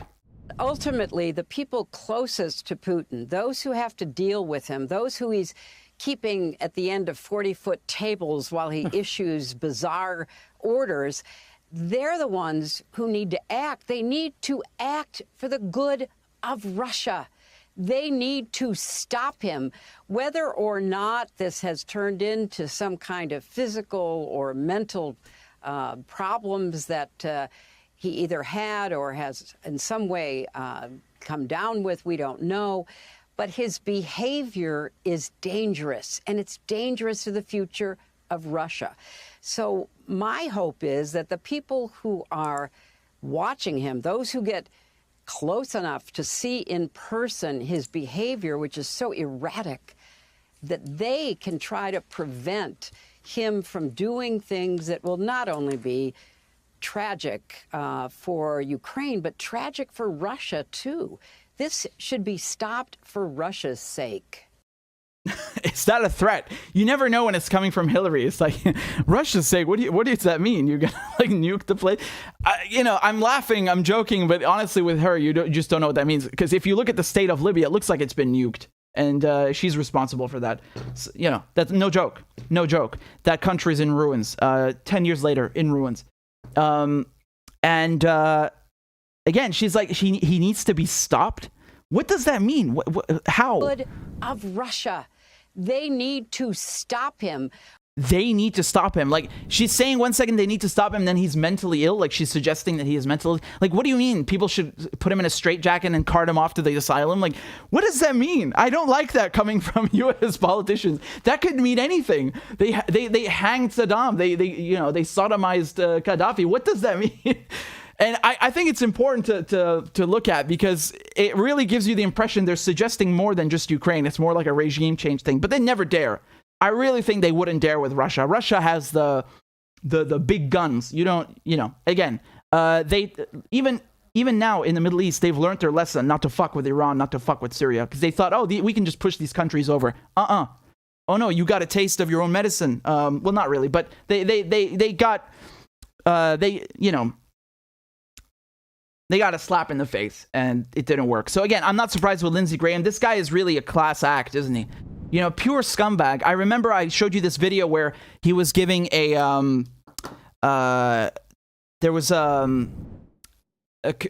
meeting, and Pompeo, so Trump's Secretary of State, is sitting across Lindsey Graham, and Lindsey Graham is basically asking him, like, what's happening with the oil in Syria? Because you remember Trump, he said, we're in Syria, we're keeping the oil, and he meant that.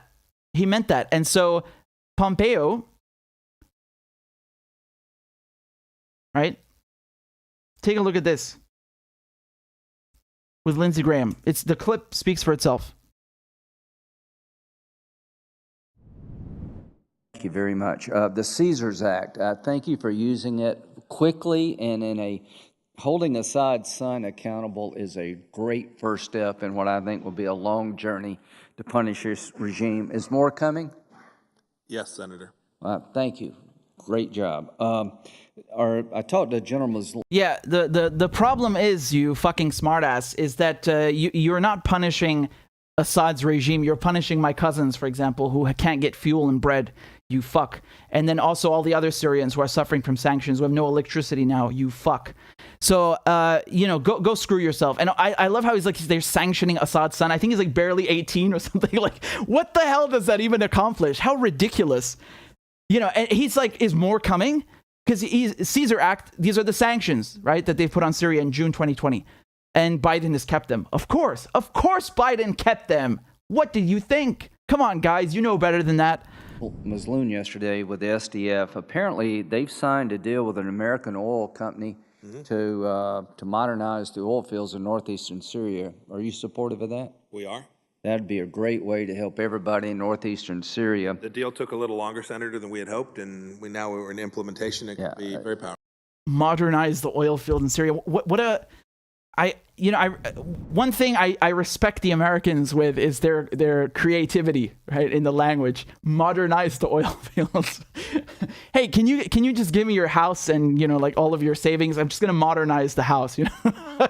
Just give them to me. It's okay. Just get out and give me the house. I'm gonna modernize it. What a nice way to say we're stealing the oil, right? And it's not just I think Lindsey Graham is saying that. No, we've literally seen the trucks taking the oil from Syria to the Al Walid border crossing with Iraq, and that's how they ferry supplies back and forth and oil back and forth, and we've seen them in the oil fields. So again, I'm just giving you context as to who Lindsey Graham is, because he's no different from Hillary. They're no different, Democrats and Republicans. They're just really just kind of like this same brand of scum when it comes to international relations. And I really don't think they're joking when they say someone needs to stop Putin or he needs to be taken out. I mean, Graham just said it straight up, right?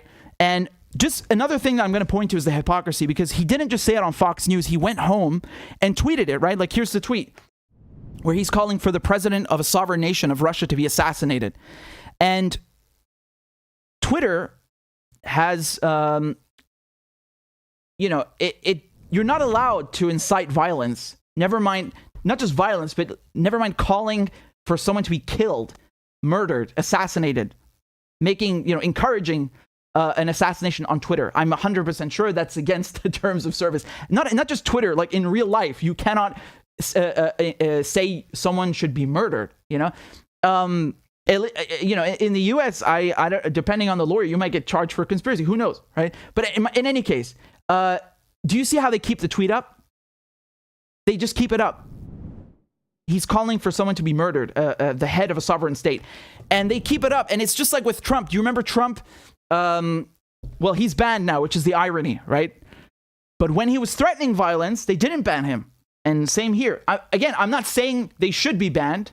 I mean, I don't exactly like Lindsey Graham or Trump, but I'm trying to show you the random way in which they apply their own rules. And so here they just keep this up. But if you said that, like if you went on Twitter and said politician XYZ should be taken out, you'd probably get banned, right? And the FBI would pay you a visit.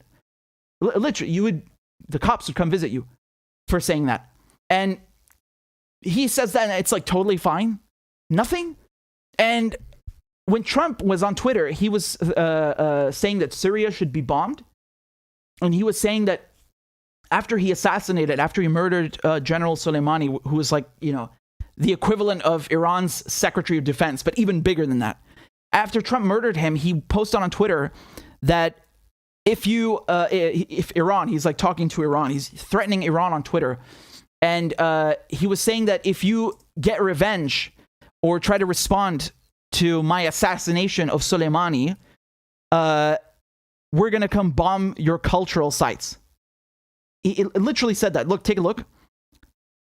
This was the tweet.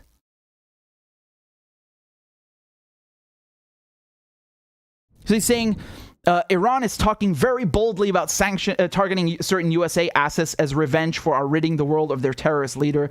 Yeah, whatever. And then down here it says, Iran and the Iranian culture and those targets and Iran itself will be hit very fast and very hard. I mean, that is a straight up war crime. It's already a crime of aggression to bomb another country. Iran would have been full within its rights, full to hit the U.S., and it did. It hit the Ain al-Assad base because it's self-defense. You just assassinated a top official. You attacked a sovereign country. It's an act of war. Iran is well within its rights to strike any U.S. target under the UN Charter, under international law. You could never blame Iran for that. And here, Trump is not only saying that we will hit you again, but we're going to hit your cultural sites. Iran has 26 UNESCO World Heritage sites. And keep in mind that, you have tons of places in every country that are not necessarily UNESCO World Heritage sites, but are still, extraordinarily valuable historically, culturally. And of course, Iran has much, much, much, much more than just 26. But just to give you an idea, that's more than most countries. That's a lot. These are World Heritage sites. And as a Syrian, I'm jealous. Syria has a lot as well, but Iran even more. And Trump is just like saying he's going to bomb that. That's a straight up war crime. It's a crime against humanity, honestly. I view it that way. When these terrorist scumbags in Syria, these foreign-backed, foreign-funded terrorists, they came and blew up the arch of Palmyra, of the ancient city of Palmyra. I mean, that's not just a crime against Syria. Yes, it's just a bunch of rocks. It's not just a bunch of rocks. It's human heritage. It's not just Syrian heritage. It's all of humanity, right? These are places that have so much cultural value. I view it that way. I'm not speaking in the legal term of a crime against humanity, like, when there's in the International Criminal Court. But I view it, ethically speaking, figuratively. I really think it is. And I think it's most certainly a war crime, because you're not allowed to target monuments, civilian infrastructure, cultural sites. Certainly a war crime at the very least. And this clown is on Twitter threatening that. And they kept it up, of course, you know. This is January 2020. And they only banned him until a year later, I think, right? And again, it's disgusting, like how they just openly threaten violence. I really think it's disgusting. And, you know, it's totally fine for you to threaten another country, Syria, Iran, Russia, to threaten the president on Twitter. They'll fine with that. But, you know, you do something minuscule and the FBI is going to pay you a visit or you just get banned. Unbelievable, right? They don't even apply their own terms of service correctly.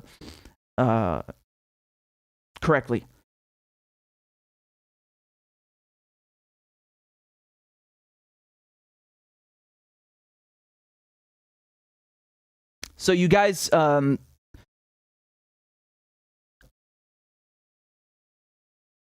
Snowy Blizzard says thank you so much for your reading of and in-depth answers to all my super chats. You have helped me psychologically so much tonight. I'm more than happy to hear that. Thank you. Honestly, I'm happy to hear that. And Snowy says you're very welcome for super chats. You deserve everything good in the world and more for your stellar journalism and propagation of sanity and truth. You're gonna make me blush here. So thank you. I'm really humbled by that. I always felt bad reading it out loud. It's very humbling. Thank you so much, Snowy Blizzard. And I'm happy you enjoyed the show and the answers. And Moochie the cat says they tortured and killed Mohammed Morsi of Egypt and everyone in his government after the U.S.-Israel coup. I mean, that's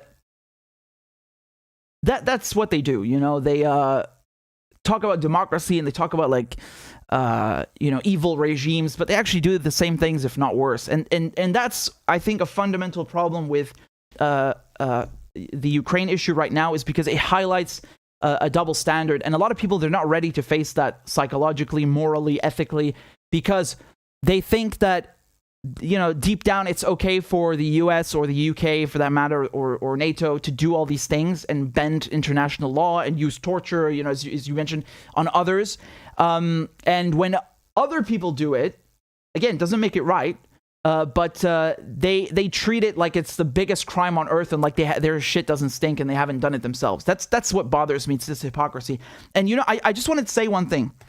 Again, regardless what you think of Russia and what it's doing in Ukraine, when Russia went in, you know, Putin gave that speech on TV, and he said that Russia is invoking Article 51 under the UN Charter, which is, again, regarding self-defense. Okay? And here, take a look. Nothing in the present charter shall impair the inherent right of individual or collective self-defense if an armed attack occurs against a member of the United Nations. Until the Security Council has taken measures... Sorry, I'm just going to bring it up here so you can see it. Until the Security Council has taken measures necessary to maintain international peace and security, measures taken by members in the exercise of the rights to self-defense shall be immediately reported to the Security Council and shall not in any way affect the authority and responsibility of the Security Council under the present charter to take at any time such action as it deems necessary in order to maintain or resolve international peace and security. Okay, so a lot of words, well, not that many, but all of this to say basically that a country has the right to self-defense, okay? And Putin invoked Article 51 when he invaded Ukraine or started the special operation in Ukraine, whatever you want to call it. And what I find so hypocritical is that the United States, when they killed, for example, General Soleimani in Iran, the Iranian general in Iraq, it was in Iraq, right? They bizarrely used the AUMF of 2002, the authorization for the use of military force, which was passed by Congress so Bush could go attack Iraq. Again, still illegal under international law, but that was the U.S. justification in the U.S. to Congress under the 1973 War Powers Resolution. And so he notified Congress, and he also, at the UN, cited Article 51. And he said it was in self-defense because Soleimani was threatening U.S. forces and there was some imminent attack. And then Pompeo and Trump kept changing their story every interview they did, right? People asking them, well, what imminent attack? Where? And they're like, yeah, well, you know, I can't say that. And then another time Pompeo was like, well, it was, in a few weeks. And then another time they said, well, it was in the past, and he had attacked Iran.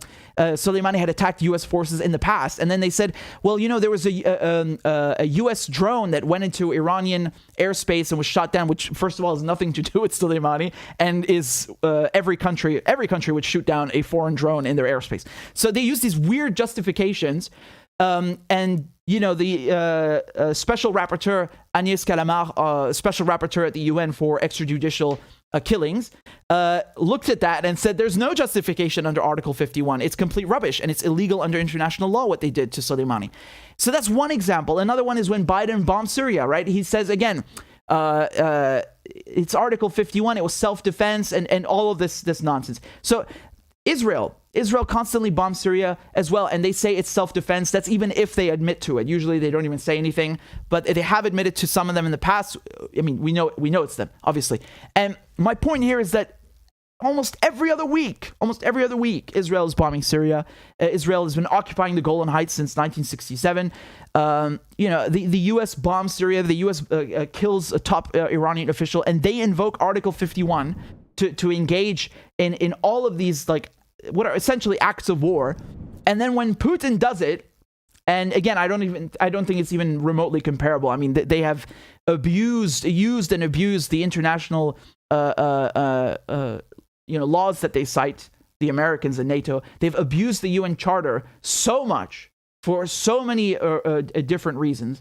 It's not even comparable. But nevertheless, it's the principle, right? When Putin invokes Article 51 in self-defense, because he says that the neo-Nazi groups are killing ethnic Russians or Russian speakers in the Donbass region. They said also that there's a bio-weapons threat. That some documents came out today. I'll get to that later. They cited a multitude of reasons. And of course, NATO expansion is something that they've been talking about since before Putin was ever in office. When they do that, when Russia cites Article 51, they say it's an invasion, and they say that it's a violation of international law. Really, is it? Are you sure?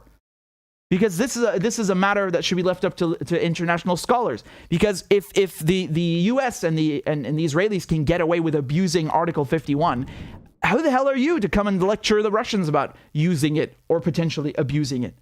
What hypocrisy!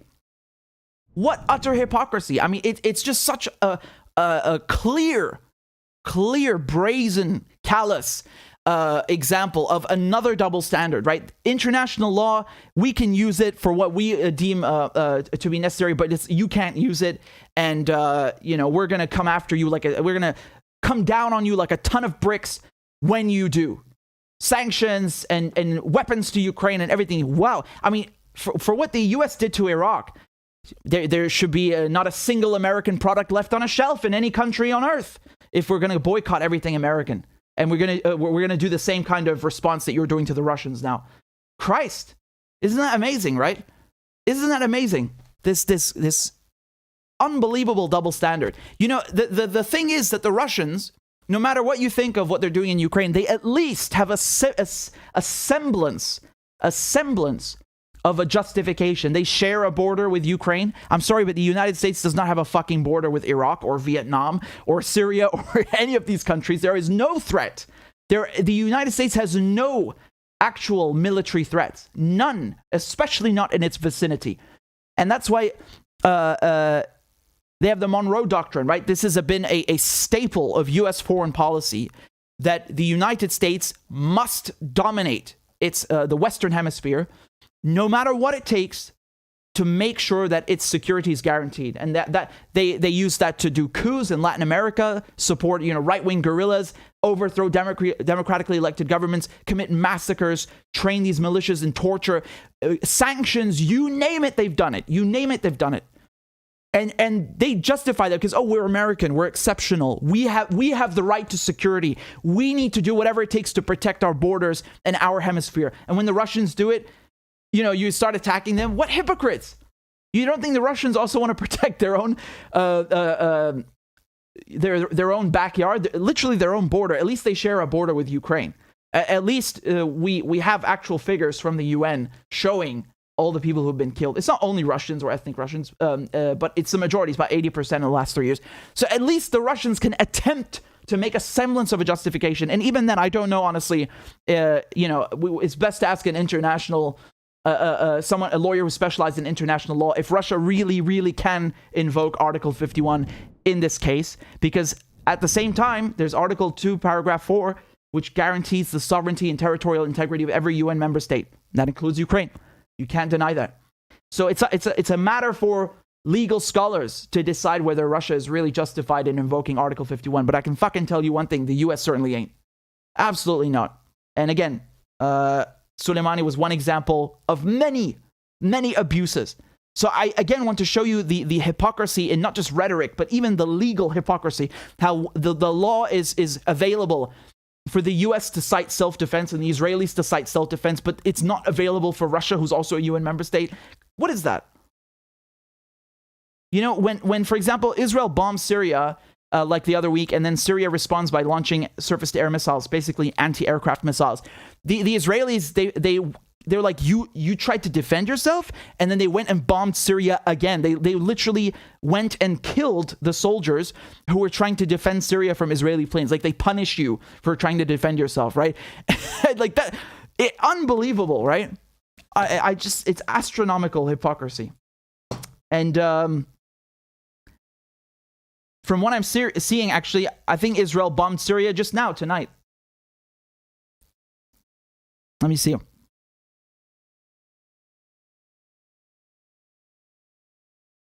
I'm just trying to verify, but you get my point. It doesn't matter. Doesn't change anything.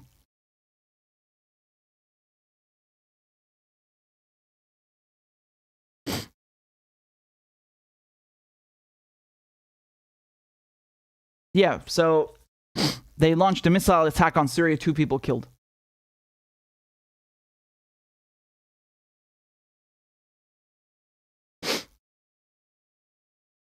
You think anyone is going to care? Of course not. Of course not. No one's going to say anything. And look how disgusting and treacherous their media is, right? So this is the Times of Israel. They say, Syria says that 2 civilians killed in Israeli airstrikes near Damascus. Really? Syria says, like, as if it's not verified. Who the fuck did it? Tanzania? Zimbabwe bombed Syria? It's you fuckers. You think Syria has nothing better to do than make up deaths? How ridiculous, right? And they're like, state media claims, yeah, like to try and discredit it, like, oh, you know, it's the regime and it's like the, you know, it's Big Brother who's making up this shit. Get out of here. Seriously, have some self-respect. You know, you call this journalism? Have some self-respect. They keep talking about, oh, Israel's a democracy, you know, and they won't even, they can't even publish. Actually, you know what's funny? The Israelis kept many colonial laws from the British when Palestine was a British mandate, and one of them is the military censor.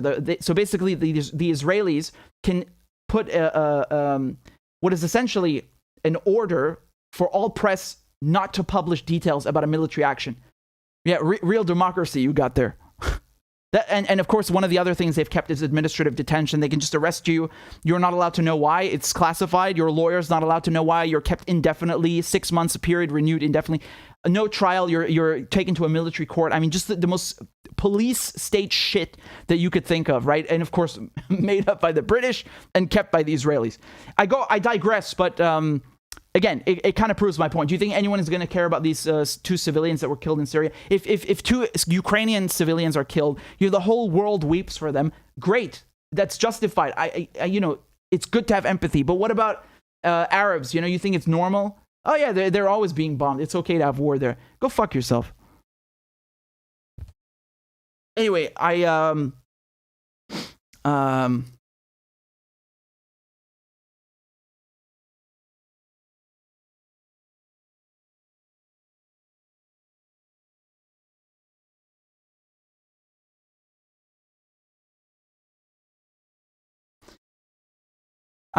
just a bit upset, you know, about this.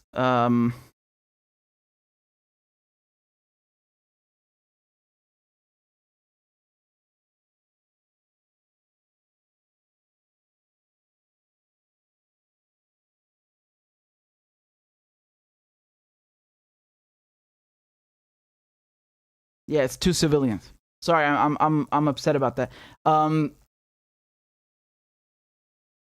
Kinky says, PayPal didn't like my note to you, so they are withholding my donation. We are effed. Did you say a naughty word? Did you say Syria? Did you write Syria?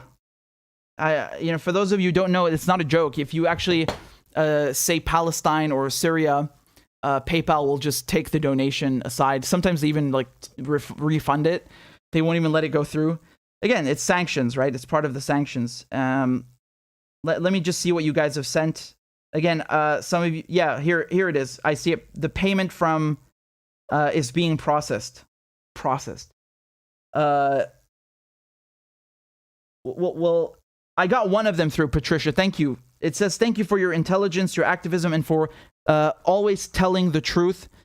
I appreciate that very much. You're very kind. I'm sorry they withheld the other donation. I got 3 emails from PayPal, and they all say the same thing, that they've withheld it. It's so stupid. I'm sorry that they've done that. It's ridiculous. But I'm glad the other one went through. You're very kind. Thank you. Samaksh says, really appreciate your tireless reporting. Would love to hear your thoughts on how you see the future relations between Russia, China, India. Well, I was talking a bit about that. I don't know when you tuned in, but I was touching on that in terms of Russia, China. India, again, India is a nuclear power, without doubt. And a lot of its military equipment comes from Russia. So again, this is kind of like, it's like a whole ecosystem. Once you start buying weapons from one country, whether it's Russia or the Americans, you're kind of locked into that system. I know there are many countries who have both, of course, but generally speaking, you stay with that for a long time. Even the Ukrainians, who are supposedly Western Europe, they still have mostly Soviet and Russian planes. And India has made an investment, put simply. It's made an investment in Russian military equipment. It relies on Russia, and that's why it didn't condemn Russia at the UN. It's one of other reasons, because the other reason is economic. The Indians, they're not stupid. They know very well what's happening. They have a very, very big country, a strong and very potential economy, and they are, right smack in the middle of Asia, and they will be part eventually, in the Belt and Road Initiative and Greater Eurasia. And this means, it's not just good for India, or rather for China, which is, it's the new Silk Road is China's project. It's also good for the countries who sign on. And I think that India is the future, China's the future, Russia's the future, right? The BRICS are the future, without doubt. Before it was kind of like, the BRICS are just rising economies. That is, that's just part of it. We're entering an age where these are really going to become dominant countries. And I don't mean that in a negative sense, like, the US or the UK. I just mean that in the sense that they will be part of what is called the multipolar world, right? It's not 1991 anymore. And I'm very excited for that, because I view it as a sensible, peaceful cooperation between countries, and not, invasions, colonizing Iraq 20 years, Afghanistan, stealing their resources, killing millions. That's not respectful. That's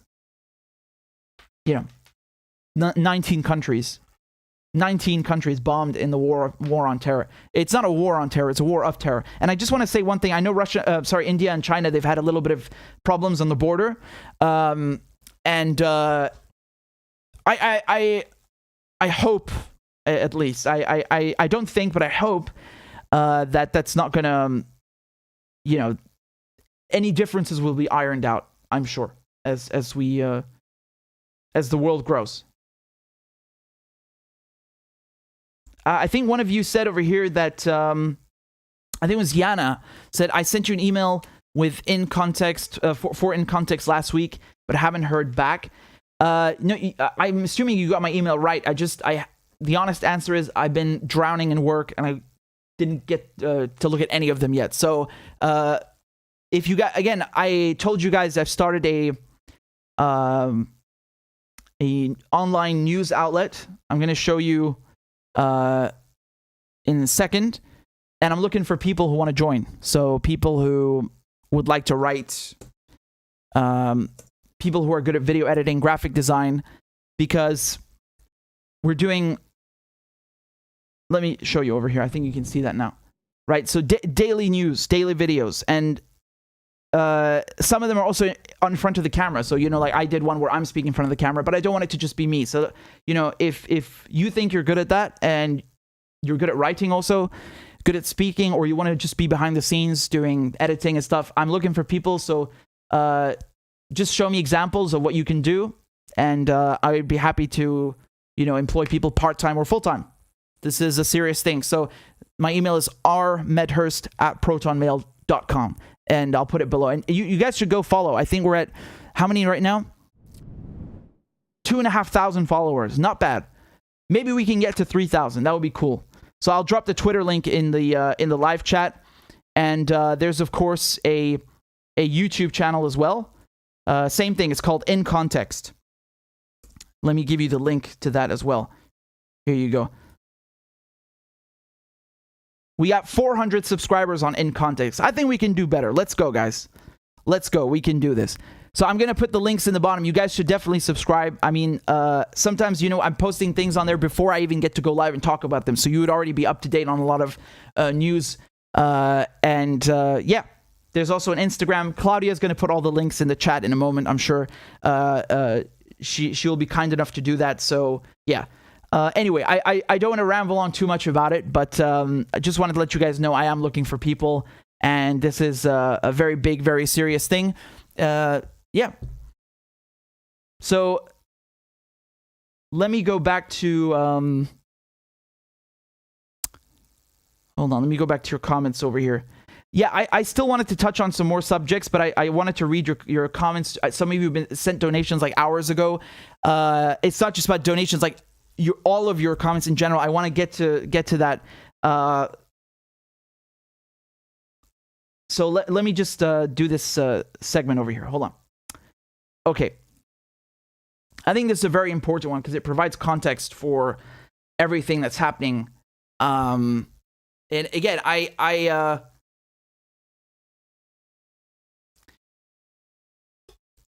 feel like this is one of those things where I shouldn't have to state the obvious, but it's apparently not obvious to a lot of people, especially those who are indoctrinated, you know, conditioned by mainstream media.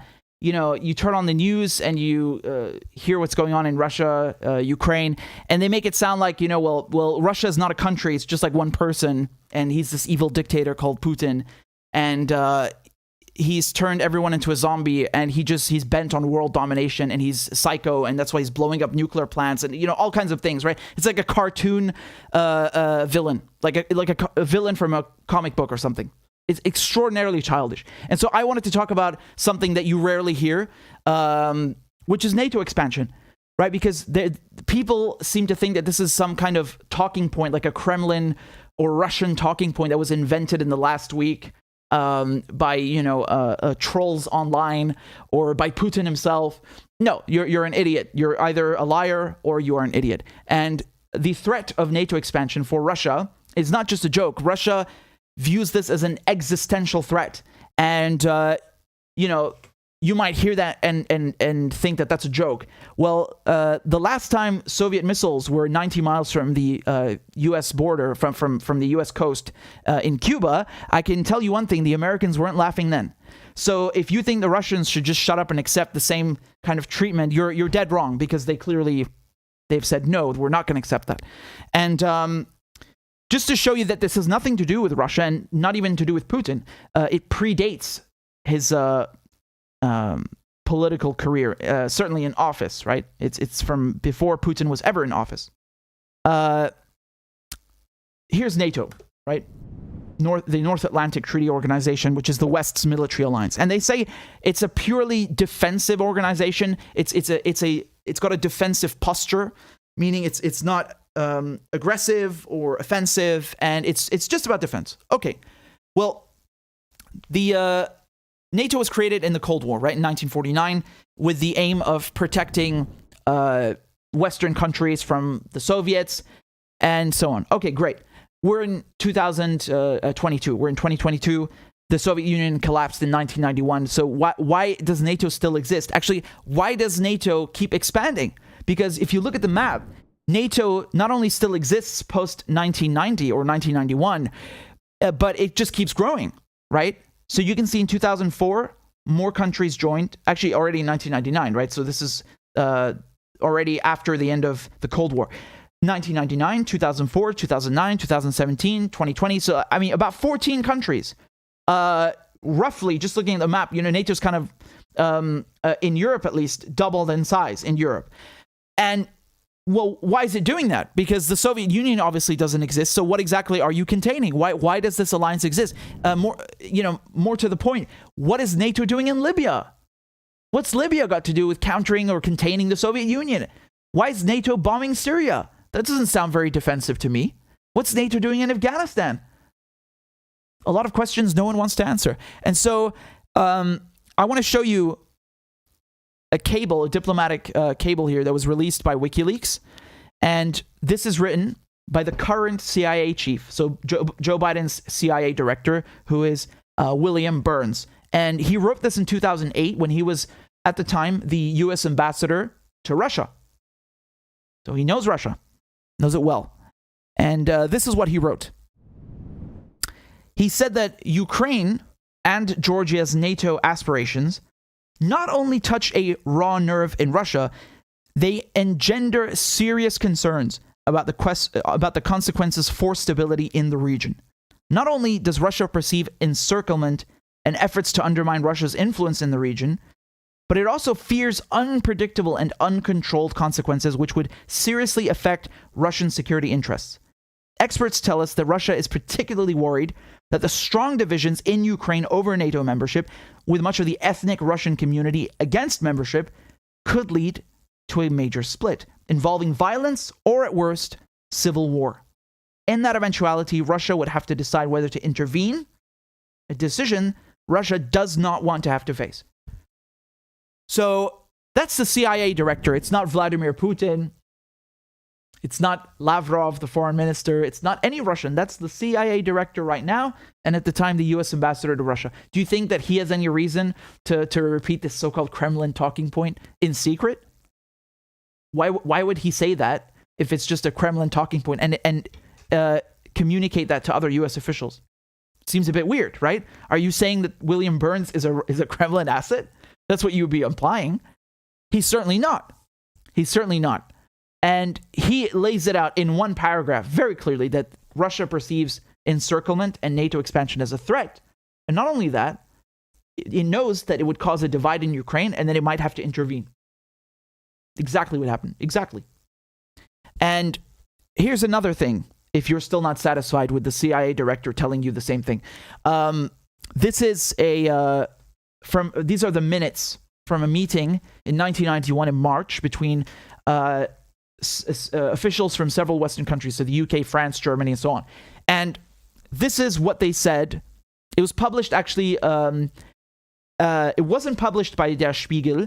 I think someone else published it about 2 years ago, but it's become more popular now. Again, it's gained attention because of Der Spiegel, which is a German newspaper. And this is it's a declassified document from the UK archives. And again, keep in mind, these are NATO officials talking amongst each other. And what do they say here? They say that we had made it clear, so I'm down here, right? Second paragraph. We had made it clear during the 2+4 negotiations. So 2+4 negotiations, this is when, so 2 meaning East and West Germany, and then the 4 victors of World War II, they were talking about German reunification, right? So this happened in 1990. The wall comes down, all these things, the Soviet Union's on its way out. And so they had talks with the Russians about reuniting Germany. And the Russians made it clear that they would support reunification only on the condition that NATO doesn't expand. Okay? So again, back to the Western officials who are saying in 1991 here, they're saying, we had made it clear during the 2+4 negotiations that we would not extend NATO beyond the Elbe, which is the river, right? We could not therefore offer membership of NATO to Poland and the others. We might, however, consider referring to our interest in these countries in future NATO declarations. Further steps could be taken in the CSE and through bilateral agreements, right? So a bilateral agreement would be, for example, country X and country Y making a deal together, but not an alliance or an organization the size of NATO. So they're saying it themselves. This is in private. NATO officials in private are saying, Russia doesn't want this, and we promised them we wouldn't expand past the Elbe, so not 1 inch further to the east. Is that what happened? If you look at this map, can you look at this map and tell me what happened here? Obviously, they expanded past the Elbe, right? Obviously. Not just that, but Russia now has five countries on its borders. 5. So, very, very obviously, that is a promise that the Westerners made to Russia. They broke it, and even after breaking it, so before more countries joined, the current CIA director is writing very clearly that this touches a raw nerve in Russia. So when people say that this is a Kremlin talking point, they're completely, utterly, full of crap, absolute morons or liars. Because I'm showing you documents from NATO officials, from the Americans, who are admitting in private, they're very aware that this angers Russia. Russia views it as a threat. Russia will intervene. And that they made a promise not to expand NATO. And obviously, as the map suggests, it's been broken. And now they're trying to add another country, a 6th country. And then you have idiots who come along and say, yeah, well, Ukraine isn't in NATO. It's not in NATO. Yeah, but it hasn't forsworn membership either, because when Russia sent its a list of demands in December 2021, so I mean just 3 months ago, they told Russia to go screw itself, right? Russia said, please. It was a list of demands. I don't think they said please, but I'll show it to you. Russia said not to allow Ukraine to join NATO, right? So they wanted guarantees that wouldn't happen. And obviously, they told them that's a non-starter. You know why? Because they say that NATO membership, it's open door. It's an open door policy. You can apply to join. There's no prerequisite. There are prerequisites. For example, if you have territorial disputes and so on. But my point is that you can't just block one country from joining out of the blue. Anyone can apply. It's an open door policy. And that's what they told the Russians. They told them that, sorry, we're not going to say that Ukraine can't join just because you demand it. And then they also said, the Russians asked that they don't put any NATO troops in neighboring countries, right? So whether it's Poland, Latvia, Lithuania, Estonia, because, it's not just a question of, let's say, for example, you have Polish troops in Poland, right? Russia's not saying Poland should be removed from NATO. What Russia is saying is that it doesn't want American troops coming to neighboring countries. Do you understand? Or let's say British troops. So that's the issue here. And they don't want also, for example, I don't know, let's say German troops in, I don't know, Estonia. Do you understand? They don't want something that would appear as a threat. Because obviously you would have Estonian troops in Estonia, obviously. But when you have foreign NATO troops coming in, I mean, that's threatening. And that's what they demanded. And again, the Americans told them, no, non-starter. Actually, they took a month to respond, and then they didn't even really give a response. So, again, when you hear that this is just a Russian talking point, it's so wrong. I've given you factual evidence, proof, right before your very eyes, that the Americans, NATO, they're very, very well aware that Russia feels threatened by this and will act upon it, and they have poked the bear too much. And so, again, this is, I think it's preposterous that people want to talk about what's happening in Ukraine, but they don't want to mention the issue of NATO expansion. Like how is it? Like, based on what are you talking and opining about international relations, and you leave the international relations out? How are you talking about geopolitics and you're leaving out the geopolitics? Because, if you listen to them, you would, again, the only impression you're left with is that, well, Russia is run by a madman, and that's it. Like, that's it. We don't know why he's doing this. We just have no clue. He's just in Ukraine. Like, we don't know why. And he's shooting it at, nuclear plants and all of this. He loves it. He gets pleasure out of invading countries. Like, that's the impression that they leave you with. And obviously that's complete horse manure. Putin is not irrational. He's quite rational, actually. He's very, very rational. And the Russians have been telling you this for 30 years to just back off. And it's before Putin was ever in office. So it's not just that it's not a Kremlin talking point. It's not even a Putin thing, because the Russians have been saying this before Putin was ever in the Kremlin. Do you understand? It predates his tenure. So I can't believe that I have to spell this out, but unfortunately there are a lot of morons out there who feel the need to opine and converse about international relations, but they leave the international relations out and make it about some, like Putin is some cartoon villain and he's mentally ill and he's a dictator, and they're like, every kind of like bullshit smear they can come up with, all so they can not address the actual reasons and actual context of the security issues that Russia has, that it's communicated to the Americans and to the Westerners, which they accepted, and they said that they would not expand NATO and accommodate Russia's concerns. All so they can not tell you the truth and not tell you, what's actually happening. Incredible, right? The lengths that they go to. It's nuts. It's nuts. And then these people call themselves foreign policy experts. You're not even an ass expert. Get the hell out of here and shut your mouth.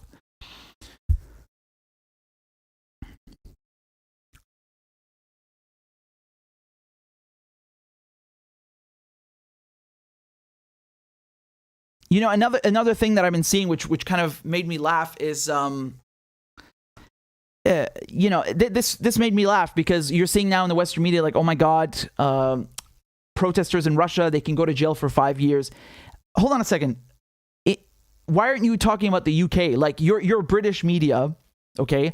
And in the UK, we have massive protests, kill the bill protests, right?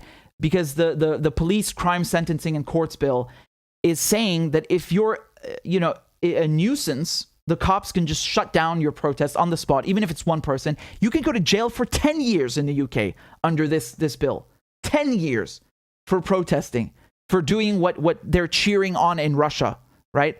So they love condemning Russia, but they say nothing about their own government, their own country. How does that work? And if it's on principle, okay, but again, why nothing? Why no criticism of what the UK is doing? And another thing is that now Russia's passed this law which bans disinformation about the military. Right? You can get up to 15 years in prison or something. And I find it very funny that when Russia, as soon as Russia passes a law against disinformation, do you know who leaves Russia? The BBC, CNN, NBC. What does that say? If you're reporting, you're only reporting facts, why did you leave Russia then? Why are you so scared about this disinformation law? Again, it's kind of comical, right, in a way. But in any case, obviously, we know that when governments say that they're going to start putting people in jail for reporting things that they, that on a whim, like who gets to decide what's disinformation, right? I understand. I get it. But, RT was just banned, for example, in Europe, is taken off the air in the UK because the satellite broadcasters in Luxembourg, and they complied with the sanctions. The Twitter, the YouTube, they're all sanctioned. I cannot even see any of the posts. So just brazen censorship. And everyone in RT America has been laid off. They lost their jobs, their shows, their podcasts. And you're acting like, it's what Russia's doing is outrageous with this disinformation law. Why are you cheering on censorship of RT, but then when it happens to you, you're acting like the hugest, the biggest victim in the world? Come on, man. Come on. They love censorship. They absolutely love it. The liberals, the EU, the neoliberal elites in Western Europe and the United States, they love it. They've just been begging for a reason to go and ban RT, to get rid of it. And when it happens to their networks, and again, they're not even really banned. No one said in Russia that the BBC is banned. They just said you can't publish disinformation about the military because there's a war on. They feel threatened, and they're complaining and saying that the press is being attacked. Yeah, but when it happens in the UK and the West, you don't say anything. When, like Assange, for example, I mean, again, I'm like one of the only people covering the case. Dude, I can tell you one thing. I've never been invited on mainstream media to talk about Assange. Why don't you want to address that attack on the press? Like it only suits you when it's outside your own country, Like, these bills, the the Kill the Bill protests, that's in my country. I criticize my government. When it comes to Assange, he's being held in my country, in the UK. I criticize my government and my country and what they're doing, right? But you don't. I don't know. Sounds a bit fishy to me. You know, you're only for freedom of the press when it's in Russia, and you don't care when it's in your own backyard. You know, well, how does that add up? Hypocrites, man. They're such hypocrites, and they never like it when you give them a taste of your own medicine. They never like that, right? Absolute hypocrites. When you go and you read these headlines about RT being banned, they're like, oh my God, RT's spreading poison in the air and it's absolute disinformation. You know, you guys have been saying for a couple of years now that the Russians in general, they're doing nothing but disinformation, right? They're infiltrating elections and they're spreading us to their media and they're everywhere. You know, it's like a Red Scare 2.0. It's the same Cold War bullshit. And you've been saying that Russia is a center of disinformation. It disseminates lies all the time. And now you're mad when they pass a law against disinformation? Hold on a second. Like, you know, why aren't you supporting their efforts? Why are you fleeing the country? They're such hypocrites, man. They're such hypocrites. Honestly, I really find it I find it hilarious that they call RT poison, and you know, every outlet that's like foreign backed or a foreign funded, like Press TV or let's say RT or CGTN or Telesur, like, you know, they have state media. Like these brown people and those Chinese people and those Ruskies, they have state media because like the people there are stupid or something, but we have a free media. Dude, the propaganda on CNN and the BBC and Sky News does not even fucking like it cannot even compete, right? I mean, RT and Press TV, they cannot even compete with the level of propaganda in the West. It's not even close. You're literally owned by corporations, which I mean, is arguably, if you want to talk about state media, you know, when people say state media, what are they implying? They're saying that basically that this channel or outlet is conveying the opinions of the state. Yeah, but first of all, that's not even true. You can go on RT and criticize Russia, no problem.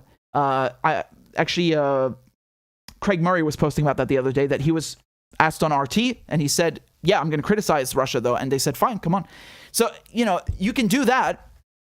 But when it comes to corporate media, because it's called corporate media because the corporations own both the media and the state. That's the irony. So, you know, you want to talk about poison. Look at yourselves. Honestly, they come on Fox News or CNN and they try to like sell you this idea that you deserve not to have healthcare, right? They like try to program you into accepting that shit, which is so dystopian. And then they have the nerve to talk about like poison from RT. RT does great journalism. You hacks CNN sold the fucking war in Iraq and every other war since. Like you do nothing but sell, you know, ads for the pharmaceutical industry and bombs. You justify drone striking people. I mean, you're some of the most loathsome networks on earth. And you want to come and talk about other outlets because you don't like that they're, I don't know, they're just foreign backed. You don't like that they debunk your stuff. That's ridiculous. You know, that's ridiculous. You're gonna go on RT. You're gonna see a lot more truthful coverage about Syria than you would anywhere else. You're gonna see a lot more truthful coverage about Syria on Press TV. You know, the Iran nuclear deal, they don't even touch on that in the West. You see like maybe a few articles in Reuters and it's just copy and pasted in 50 million outlets because it's the same hacks writing it and it's complete garbage. That no one even properly covers it. You know, actually, even in independent media, I don't know anyone covering it besides me. Honestly, I'm in the actual city where it's happening, so you know that I'm aptly placed to do it. But even that thing, it's like they don't even cover it in corporate media except to like say Iran is developing nuclear weapons.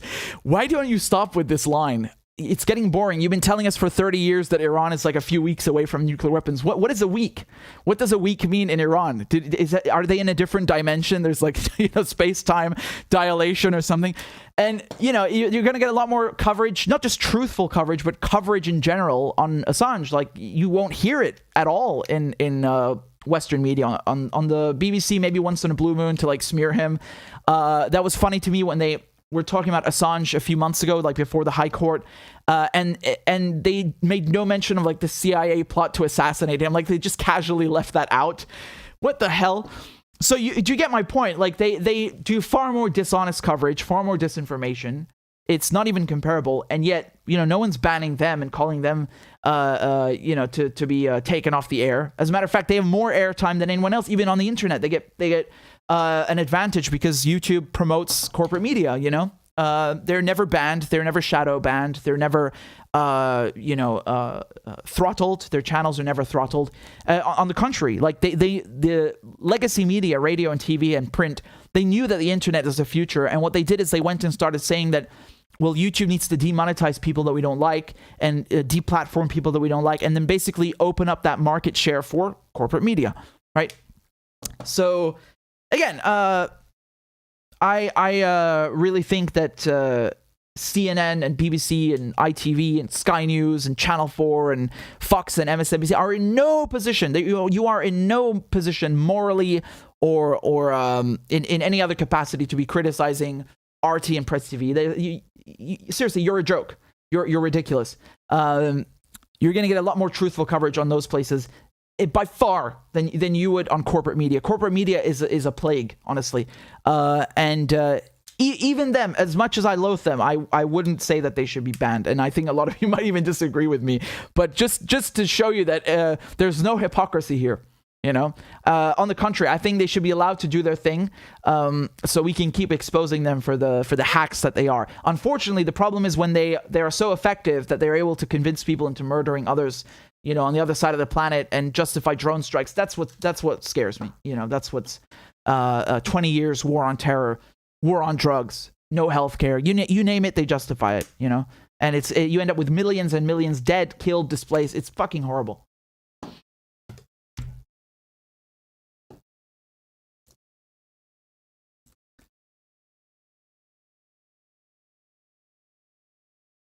Anyway, just going back to your comments, guys, I think I'm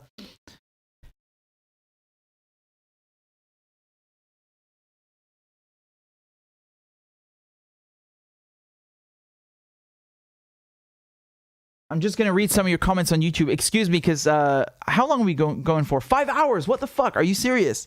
Incredible. I had no clue. The time flew. So, thank you very much. You guys have been very kind with your donations. Let me just read a few more of them. This one is from Yana. Yana says, thank you for clarifying. By the way, today the International Court of Justice in The Hague has its first session regarding Ukraine. Look at how fast it started. What about Iraq, Libya, Syria? We're still waiting. I have nothing to add. Yeah, what Yana said. Nothing to add. Just again, another double standard in the legal international, in the arena of international law. Another double standard application of law. It's so transparent. It's not even funny. You know, it's not even funny.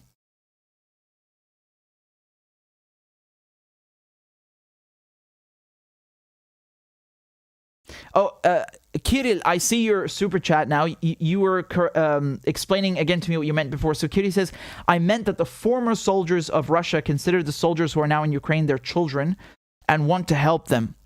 Do you mean that cynically or not? I guess it could be both. I don't know. If I'm not mistaken, if I understood you correctly, are you referring to how, for example, Putin in his speech was saying, like, you know, people in Ukraine, there are family, are brothers and sisters. Is that what you mean that these soldiers are saying about that? Hopefully I understood it correctly. The Snowy Blizzard says, to more completely explain my fear, it's the oligarchs. Yeah, again, in terms of oligarchs, I like how they have two different names for them. You know, in the US, in the West, you're an entrepreneur, you're a job creator, you're a businessman. In Russia, you're an oligarch, right? They don't mind oligarchs. You know, Biden getting a fat check for his son, not bad. Yeah, when it's in Ukraine, they don't mind corruption there. That's okay. RSFO says the truffle empire loves you all. Not sure I understood the reference, but thank you, love you too, RSFO. Thank you for the donation, and. Thank you, Michael, for your donation. Says, thank you from a pissed off American. My government is the damn problem. Peace to all. Yeah, it's the governments. I mean, without question. People don't like war. They think, who was that? Assange who said that, like, they have to be tricked into war. I've always thought the same thing. That's exactly what it is. Propaganda.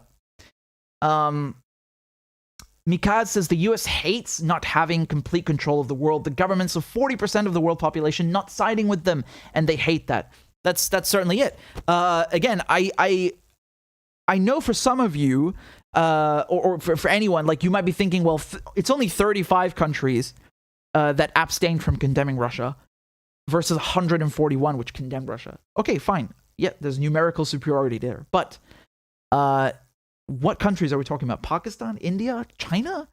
I mean, have you seen the size of these countries? Not just geographically, but their populations. We're talking about a very big chunk of the world here. South Africa, Iran, Iraq. Come on.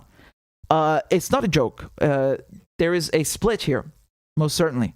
And they don't like that, the Americans. They want you to think that, oh, the international community is like, the whole world. It's not, actually. It's their world. Tanya says, please watch on YouTube The Truth About Zelensky, the Dancer of Sin. Bible prophecy predicts Christians will be deceived. My son and I cringed. Okay, I'll have to see that. I don't know what that means at all. But it sounds adventurous.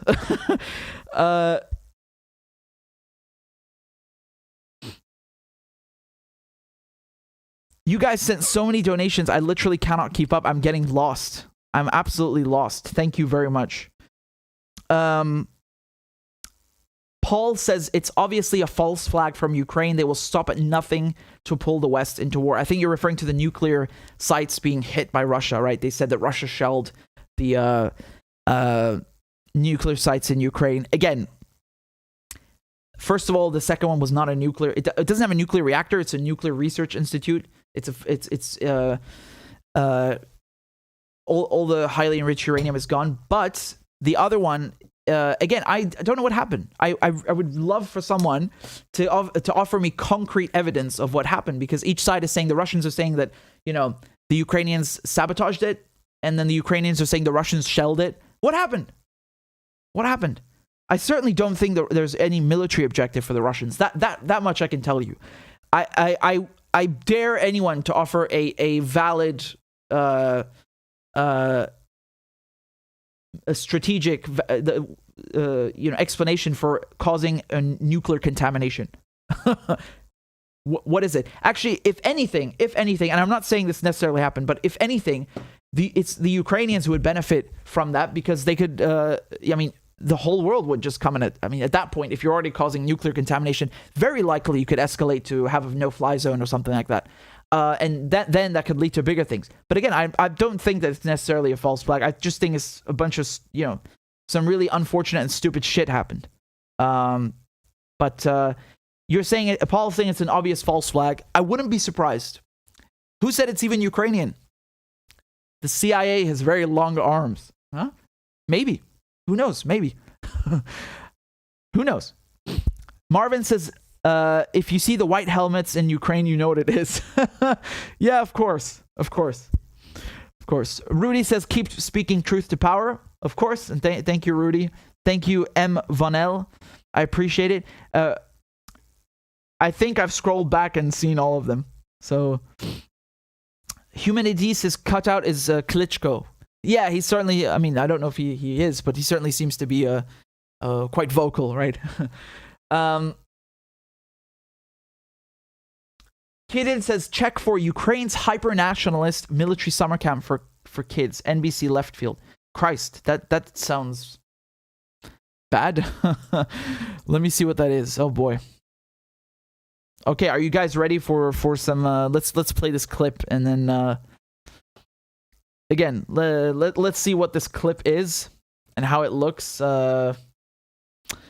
Looks to me like it's quite peculiar. Рій, наше гасло. України, діти, ми. Нехай Москва лежить в руїнах, а нам на це не чхати. Смерть, смерть москалям, смерть, смерть москалям. Є, все.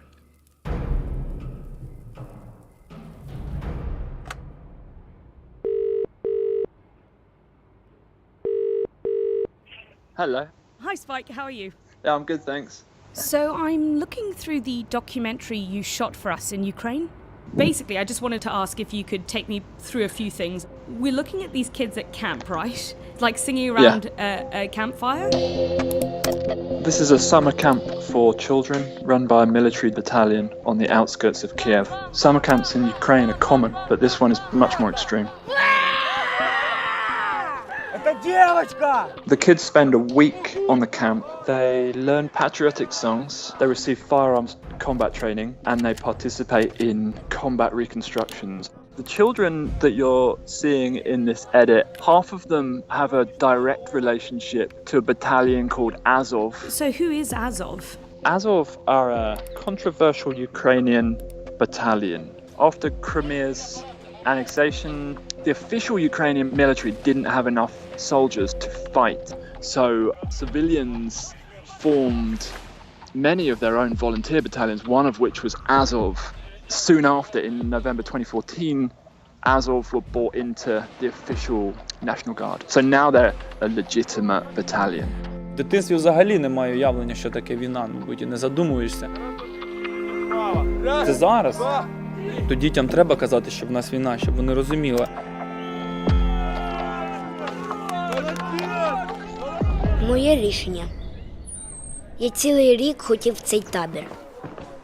І мої мрії здійснилися. He's incredible, Smolny. His memory of patriotic literature and poems was incredible. The kids live in tents, and sometimes they're woken up at 3 a.m. by fireworks or like smoke grenades, you know, and they have to get out of their tents and simulate combat. But if you ask any of them, they enjoy it.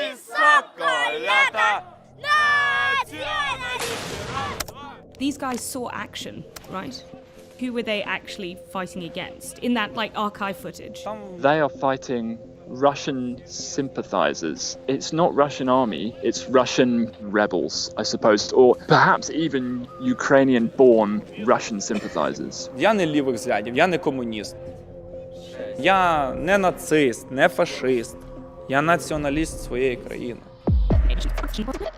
I wanted to pick up on the nationalism thing. What do they identify as being a nationalist of Ukraine? Number one is not to be Russian, because for the last 100 years, Russia have been oppressing and pushing at their borders. And number two is to hold on to whatever Ukrainian identity they did have and still do have. So they're sitting between Russia and Russia's ideologies, but also not wanting to join a liberalizing Western Europe.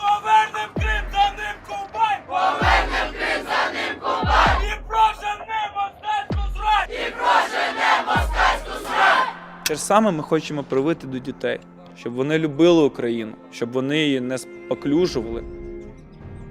Покоління, яке зараз в нашій країні, воно повинно забезпечити фундамент для іншого покоління.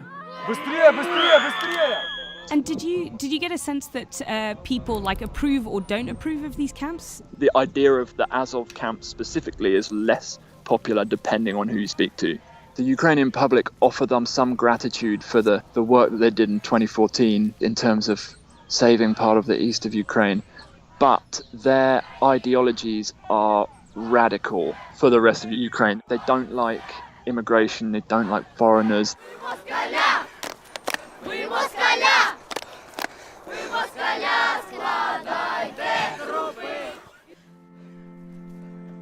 К сожалению, мы находимся в состоянии необъявленной войны. Мы не учим своих детей отнимать жизни. Мы учим их культуре общения с оружием.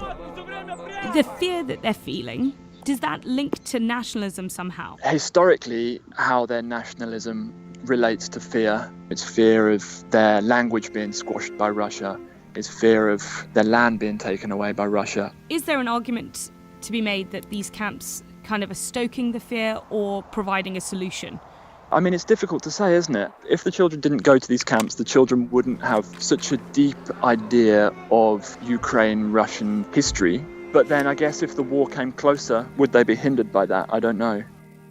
I'm sure the camps do propagate the fear, but whether or not it's necessary, I really don't know either. Страх – це зло. Страх – це чорна смість, яка доводить людей до сказу. I think we've got everything, Spike. Okay, good luck. Speak to you soon. Bye.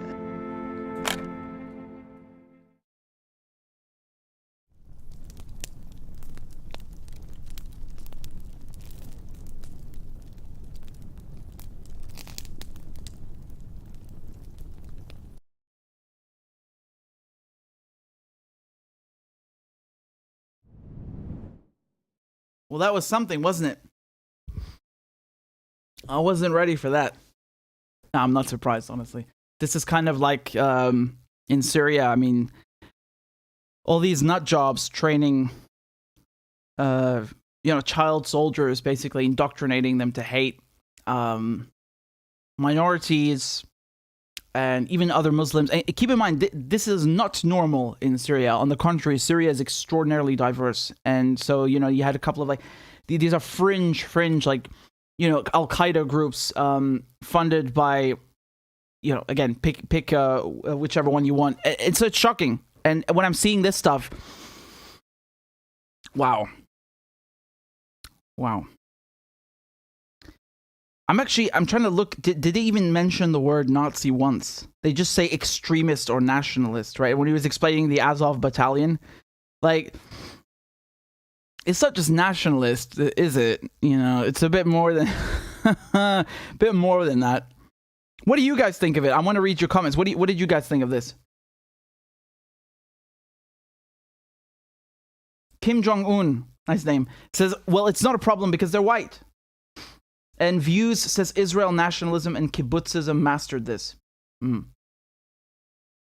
Norville, thank you for the donation, says Banderite, so Stepan Bandera, Banderite Hitler Youth style camps. The US media is totally depraved, just doing agitprop for the neo-Nazi analog of Stepan Bandera, as you hear it in militias. I'm actually surprised this is NBC, right? What the video I just played you. Look, it's NBC News. I'm actually surprised. I look at the date, because it says 2017, right? I doubt you would have seen that today. I doubt they would publish that today, right? Because now there's a war on, propaganda effort. You wouldn't see that today, I think. You guys are saying in the comments, fascists, it's scary. They said controversial instead of Nazi. Yep, they did. David says it's scary and is this in Israel too? Well, no, this is in Ukraine, but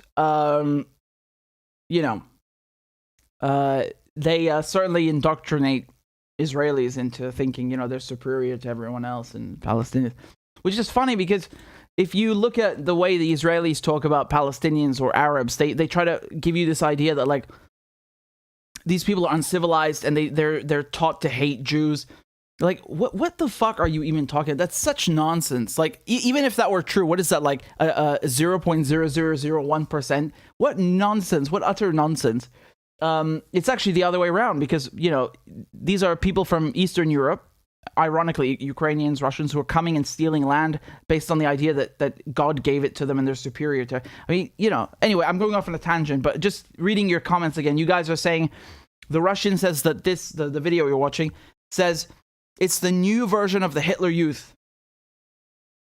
Monique says nationalism is dangerous. Yeah. Again, I'm going to specify nationalism in this context, like this, neo-Nazi stuff. That's certainly absolutely dangerous.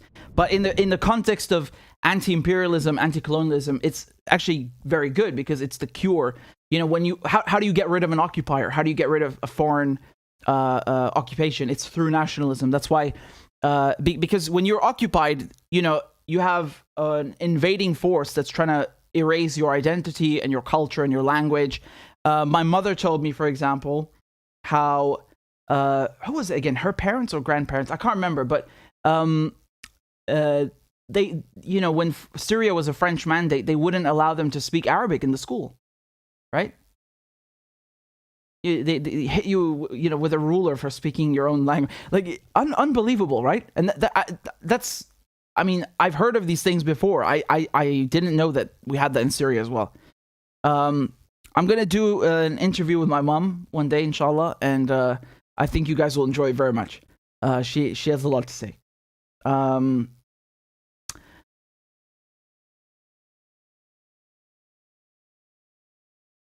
Sue says, wasn't Syria secular before the invasion? Yeah, it still is in many ways. Unfortunately, it's been ruined a bit. But yeah, Syria is officially secular and in practice very, very secular. Without doubt, without question. No one cares what your religion is. It's not just you Christians keep to yourselves and the Muslims keep to yourselves and the Jews. No. On the contrary, like on Christmas, you will have, you will invite your Muslim friends over to celebrate. And on Ramadan, they will invite you to come eat. That's normal. I'm Christian and I've been to people's houses at Ramadan to break bread with them. It's great. I love it. And yeah, it's really cool.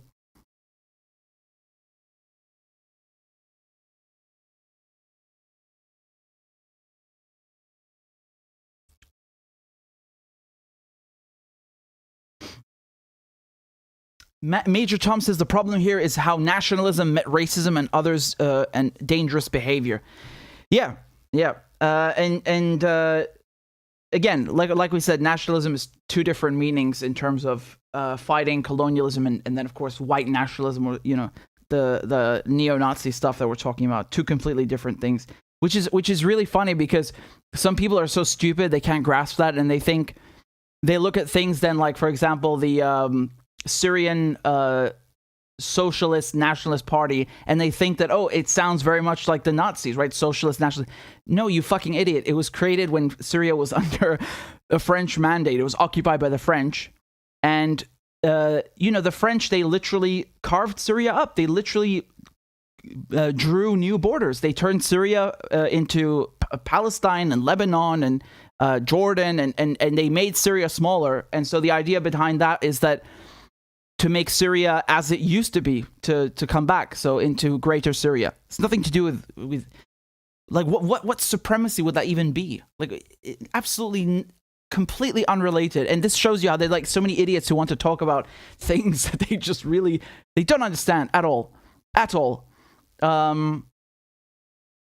It's actually very funny because that party was created when Syria was under French occupation, right? By a Syrian Christian, by the way. So this is in the 30s, at the same time the Nazis took power in Germany, and they actually condemned the Nazis. So what more do you need? Another thing, actually, Baathism, again, regardless of your opinion, my point now is the diversity in Syria, because Baathism is the political system in Syria, right? So the Bashar al-Assad, he's the Baath Party, and Saddam Hussein is Baath Party. Now, don't get it confused, because they actually had a split. So even though they technically should have the same ideology, they don't. But that's not my point here. My point is the Baath Party, Baathism, which is pan-Arabism and socialism and anti-imperialism, it was created by a Syrian Christian. So again, the dominant political system in Syria, which is a majority Muslim country, was actually created by a Christian. So again, whatever you think about Syria, whatever you think about Baathism, it just shows again the kind of diversity, how very potent political movements are created by any background. It's not just and it's secular, obviously, right? Anyway, Kinky says Baathism is socialism, right? Yeah, I mean, in it's on paper, it's supposed to be. Yeah, it's socialism, pan-Arabism, and anti-imperialism. That's really the main. But of course, if you look at how Saddam did it and how Bashar al-Assad does it, or his father, they're not the same. They technically should be the same, given that they're both Baathists, but they're actually quite different, and they had a split. And also, some people would say that the way that Syria runs the economy is actually not. I mean, it is a socialist country. Don't get me wrong. It's an Arab socialist country, but there was after Hafiz al-Assad died, so Bashar's father. What was it, in 2000? I think year 2000. I remember seeing the funeral on TV. I remember Diana's funeral as well. I think I was in Pakistan when I saw that, right? When she died. Anyway, when Bashar al-Assad's father died, he took over, and he started liberalizing the economy a bit, right? So I don't know if anyone would I don't know if all people would agree that it's purely 100% socialist. I do think it is whatever criticisms you want to make, it is certainly socialist. You know how I know? Because the CIA's tried to overthrow it. That's how you know it's a socialist country. No, but seriously, like, you have lots of things that are subsidized by the government. You have free university, college. I mean, the healthcare, unfortunately, is not very good. A lot of people, they go to private. But again, that's really an issue to do with the war with Israel, the sanctions.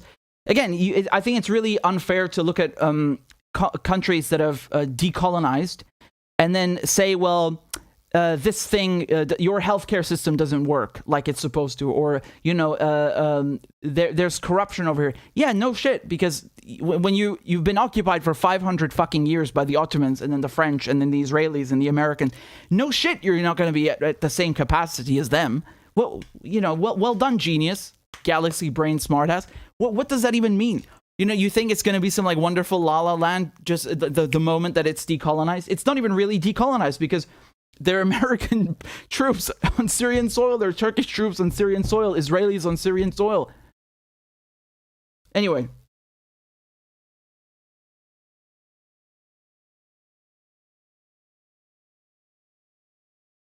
Freedom says Russia is searching for Syrian fighters, I see on the Dutch news. Let me debunk that, okay? Give me a second, because this actually this annoys me. And let me just pull up an article to refer to what Freedom was mentioning. Yeah, so this is, I'm just going to pick the first one, Wall Street Journal. Okay, wait, there's a paywall. Let me pick another one. Doesn't matter. They're all the same. You have one person who writes it and they copy paste it with a wire. It's true. It's not even a joke.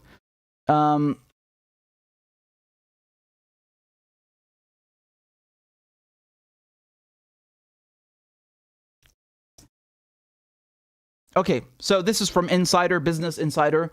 And it's probably a wire from Reuters or something. Anyway, so you've been hearing this story that Russia is allegedly looking for Syrian fighters to join its war effort in Ukraine. I mean, this is so preposterous. It's quite frankly the other way around. It's the Ukrainians who are doing that. Let me just read to you what they're saying in the media.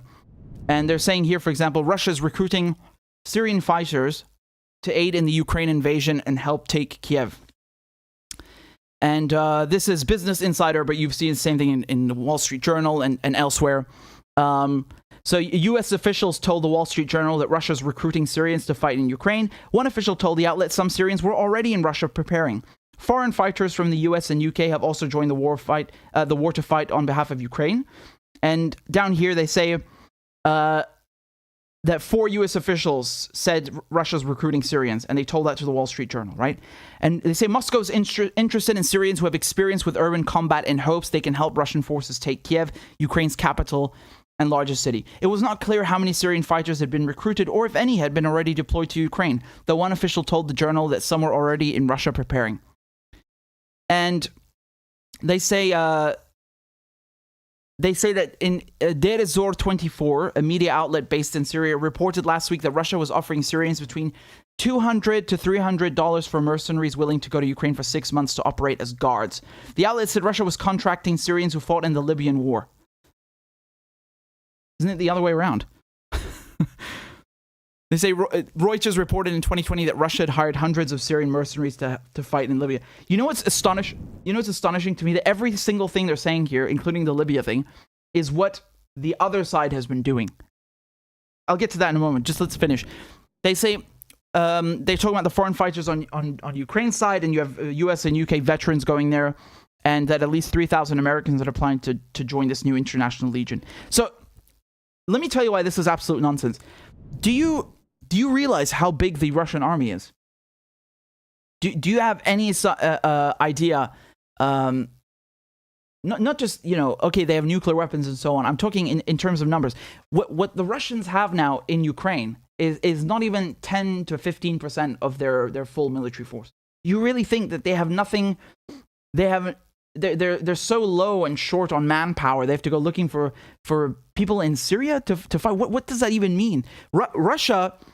Russia is in Syria helping Syria to fight Al Qaeda and all these Wahhabi terrorists. Not the other way around. The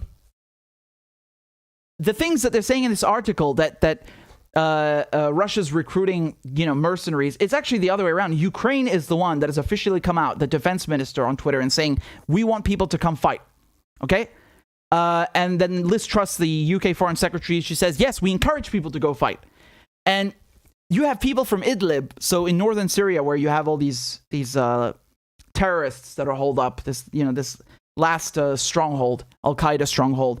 And it's run basically by HTS, which is Al-Qaeda. It's just rebranded. And you have people from there on Twitter, just like out there in the open, who are saying, help me get to Ukraine. I want to go fight.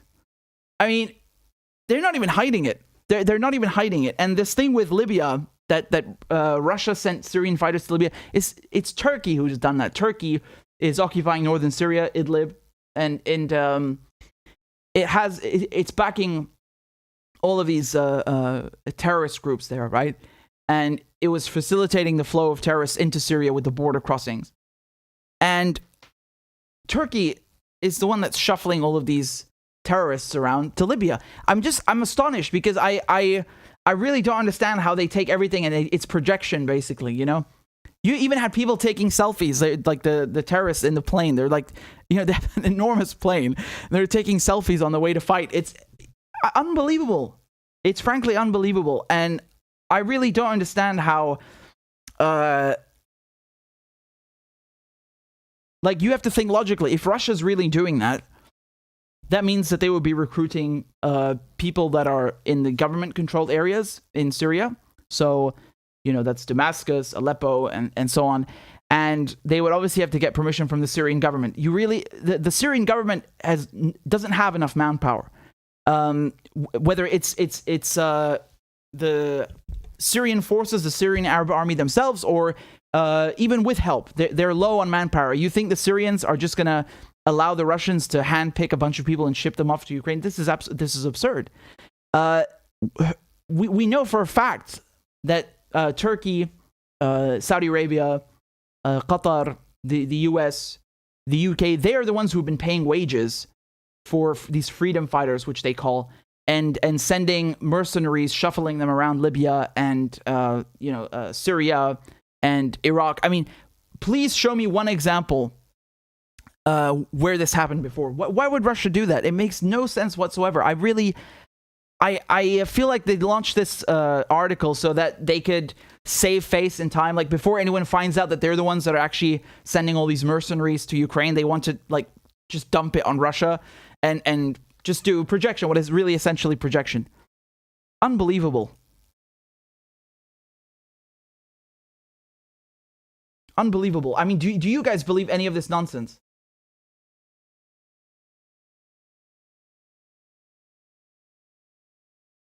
Again, I'm speechless. I've seen so many times Turkey sending these fighters from Idlib to Libya, right?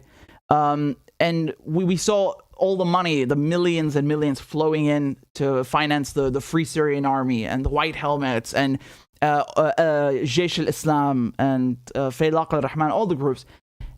They are the ones who NATO and their regional allies in the Middle East, who conduct warfare with proxy forces. Russia does not do that. Russia sends its own troops. It doesn't look for proxies. What the fuck are you talking about? There's no evidence of that whatsoever. You want us to believe U.S. officials? U.S. officials were also saying that Russia was putting bounties on U.S. troops in Afghanistan. It turned out to be complete nonsense. Complete nonsense. I think it's high time we stop just blindly believing anonymous U.S. officials. It's really ridiculous, and I think I was live a few days ago, and I told you how you had foreign fighters that are already making their way from Syria to Ukraine, but who are fighting against the Russians, right? Because they say the Russians bombed us in Syria, right? They say the Russians came and bombed us in Syria, and now we fought them in Syria, and we're going to go fight them again in Ukraine. These are the kinds of extremists, right? That are trying to overthrow the Syrian government, the terrorists, the Salafi jihadists, Al-Qaeda and their affiliates. These are the guys who have a grudge and a grind to axe against the Russians, and have been openly saying we're going to fight them in Syria and go fight them in Ukraine. Again, I showed them the other day. Just go watch the live stream of the videos. I showed you how they're all over Twitter. Just like one of the threads even went viral. You know, I think there was some Israeli commenting underneath, like, where there's a will, there's a way, right? Like, of course Israel is encouraging them. Of course.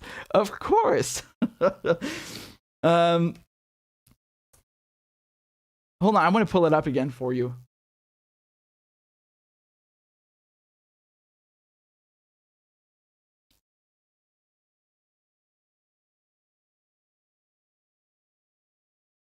You'll have to forgive me. I don't have all of these bookmarked because I already dealt with them and showed them to you.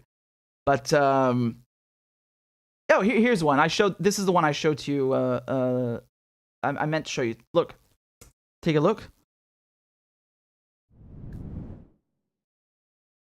So Elijah posted this. He's great. He says, pro-jihadists in Idlib, Syria, encouraged by Israelis, expressing their will to travel to Ukraine and fight as mercenaries, right? So you got this guy here. How can I go to Ukraine and fight alongside the Ukrainian army? Is there a way? I'm ready. And then this Israeli down here is like, when there's a will, there's a way. And he says, there is a strong will. I am in Idlib. I'm in Idlib now and ready to go support the Ukrainian army. I want to help someone. Again, Idlib, I'm going to show you on the map where it is. It's in northern Syria. So it's both a governorate and it's a city. And this is where you have all of these jihadists holed up. It's kind of a shame because this is a very important place historically speaking. I'll get to that afterwards. But this is where Idlib is, right? Over here. And Turkey, of course, has its forces over here as well. So the thing is, yeah, look, you see that colonial rag? You've seen this flag before, right? This Free Syrian flag. Do you know what that flag comes from? How many of you guys in the comments know what this flag means? You see people like Syrians who don't like the government flying it, but do you know where it comes from? I'm just curious because I want to tell you. Let me see what you say in the comments.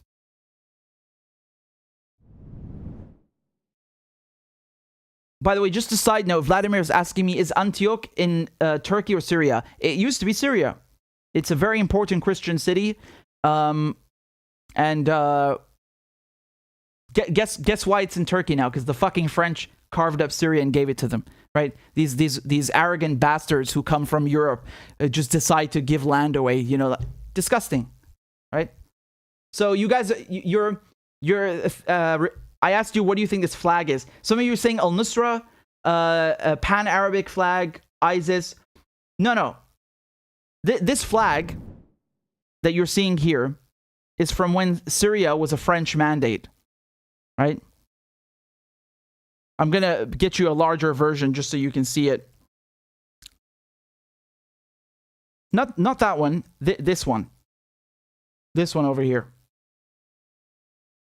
So basically, these people who are claiming to fight for freedom in Syria and democracy are using a colonial flag from when Syria was under French occupation. I mean, they have no shame. Like, they have no self-respect using this colonial piece of shit. No respect whatsoever. I mean, really, just completely brain dead. And then they say like, oh, this isn't this one over here, this flag. Syria's proper flag. They say, oh, this is an Assadist flag. Okay, listen, first of all, numbnuts. Bashar al-Assad wasn't president when this flag was adopted. Actually, not even his father was president before their time. And actually, this flag comes from when Egypt and Syria joined as one country. They became the United Arab Republic. This is in the 60s, right? Great idea, actually, in theory. But that was the flag, and Syria kept it. So Egypt left, Egypt changed its flag, and Syria always kept it. It's the flag of the United Arab Republic, and it's Syria. And the colors are the Pan-Arab colors, certainly. But this shit over here, this is some colonial crap. That's disgusting, honestly. How vile, you know? Anyway, I know I'm going off on a tangent, but just going back to this guy over here in Idlib, where they fly this kind of these kinds of colonial rags. You know, they're just openly on Twitter saying, yeah, I want to go fight. And the other guy showed you this businessman who's Ukrainian Syrian, and he was saying, what was he saying? The Russians destroyed my homeland. Yeah, I guess liberating it from Al-Qaeda is destroying to you. Okay. And he says, I want to help fight the Russians also in Ukraine. So, you know, that's what we're dealing with. And I'm very sorry, but I really see no proof and no logical reason for Russia to be recruiting Syrian fighters. I mean, please tell me how does this make sense militarily, strategically, cost-wise? What's the point of that? They were telling us there are 200,000 troops on the border. Okay, so why the fuck are they looking for people in Syria then? What? You just told us they've invaded. I mean, they were telling us it's going to be 50 times worse. They made it sound like it's going to be shock and awe. Well, that's the problem, is because they think that Russians, they wage war like them. They just go in and destroy everything. John Sweeney, who's the BBC journalist who's in Ukraine, multiple times he posts a video and he says how silent it is. Obviously, there are other things going on in Ukraine, but the capital, my point is the administrative capital is untouched, right? It's not comparable to Baghdad. You remember when the Americans went in, they just flattened the whole fucking thing. You know, and you're telling us that the Russians, they have all these troops, 200,000 troops, and they're looking for people in Syria? How does that make sense? I don't understand it. I don't understand it.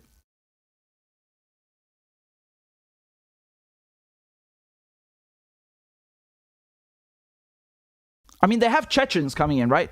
You remember they have Chechens coming to help them, but I mean that's at least logistically, it's not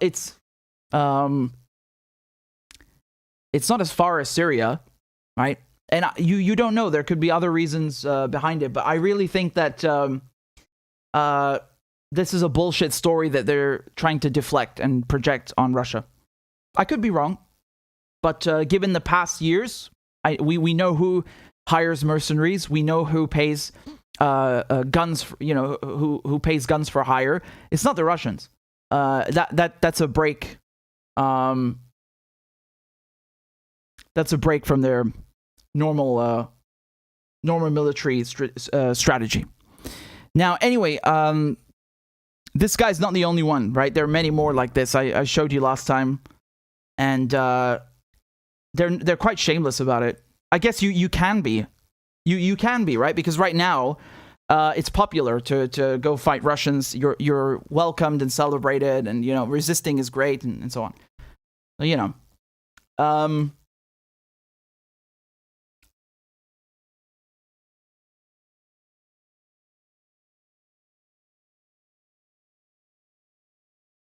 hold on, let me go back to. Let me switch back. Yeah, so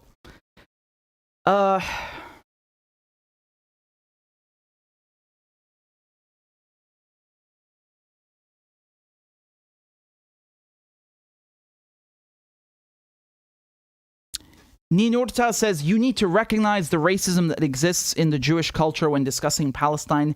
Israel actually does represent the Jewish people. Wait, I'm confused. What?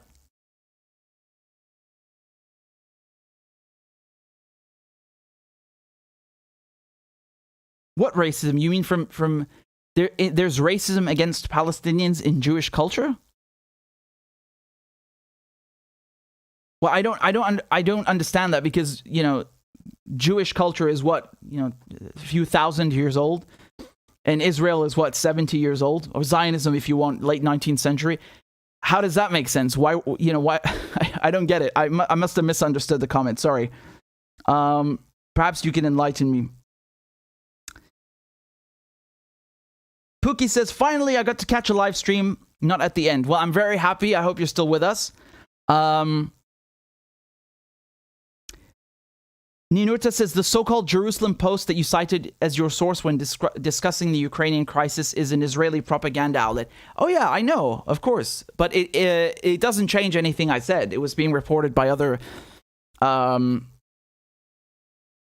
places. So I on the contrary, I picked it just to show you that there's no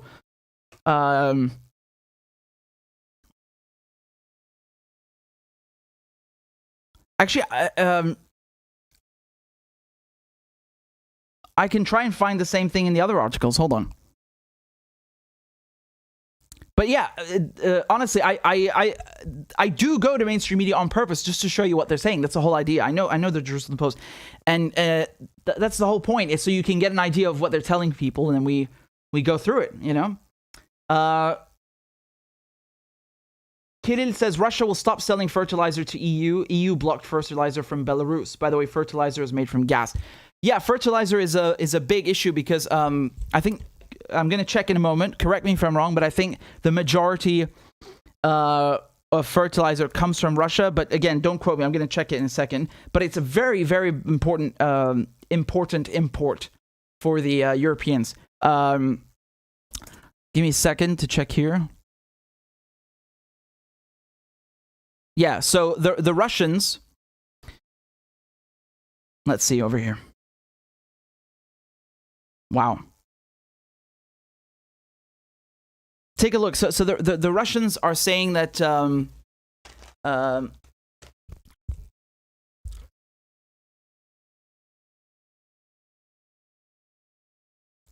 Let me switch over. I hope you can see this now. So this is from Bloomberg. The Ministry of Industry and Trade urged Russian fertilizer producers cut volumes to farmers due to delivery issues with foreign logistics companies. Okay, the country, which has been facing increasing international sanctions since invading Ukraine, is a major low-cost exporter of every type of crop nutrient. Losing Russia and their large export volumes would be a severe supply-side shock to the market, a Bloomberg analyst said. Russia's move adds uncertainty to the global market when farmers in Brazil, the world's largest fertilizer importer, are already having trouble getting nutrients for crops. So you can see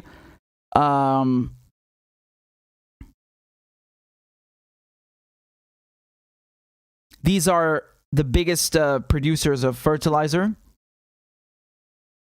Russia's number 2 in terms of metric tons, 9 million metric tons in 2021. Just behind Canada, right? And the prices for fertilizer have risen 10%.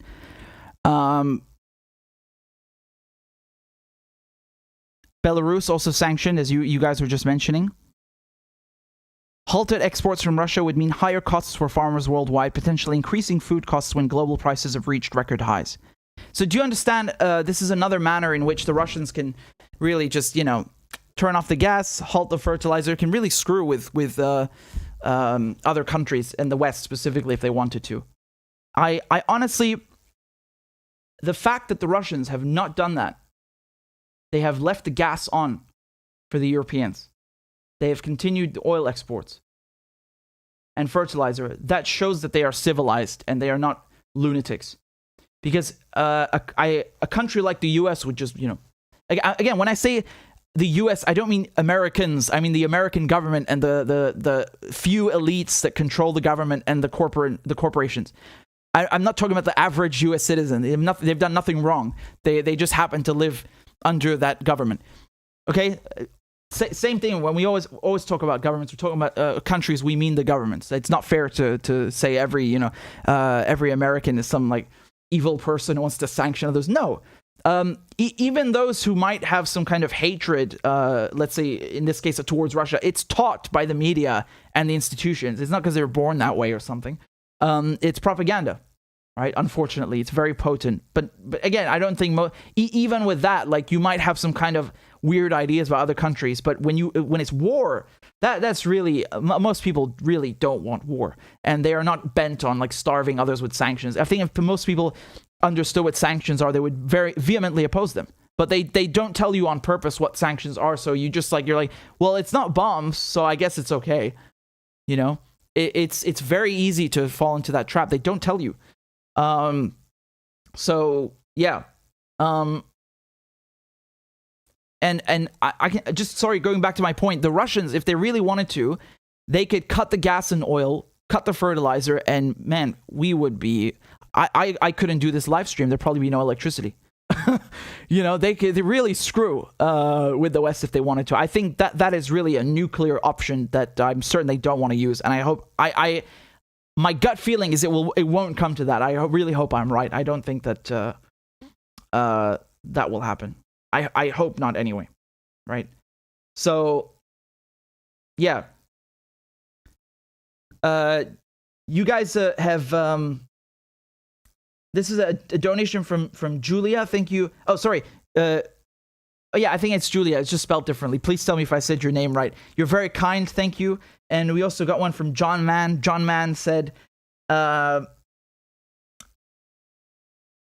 you reacted to Congolese man rejecting Ukraine? What is that? Is that a viral video or something? I don't know it, but I'll look it up in a second. And John also says Richie is daddy.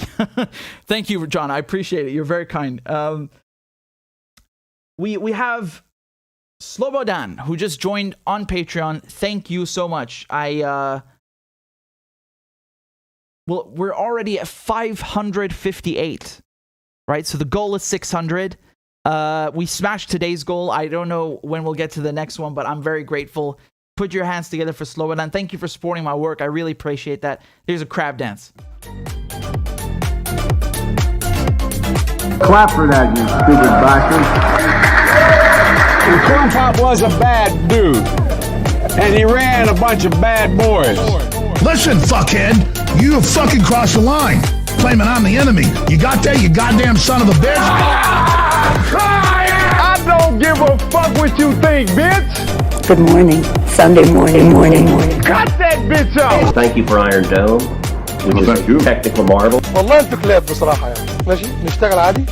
After we lied, we cheated, we stole. Why you texting? Wait. You're getting nervous, man. Calm down. It's okay. Okay. Suck my dick and choke on it. I yield my time. Fuck you.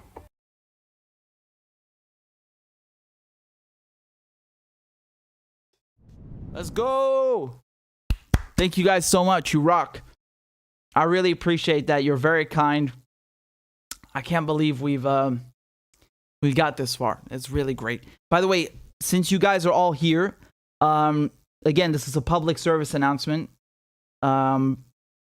Please make sure that you're subscribed on Rockfin, because right now we're in, very strange times. God forbid, at any moment they could do something to my channel. So please, we have to make sure we have a backup. Make sure you subscribe on Rockfin. It's absolutely free. The only annoying thing is you have to make an account, but you can use whatever email you want. It doesn't matter. You just have to make an account. That's it. And when I live stream on YouTube, it's also on Rockfin at the same time. When I publish videos, I publish them on Rockfin. It's like identical. No difference. It's just a backup. I think we got 17,000 of you have subscribed there, which is wonderful. Hopefully we can pump those numbers up. But it's ROKFIN.com/RichardMedhurst. I'll put the link below. It's not just me who's there, by the way. You'll find a lot of your favorite lefty channels there as well. I think some of you have been recommending I make one on Rumble. I got to be honest. I took a look at Rumble. I've never seen it before. And I was like, what the fuck is Sean Hannity doing here? Like, all these, I heard that it was right-wing. And yeah, there is a lot of right-wing stuff. I mean, in U.S. terms, right? For me, Democrats are right-wing. But to be fair, they said that about Substack as well, right? Oh, it's right-wing.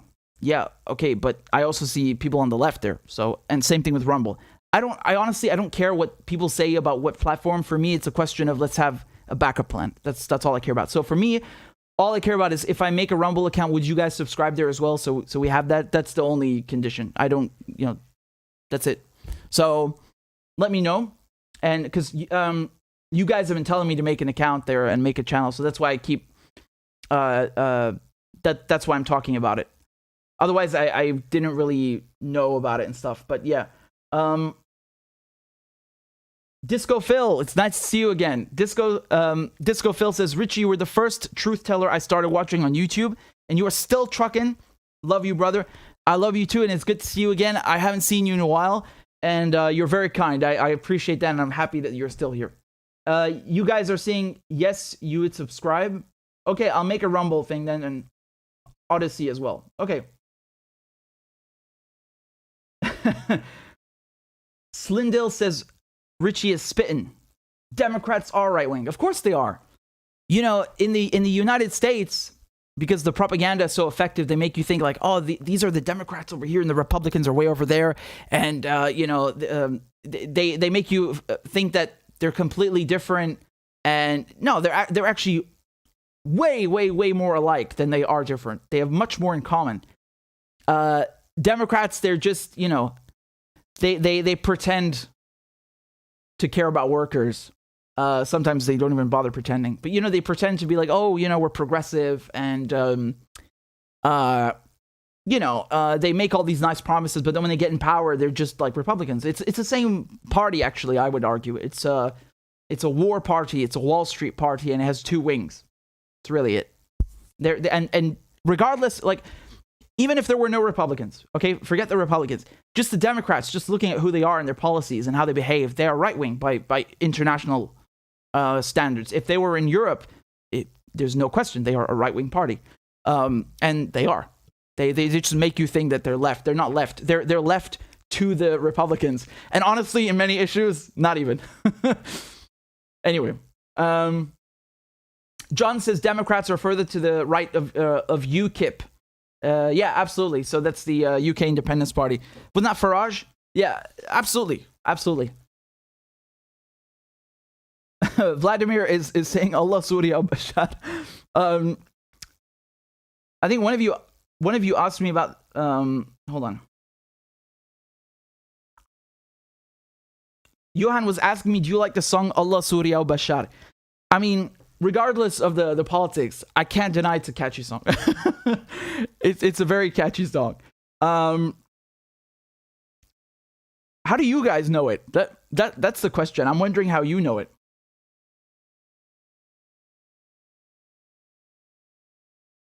John, I see your comment about Paul Keating. Duly noted. Give me a moment. And I'll see what I can do. I think that could be very interesting, especially with AUKUS now, right? Australia's entered this alliance. That could be very interesting. Give me a second. I'm just writing this down. Okay. Thank you, Tony. You're very kind.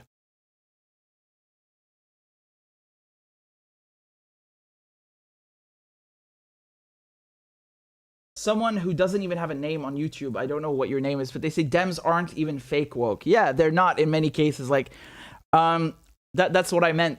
They oftentimes they don't even pretend. You remember Kamala Harris? Hold on. It was Blinken, Kamala Harris, and I think Biden. The fact that I can't remember who it was is kind of proves my point. They were saying, like, don't come. You know, they're telling refugees not to come, or whatever you want to call them, asylum seekers, migrants. It's the same shit to me.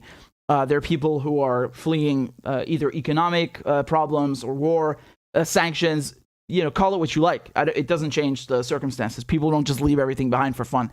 And they're telling them, like, don't come. You know how they sell you this idea of the United States like it's a country built by immigrants and it's the new frontier, and you know, it's the land of the pioneers, and all the persecuted can come here. It's the land of the free. And well, it turns out once you get to the land of the free, you can close the door behind you and tell everyone to fuck off. That's basically how they behave, right? Like Kamala, she's I mean, everyone, not just Kamala, they're all children of immigrants, and then they come in, they're like, no, we're in here now, you can stay out there, you're not allowed to come in. Wow, very, very generous of you. You know, real classy.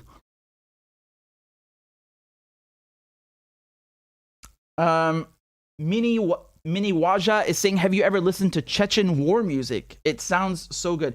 I did not know that was a thing. So the answer is no. I'm curious now what that sounds like. I'll try and see afterwards. Levy says, I sent 2 super chats. Please make sure you read them. I apologize. Give me a second. I've been going on for a few hours, so I sorry if you had to wait so long. I'm just gonna try and see if I can find them here. 1 second. Oh wait, was it on YouTube or? Oh no, yeah, it was on YouTube. I found it. Hold on. Levy says, thank you, Richard, for changing my life and making my day every day. Your brilliant insight and reporting is better than you may realize. Allah yahmeek. Allah yahmeek, come on. And I really appreciate that. You're very kind. Levy also says, read mine from earlier. My brother, you deserve it. Yeah, really. Tislam, it's really nice to hear that. And again, I feel kind of embarrassed reading it out loud because it's you know, it's very humbling. It makes me blush, but I'm very touched by these comments. Thank you so much. Not just in terms of the work, but also on a community level. That's very nice to hear, and I'm so grateful that I can make your day and help you guys. I don't know what you're doing. Maybe you're just watching while working, or just watching. I'm happy either way that you're tuned in and that it helps, or it's educational, or helps you get through the day. More than happy. Thank you. Okay. Human ID says that the cardboard cutout in the clip is Vitaly Klitschko. Oh my God. Oh, I'm sorry I mixed them up. I mean, you understand my confusion, right? Let me show you again where that video was, because we were watching these nutcase neo-Nazis talking about... Hold on. Yeah. Let me try and move this over.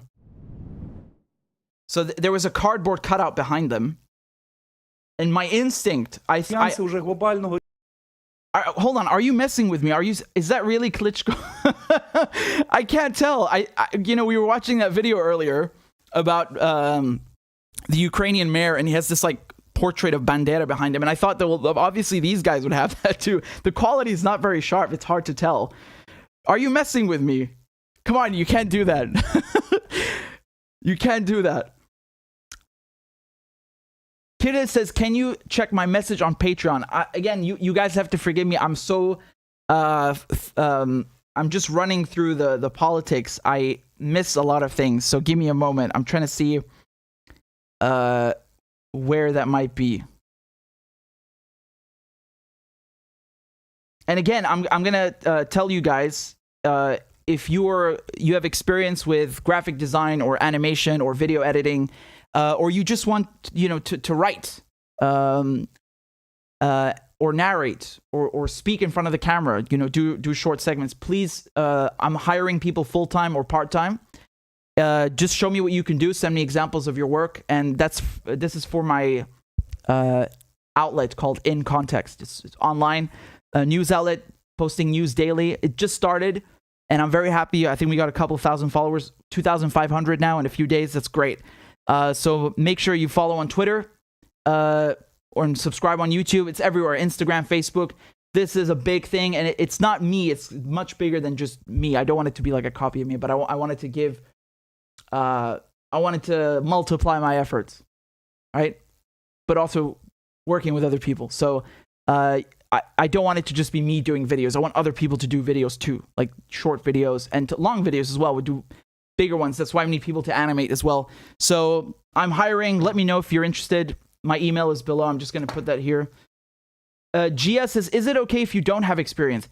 Honestly, I don't care if you have experience or you don't have experience. If you're good, you're good. That's all I care about. So just show me what you can do, and that's it. Elite says, how can I apply? I just put my email below. It's rmedhurst@protonmail.com. So again, let me show you what the outlet is like, so you guys can get an idea what I'm talking about and what kinds of things are we doing, right? So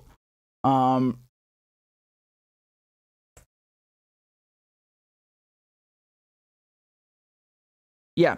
So take a look at this, for example. This is a video we posted earlier. There's no narration. It's just text, right? But it still requires, you know, it still requires animation, graphic design, knowing how to edit videos, and being able to do it fast, because we're working in media. It's news. We got to be fast, right? Otherwise, it's not news anymore. And yeah, so we do videos like this, short videos, where it's just text, and obviously someone to write that. It's not just a question of, do you know how to edit a video? We need people to write that, to come up with ideas. And it's not just politics, like even social issues, economic issues. I want to touch on those as well. And then we have videos where, hold on a second. Twitter's asking me to log in. We have videos where it's me speaking in front of the camera. For example, I mean, I obviously don't want it to just be me. I want other people to speak in front of the camera and do the same thing. I'm scrolling down to try and find it. Yeah, it's basically just, you know, a short video breaking down politics, in that case, I was talking about Ukraine. And obviously there will be longer videos, so we want to do videos that are like 10 minutes long, and maybe there's no one in front of the camera, it's just narrating, and that would require a lot of animation and things like that. So again, this is a full-time job. I'm hiring part-time, full-time. So let me know if you want to write, you want to speak, you want to cut videos, you want to do graphics. Just show me what you can do. If you're good, you're good. That's all I care about. And my email's below. So, and I will probably be slow to respond right now because I'm drowning in work, but this is something that's already in motion. And yeah, anyway, if you don't want to work, just at least follow, because you'll enjoy it very much. A lot of the things I talk about you might see there, and you'll get your news from there as well. So I think it's really cool. And okay, so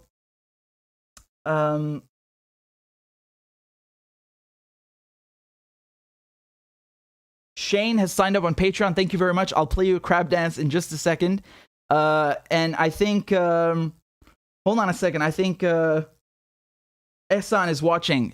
That's great. He just congratulated me on the project. I appreciate it. I appreciate it, brother. Thank you. And it's very nice to hear from you. So let me just play a crab dance for Shane, and we'll continue. You guys are very kind. Clap for that, you stupid bastard. And Corn Pop was a bad dude. And he ran a bunch of bad boys. Listen, fuckhead, you have fucking crossed the line. Claiming I'm the enemy. You got that, you goddamn son of a bitch? I don't give a fuck what you think, bitch. Good morning. Sunday morning. Cut that bitch off. Thank you for Iron Dome, which is a technical marvel. والله انتوا كلاب بصراحة يعني. ماشي نشتغل عادي. We lied, we cheated, we stole. Why you texting? Why? You're getting nervous, man. Calm down. It's okay. Okay. Suck my dick and choke on it. I yield my time. Fuck you.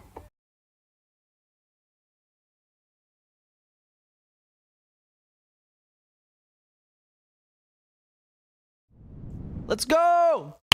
Wonderful. Thank you very much. You guys just keep knocking it out of the park.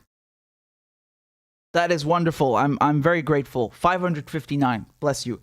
I'm trying to go through my notifications in case some of you sent a donation. I don't want to. I try my best not to miss anyone, but you guys are just overwhelming me. And you'll have to forgive me. I'm a bit slow going through 50 million topics, but it's great. It's great in the comments seeing all of the crabs. I appreciate your comment, 354SD. Wonder Bucket says, how did America become more powerful country than all the more ancient countries who had a head start? Well, it's important to see history as, ups and downs, right? I mean, there are countries right now, I don't know, let's pick Italy. I don't know, the Roman Empire. At one point in time, the Roman Empire is the most dominant force on the planet, and today Italy is just Italy. You also have I don't know, I was talking about the Islamic Empire before with the first dynasty, the Umayyads and so on, and it stretched from China to Spain, right? They even tried to take France, I think, in 737. It's so funny thinking of that, like it's so long ago. Anyway, my point was that there are many great civilizations, and they all have their moment, and then it's like a torch; it goes on to someone else, and they're of course none of them are identical, but there are certain phenomena that repeat themselves in history. Right now, I would. I'm not 100% sure. I know a lot of people want to see that with the West, and specifically the U.S. not being destroyed. No one's saying the U.S. should be annihilated or something, but they're saying that the U.S. empire, so to speak, is in decline. And some people see that as a good thing, because what does the U.S. empire represent? It represents a lot of deaths, Again, it doesn't mean everyone in the United States is some evil person, but the governments and corporations who run that country have inflicted a lot of pain and so on and so on. I mean, that's honestly, I think every empire in history has done that. That's not unique to the US. But we are in this moment in time, and there is Western hegemony. And so you ask how did the United States become more powerful than other civilizations? Well, it's not necessarily related. It's just that those other ones happened to decline, and then this one came up. I mean, the British Empire, not even 150 years ago, a little over 100 years ago. I don't think people really understand how big the British Empire is. Like, people say the Roman Empire was the biggest and the Mongolian Empire. No, not really. I mean, in terms of land mass, it's certainly the British Empire. And take a look at this map. It's 25% of the world's land mass. 25%. I mean, that is absolutely astronomical. And, I mean, we're talking about India, which is its own subcontinent, Australia, Canada, all of Africa, right down the middle, Egypt, Sudan, and so on, right down to South Africa, and parts of the Middle East. I mean, this is enormous, right? And that's not even 150 years ago. And so I very much, again, this is my personal opinion, I very much view the Americans as an extension of the British Empire, because they, it is a creation, literally a creation of the British Empire in many ways, right? These are, they speak English. Many of them have English heritage. The 13 colonies, these started by the British, and the British, they tried to, wrestle back control many times, but ultimately it failed. And you can still see not just the United States as a product of the British Empire, but even Israel. Sykes-Picot, the French and the British, they carved out the new borders of the Middle East after they kicked out the Turks, the Ottomans, in World War I. And in secret, they divided up the Middle East between them. And, they promised also in the Balfour Declaration a Jewish homeland in Palestine. It's actually kind of anti-Semitic because they wanted to basically get rid of the Jews from Europe and just dump them somewhere else. This is literally how Winston Churchill and these people think. They're extraordinarily racist, Yeah. And bloody shameful, boy. Yes. And so that, another you see many products, Australia, many remnants, you could say, right? But obviously the UK as a country, I mean, it doesn't exert or project anywhere near as much power, and that was handed over to the Americans in many ways. You can see the Suez Canal crisis, so 1956, when Egypt was attacked by Israel, but not just Israel. It was also attacked by the French and the British, right? It had a very short war because, again, what happened? Nasser wanted to nationalize the Suez Canal, and that's a huge trade route. And whenever a leader in the global south tries to take back their own land and their resources, you get smacked or couped or killed. And that is considered the moment when because what happened is the Americans intervened, and they basically got the French and the British to get in line, and they took over and they took charge. And that's really seen as the moment when, British hegemony and imperial rule is just over, right? It's not just geographically, but also politically speaking.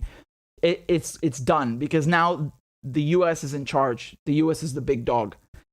And that's it. I mean, I don't know what else to tell you. It's not necessarily who starts first. It's just that's the point in history that we're in, and it goes from one to the next. So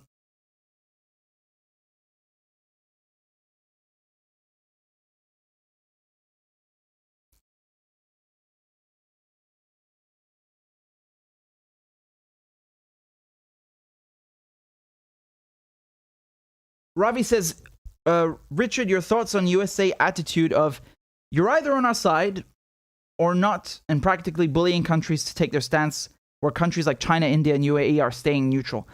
Well, yeah, I mean, that's obviously one way of doing things. But is the UAE really neutral? I mean, in terms of Yemen, they're certainly not. But anyway, I understand your point. Well, what I was saying earlier, I don't know when you tuned in, but I'm just repeating again anyway. I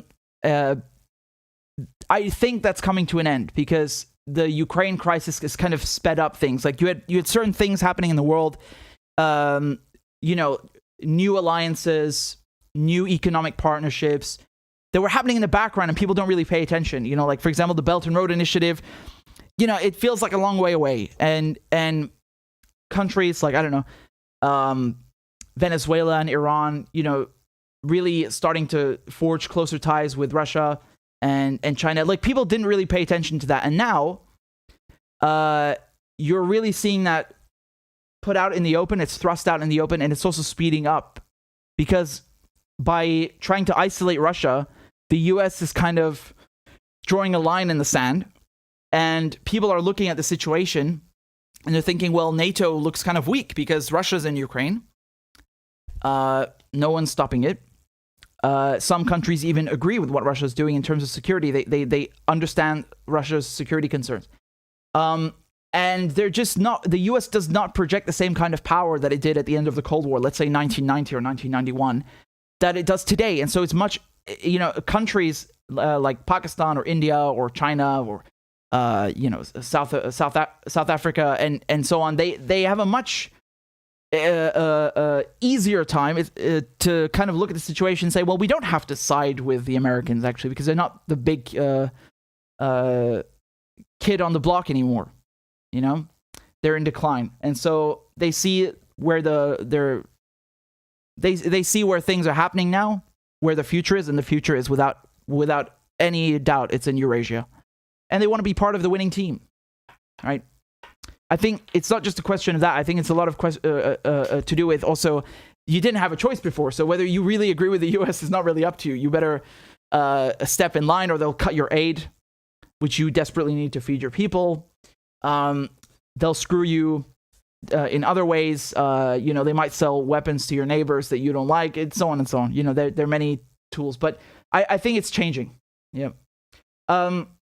Chris N is asking me a very interesting question. He says, Richard, what are your thoughts on US bioweapons in Ukraine? So I'll just tell you what I've seen. Okay. I think this needs a bit more confirmation, so that's why I didn't talk about it. But basically, the Russian, hold on, I'll just show you the thing so you can see it for yourself. They're saying basically that they found,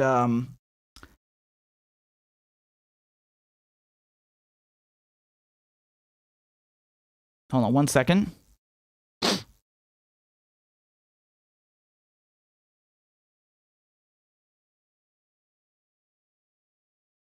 Yeah, so these are the documents that the Russians have put out. Again, I don't know what to think of this entirely, okay? But I'll just show you what I've seen, and you can judge for yourself.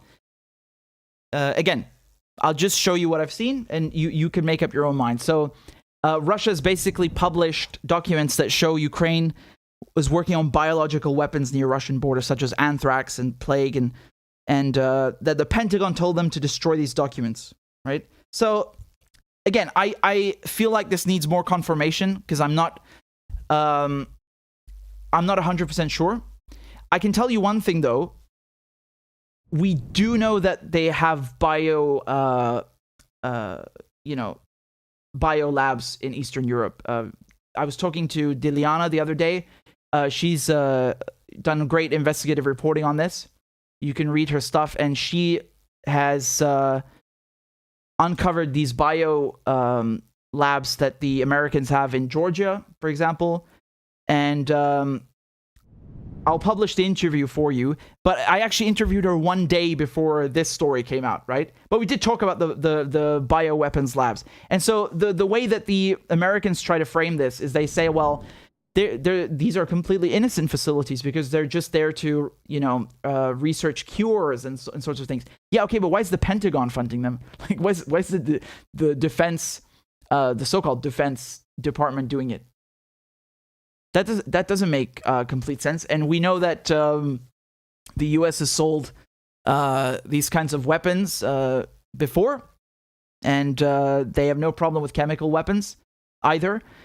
An interesting thing here that Diliana posted, because again, she did a lot of good investigative reporting on this, and she's also done stuff in Syria as well, but just focusing on the biolabs, she posted here that the U.S. Embassy in Ukraine deleted from its website all documents about the 11 Pentagon-funded bio laboratories in Ukraine.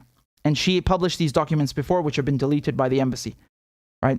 So again, you should check out her work. And this is back in 2018 already that she was posting about this, right? That the U.S. Army regularly produces deadly viruses, bacteria, and toxins in direct violation of the UN Convention on the Prohibition of Biological Weapons. Hundreds of thousands of unwitting people are systematically exposed to dangerous pathogens and incurable diseases. And they have these laboratories in 25 countries across the world, and they're funded by the Defense Threat Reduction Agency under a $2.1 billion military program. Again, this is very interesting because she went to these places, right? She went, for example, to the one in Georgia, and it's just 17 kilometers from the U.S. military airbase in the capital, Tbilisi.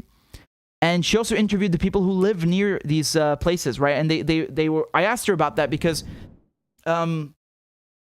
I had read her work previously, and I finally got to have her on.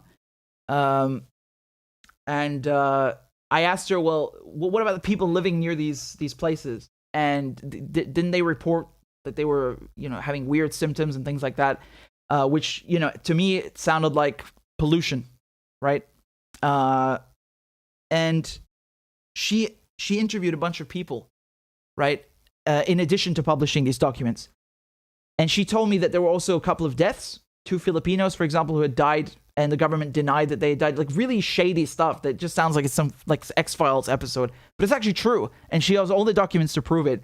And I think she's done great work. And so I asked her about the bio labs in general. So we talked about Georgia, for example. We didn't focus on Ukraine in that point. I wish I had known about this story, this new one, that the Russians just published, because I would have asked her about it, right? But again, these labs certainly exist. Now, whether this particular story is true, that the Ukrainians were making anthrax and plague, I don't know. I don't know, and I didn't want to talk about it tonight until I could verify it and see what's happening. These are the documents that the Russians published. They're obviously in Russian, but people have translated them below. You can do that, automatically on Google. I think you can upload it. And still, nevertheless, I wanted to have a bit more verification. But you guys just asked me about that now in the chat, so I thought I'd just bring those of you who aren't in the loop or hadn't heard about this, just tell you about that briefly. Again, I think we should wait and see. Wouldn't be surprised, but I don't want to say something that's not true and hasn't been confirmed, because there's a lot of things going on now. The stuff with the nuclear plants. The Russians are saying, well, the Ukrainians sabotaged them, and the Ukrainians are saying the Russians fired at them. It's like both sides blaming each other. I don't see why the I don't understand. I don't see why the Ukrainians would do this, honestly. I don't know. Could be wrong. I don't see the strategic value of it. I think it carries too much risk. And again, when they say it's in Ukraine, we can't forget that a lot of these labs are American run and funded. So is it really the Ukrainians or is it the Americans doing it? This needs to be clarified as well, because these are US funded labs. Okay? So, the Americans obviously know where that money's going. And when the Russians said that there was an imminent threat and that's why they went into Ukraine, is this what they were talking about? Is this one of the things they're talking about? Because another thing is when Zelensky was hinting that Ukraine should become a nuclear power again. He was saying, for example, that, because Ukraine used to be part of the Soviet Union, right? And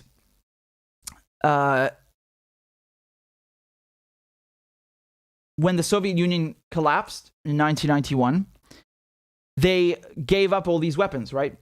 Because obviously there were many left over in Ukraine, and the Ukrainians decided they did the responsible thing, and they agreed to hand them over and dismantle the entire arsenal. And yeah, that's a good thing. Non-proliferation is good. But now,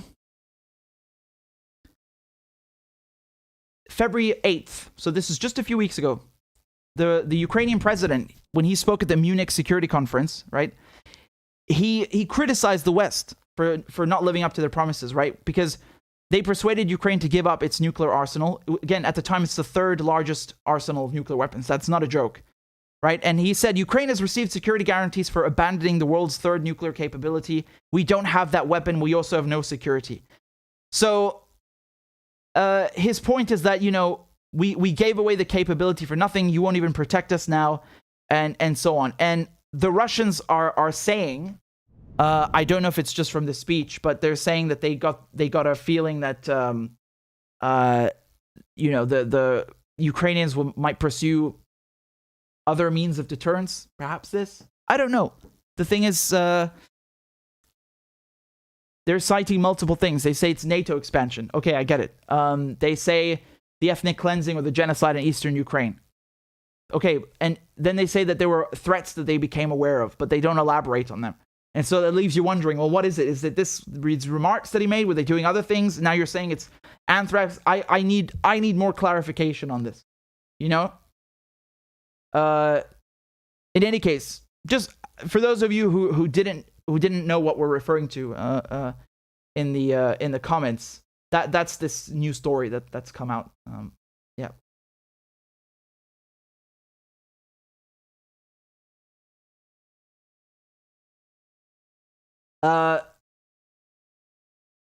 Ivanovic says, can you enable subs translation for your videos? I think before on YouTube, I could go into the settings and turn on this feature where it allows you guys, like anyone can just come and upload subtitles in any language. And it's very easy to do. I think they took it away, unfortunately, because I would be more than happy if you guys want to translate videos. I'd be more than happy to upload them in any language. So again, if that's something you want to do, absolutely. It's just, I think now it's a bit more annoying because instead of you uploading it directly, you have to send it to me to put it. But I mean, I can still do that. It's not an issue. I just need to figure out how it works. But yeah, so I think it's I think that's what you were referring to, right? But yeah, I'd be more than happy to. And of course, thanks for supporting.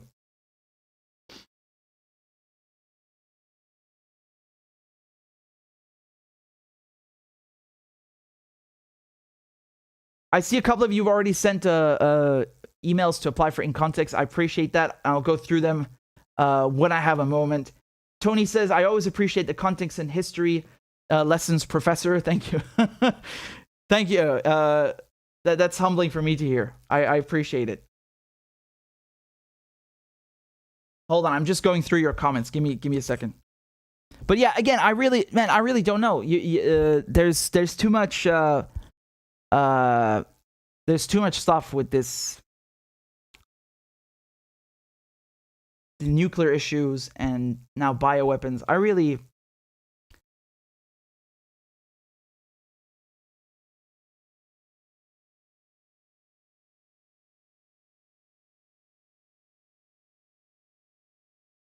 Michael says, good morning from Nazi-occupied Germany.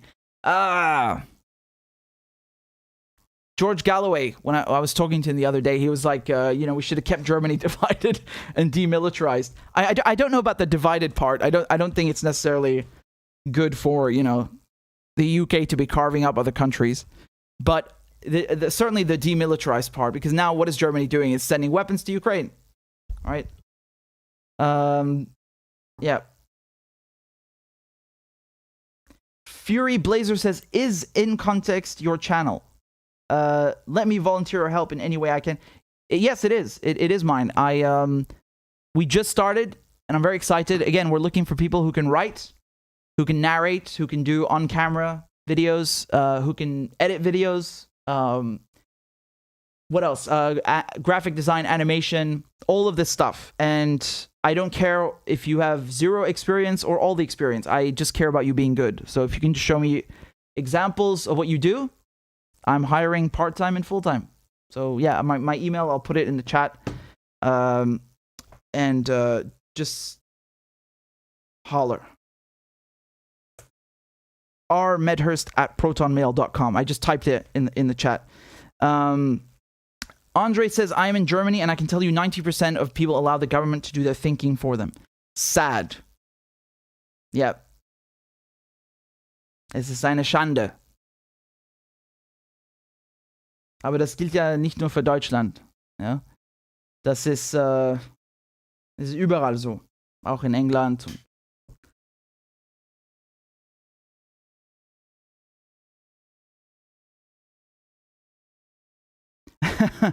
Johan is saying, I came to know about Allah Surya Bashar from YouTube. I'm Syrian Orthodox Christian from India, and I love to listen to pan-Arab patriotic songs. This song rocks, and this song is based. That is amazing. I was just talking about before how there are Syrian Christians in India, right? I don't know if you were tuned in, but it's great to see you, and that's really cool. Because I was talking about how Saint Peter and Saint Paul, they spread Christianity, and it's so funny because you hear these idiots on TV talking about like, oh yeah, Ukrainian refugees, they're not like Syrians. Ukrainians are Christian, like as if Syria has no Christians. Also, like regardless, like what difference does it make what religion you are? There's so many levels of ignorance. It's unbelievable, unbelievable. Tony says, war is a racket. They're all profiting. You know it. You know it. They're all profiting. When you think, let me tell you something. When Germany or the UK are sending weapons to Ukraine, you think the weapons dealers are not making money? Of course they're making money. They love this stuff. And they've been waiting for this, all the stocks are up. All the stocks are up. That should tell you all you need to know. So Kid says natural gas futures over $3,000 for 1,000 cubic meters. Dutch TTF gas futures and going up each minute. Of course they are. I told you, I'm not surprised. Like earlier they were saying that the White House, I had an article for you up here. The White House is thinking about sanctioning Russian oil. And because again, that's been exempt until now, right? And just by saying that they're thinking about it, they haven't actually even done it, but just by saying we're thinking about it, the prices have gone up. Of course, Wait till they actually do it. Then people are really gonna start hurting, and they're already hurting. And this is what's sad is because it's not the politicians who feel the bite. It's workers. It's the average Joe in the US or in Europe. And the worst part is they propagandize people into thinking it's for it's worth it. It's really a shame, honestly. People are taken advantage of, I think, in these countries by the media. So that's why you got to differentiate from the governments and the people. I think. So yeah. Arnold says Israel even armed the Azov battalion with Tavor rifles. Yeah, they've been sending weapons to Ukraine. Thank you, T-Mac. Appreciate the donation. And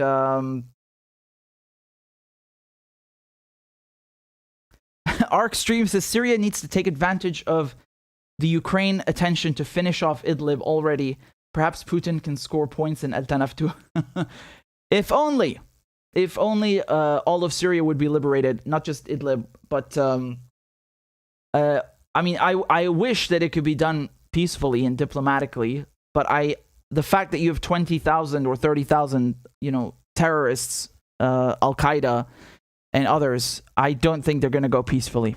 And that is really crap, because you always have civilians who are going to suffer also, who are caught in the middle.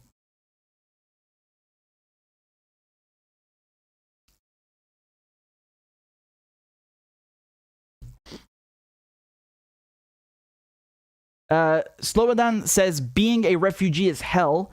When Croatia displaced my family and I in 1995, it was a 3 to 4 week long trip with minimal food and supplies, the worst time of my life.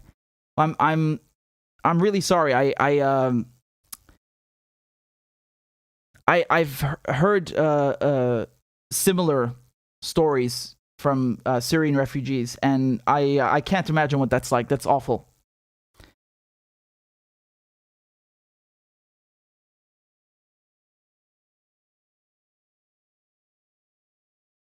By the way, I hate to change the subject, but I just wanted to say something again. I thought I told you guys before, but when it comes to, let me see. When it comes to the U.S. Banning, let's say, for example, Russian oil or gas, or even when they get Germany to cancel Nord Stream 2, this does create many problems, of course. And who suffers from this? It's the consumers, it's the average Joe, it's the working class. The people on top, they don't feel this. It's a minor inconvenience for them. At the same time, this also opens a lot of business opportunities for corporations. Again, because with Nord Stream 2, for example, I mean, even without it, Germany still gets a good chunk of its gas from Russia, I think about 60%. Europe gets 40%. But I showed you the other day how Olaf Scholz, the German chancellor, he announced that Germany's not only canceling this gas pipeline with Russia, but they're also going to start building LNG terminals. So these are liquefied natural gas. So they can do what? So they can import gas from places like the U.S. The U.S. Is one of the parties that would stand to gain from LNG exports, right? And if you take Russian gas off the market, this is the thing. For the corporations, they don't mind making a bunch of money, even if you have to suffer. So just logically speaking, it's obviously a huge mistake to do that, because you and I, we're looking at it from the perspective of like, this is going to affect food prices and energy, and the citizens, the civilians are going to get screwed. But they don't look at it from that perspective. They see it like, oh, well, great, we can get Russia out of the market, and we can take their market share with U.S. Liquefied natural gas. So they're willing to screw their own citizens and Europeans just so they can make some money. This is so stupid and impractical. I mean, it costs so much more to get the same energy from the U.S. than it does, or Qatar. Qatar is another one. Than it does to get it from Russia. It's just so impractical, logistically speaking, and economically. But they don't care. They see it as a business opportunity. That's how these people think. When there are people being blown to pieces, they don't have a conscience. They're like, oh, great, that's more money. We can sell more bombs because they just used up these ones. Like, this is how these people think. So that article I was showing you earlier with, I don't know if I showed it. In any case, it was CNN, right? And they're talking about how Russia, they're being sanctioned and the oil prices are up now. They're even selling them at a discount, right? So I think they're selling about $10 to $12 discount. But regardless, the price is up. And they even in the article, they said, but this presents an opportunity for the U.S. to get in with the liquefied natural gas. And that's how they see it, man. So I don't think it's the only reason. Obviously not. I don't think that Europe is going to be able to sustain the same kind of energy consumption being brought from outside. It just costs too much. It's absolutely unbelievable. We're talking 3-4 times the cost to get that from the US. So honestly, that's just one aspect of it. And then of course the reason they're sending officials to Venezuela is because the US itself is dependent on imports. It consumes too much oil to the point that even though it's the number one producer, it just needs more oil. And so they're trying to secure a lifeline from Venezuela now instead of Russia, and also split them apart. But anyway, I just wanted to point out the fact that a disaster for most people is a business opportunity for these corporations. They see it that way. And fracking, of course, is another thing. Like, they're going to use this as an excuse to reopen the Keystone pipeline and to start more fracking. You know it, right? All of a sudden, it's going to be like, well, who cares about the environment? And we need to consume, we need to fill our energy needs. So let's go ahead. I wouldn't be surprised. I really wouldn't be surprised if they gave the go ahead again for the pipeline, and you're going to see more fracking, and all of a sudden, all of these eco-democrats, who try to get your vote and your money, like, and scam you into getting elected into Congress or running for Congress to do absolutely nothing and just reinforce the status quo. All of a sudden, they're not going to care at all about the climate, about the environment. No. It's, well, you know, it's democracy. What are you, a Kremlin asset? Be quiet. You want to buy oil from Russia? Are you a Putin puppet? Like,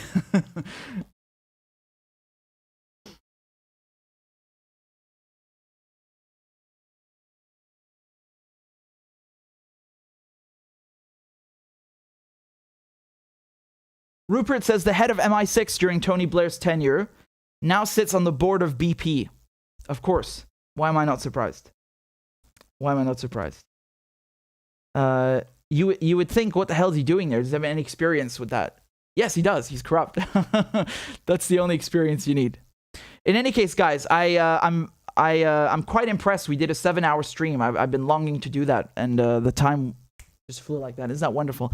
In any case, since you're all here, once again, I'm just going to annoy you because, you know, God forbid something happens to the YouTube channel. I hope everything will be okay, but I think it's wise to have a backup. So please make an account on Rockfin and subscribe there. It's totally free, and it's basically a copy of my YouTube. I live stream there at the same time as YouTube. I upload videos. It's exact same. It's just to make sure we have a backup. I'm going to show it to you on the screen. There you go. And I'll put the link. I'll put the link below. So 17,000 subscribers, not bad.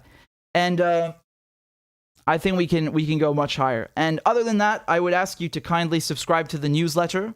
So it's also absolutely free. The advantage is you get notification every time I go live. So this is on Substack, right? You see here, this is the video you are all watching right now. This is the live stream you are in right now. And when I went live, I posted it to make sure you guys get the link, because YouTube doesn't notify you sometimes. So to make sure you do get a link, every time I go live, I post it and you'll get an email. I think it's very effective, and yeah, it's free. It doesn't cost you anything. I'll put the link below. It's richardmedhurst.substack.com. That's it. Yeah, that's about it. Again, I'm very grateful to all of you. You absolutely smashed the record on Patreon. Really, we hit the goal and then some. I think we're 560 people on Patreon. Amazing. So thank you very much for supporting the show. Again, if you can afford it and you enjoy my work, consider donating, please, for $1 a month or $2. It makes no difference in any currency, and I'd be very grateful. It's patreon.com/RichardMedhurst. And also there's PayPal and CashApp if you want to do a one-time thing. I'm just putting it up on the screen. Yeah, that's about it, guys. Let me know if I forgot anything. I don't know. I think we covered everything. And of course, I would just advise you to subscribe to In Context on my new news outlet.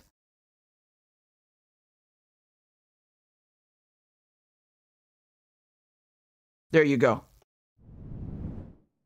Almost 2,500 followers, and there's a YouTube channel as well. So I'm looking to hire people as well. But if you just want to subscribe and have the news, then definitely give a follow on Instagram or something. And yeah, I know that's really not the most exciting plug ever, but we have been talking for a while, and that's it. Thank you guys very much. You're very kind. I appreciate all your kind words, and I appreciate you tuning in. I think it's wonderful. Just one last question. How did you guys find the live stream? Because at the beginning, I felt like it was being throttled. I saw like 3 viewers or something. I was like, what is that? Thankfully, it was fixed. Did you just see? Did you get email from Patreon or Substack, or how did you see it? Ivanovich says it was in the sub. So in the, I think in YouTube that's in the subscription section or something like that.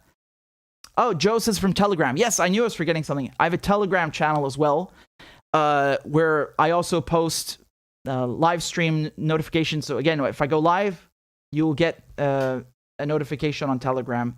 And when I post a video as well, because you might be subscribed on YouTube, you might even have the bell icon turned on. They don't tell you always. That's how they screw independent media.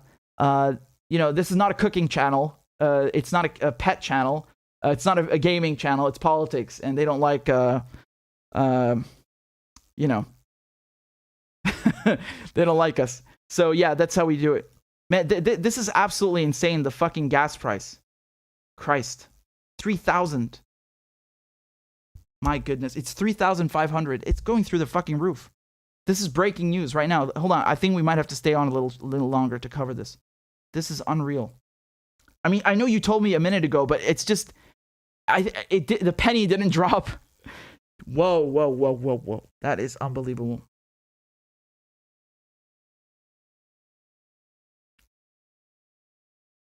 Hold on. Let me get... I'm just getting the documents ready to pull this up for you. Goodness.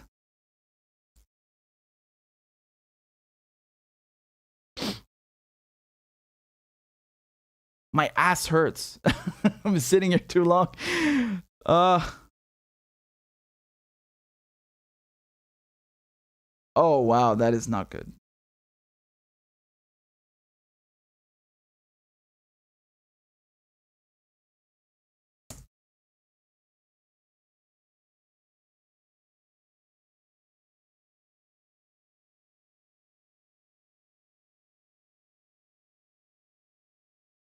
It's $3,500 right now per 1,000 cubic meters in Europe. So it's grown by 38%. This is their idea of supporting democracy. You can pay the higher costs. Russia's getting paid either way.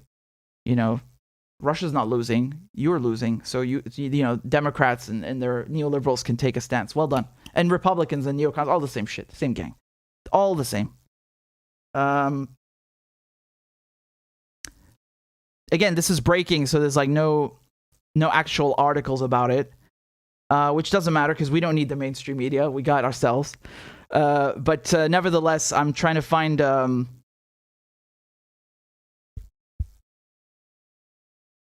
Wow.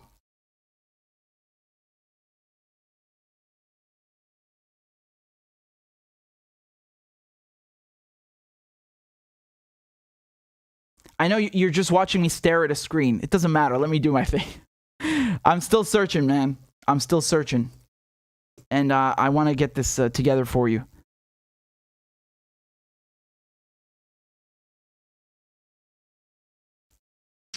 Wow. Even in the US,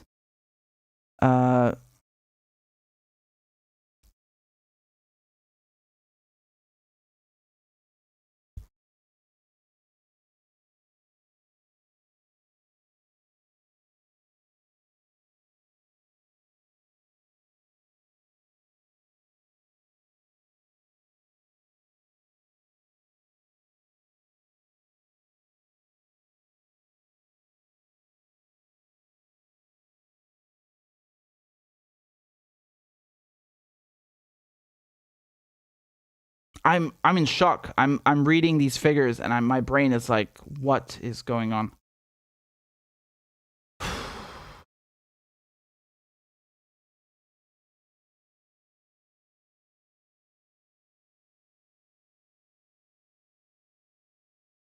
Okay.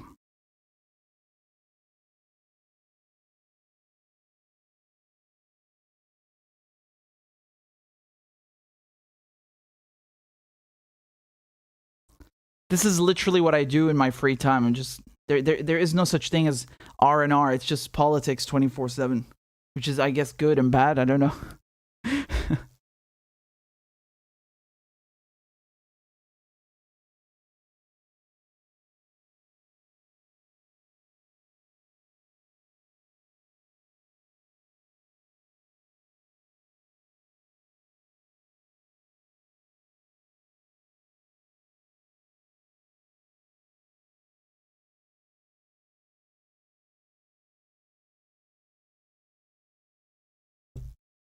Wow.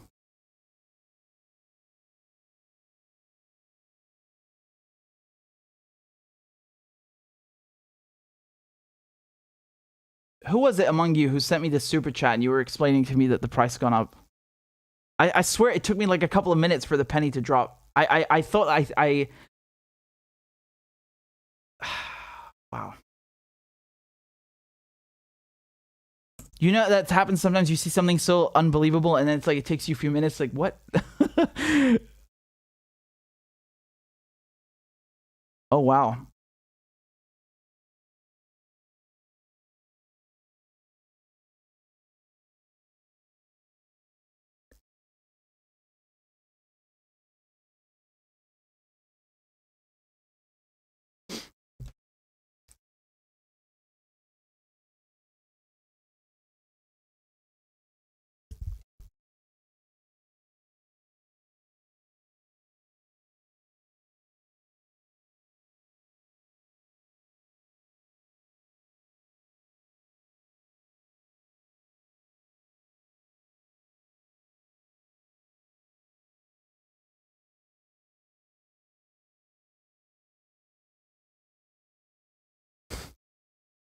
Sanctions are going to destroy Russia.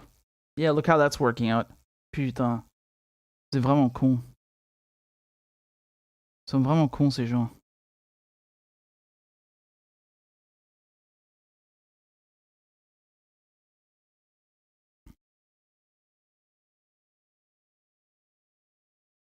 Yeah, I mean, I was telling you about the price of Brent crude, right, which is the global oil benchmark. That was about 135, 139 now, and it's the highest since 2008, right? But about gas, in terms of gas, that's what's gone through the roof now, and I think it doubled since last week. You know.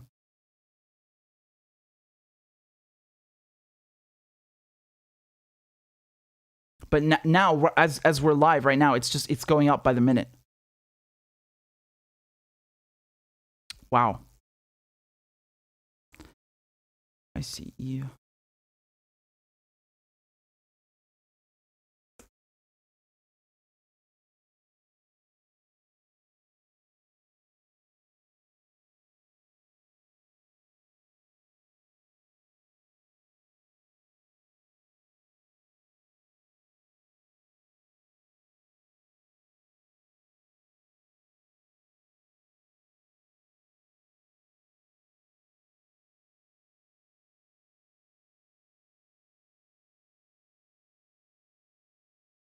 Again, forgive me, guys, because this is breaking, and I'm trying to get all the things together.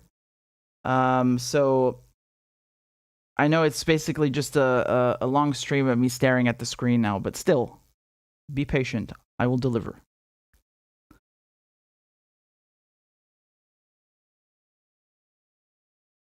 Wow. Like you guys understand what this means, right? It's gonna screw all production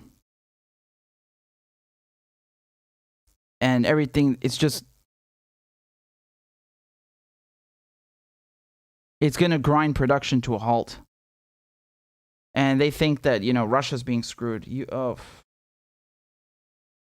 got that wrong.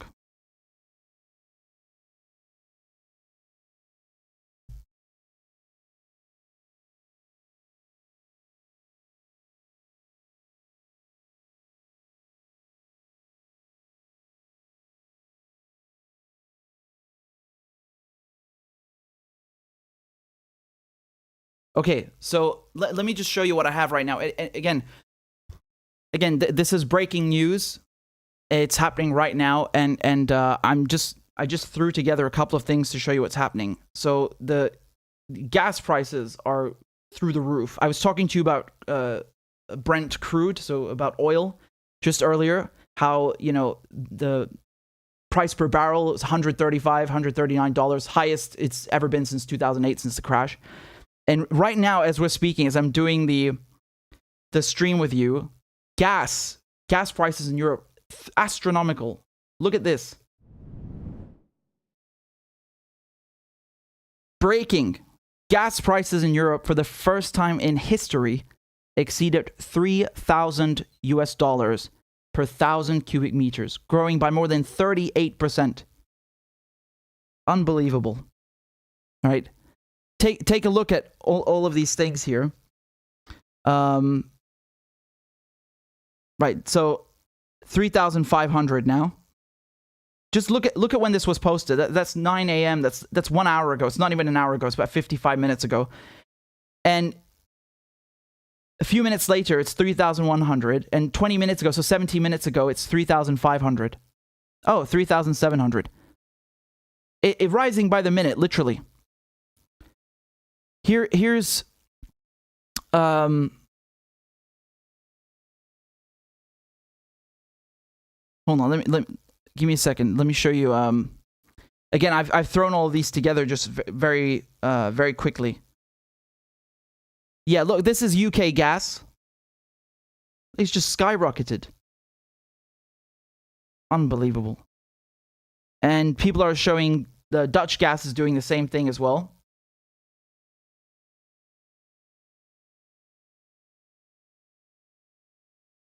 Look, Dutch TTF natural gas futures. Look at that.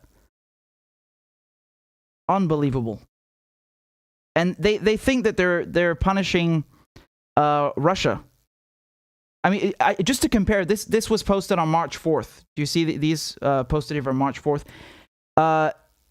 So UK gas was at what, £486, and now the live graph that I just showed you, it's 740, almost doubled.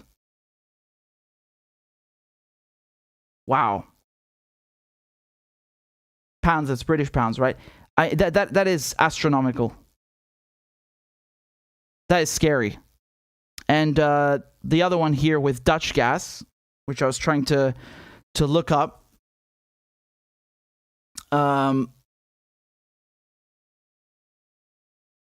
Look, see how it's all going up? Ay.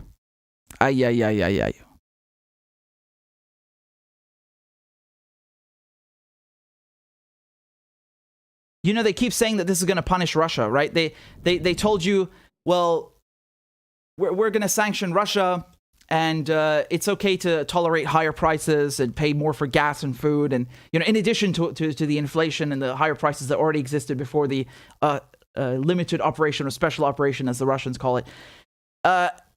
Really? Well, that's easy for you to say when you're some rich liberal elite. You're not the one paying it. You're not the one paying it. Do you know what this is going to do to not just consumers, but also to production? I mean, most industries, you operate, you have to factor this into your costs, right? Do you think that most industries in Europe, right, can tolerate this kind of price shock? They'll go out of business. They just can't afford to continue their operations with these prices. This is enormous. And again, we're not talking about the price of lemons or something. We're talking about earlier about crude, and now we're talking about gas. I mean, this is very bad, and this is exactly what I was talking about when I said that the Russians are not going to hurt. The price goes up, you're going to still pay the Russians, and you're actually paying them more. So they didn't sanction Russia's energy sector, right? Or let's say the banks that are handling energy-related payments. So you can still pay for Russian gas and Russian crude, but you're just going to pay more, right? And not just Russia, of course, but they're certainly going to recoup some of the costs of the sanctions in other places. It's not a fix. It's not a complete solution, but it is kind of ironic. And that's why the U.S. is now scrambling to find alternatives from Venezuela, because if they can get Venezuela's oil back on the global market, that will help a lot, right? Because it will stabilize the supply. And then in terms of Iran, that's why they're angry at Russia demanding that there's a written guarantee that if the JCPOA, the Iran nuclear deal, is re-implemented, the U.S. gets back in, Iran scales down the nuclear commitments, the nuclear program, then, of course, Iran will have no more sanctions on it, and it can just bring its oil back on the market, right? And it has a lot of oil to offer. So that, again, will stabilize the price, bring it down. And so they think that Russia's just saying that so it can keep the supply of oil short, and therefore the price is high, and recoup some of the costs from the sanctions. No, that's not the reason. It's obviously, Russia and Iran have close ties. They want to make sure that Iran doesn't get hit with sanctions again, just for dealing with Russia, even after JCPOA is re-implemented and Iran is no longer under sanctions, right? That would be kind of stupid. You just got free, if you're Iran, you just got free of 1,500 sanctions, and then you're just, interacting with your ally Russia, you get slapped with sanctions again. So they just want an exemption for Iran. But regardless what the reasoning is, Man, honestly, Russia, Iran, Venezuela, they could fucking squeeze the West right now if they wanted to. This is really speeding things up, isn't it? They can play some very interesting games right now if they wanted to. They could really easily weaponize this. So again, this is breaking news. All of this stuff is coming in right now. I'm trying to give you the latest.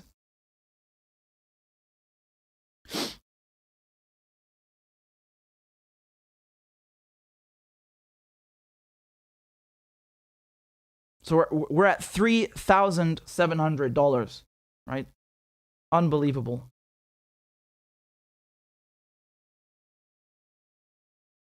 And in the United States, again, this is going back to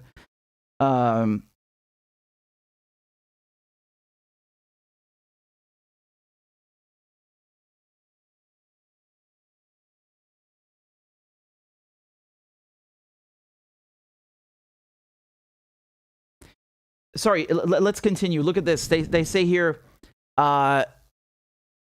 European natural gas prices zoom to a fresh all-time high, rising 75% today. 75%. So benchmark TTF, so that's what's used as a benchmark for the prices, is trading above 345 euros per megawatt hour. So that's equal to more than $100 per million BTU, or more than to $600 a barrel of oil equivalent. And he's like, I promise you these are not typos. Yeah, because they're so astronomical, these figures. My goodness. Look at the comments underneath. I'm somewhat happy to be living in Australia right now. I told you this was going to happen, man. I told you that even without Russia weaponizing gas and weaponizing anything really, just anything energy related or fertilizer, this is going to hit consumers. It's going to hit working class in the US and especially in Europe. And, you know, the average Joe is left paying the price for these neoliberals and their nonsense. And they want to convince you that Russia's being punished. No, I mean, yes, they are being hit, but you're going to get hit harder. And they tell you, oh, it's worth it. You know, democracy. What democracy? You know, I saw a video earlier of them threatening this MP, this member of parliament in Ukraine. Honestly, I'm not going to show it to you. I don't think I can. It's just being intimidated by the security services. Like, what kind of a democracy is that? Anyway, I'm not going to get into the whole issue. We have a lot bigger issues than that as well. Honestly, I wouldn't be surprised if it hits 4,000 now. I wouldn't be surprised if we hit 4,000.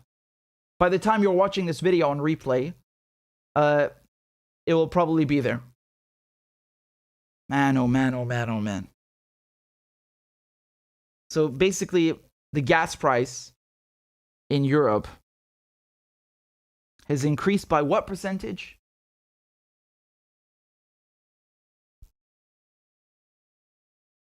The UK wholesale natural gas price is up 30% today. 30%.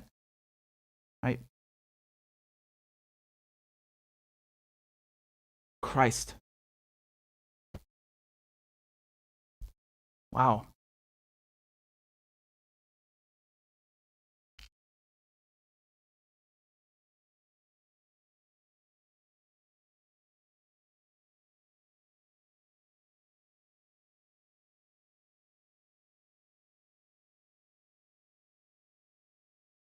Look, I'm just going to show you what I'm looking at, so you can you don't have to stare at me the whole time. It's just I'm watching people's response. I'm just curious to see people's response on Twitter, what they're looking at and saying about this, right?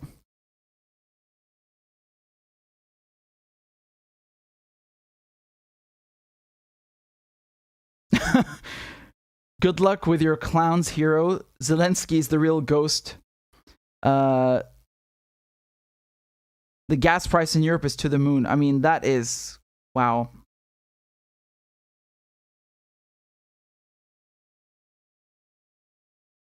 So this is just in the current, in the last 12 months, right? But nevertheless, you can see that this was already rising and now it's just gone more than doubled, right?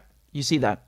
So there was already an issue, as we were talking about, with fuel prices, energy prices, and now it's gone even worse.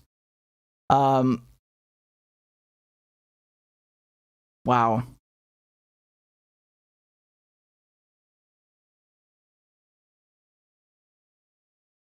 CNBC reports UK wholesale natural gas up 30%. I'm kind of in shock. It's taking me a moment to process this, what that's going to mean for everyone. You know, the price of gas has gone stratospheric. Absolutely. You know, absolutely. This is in terms of...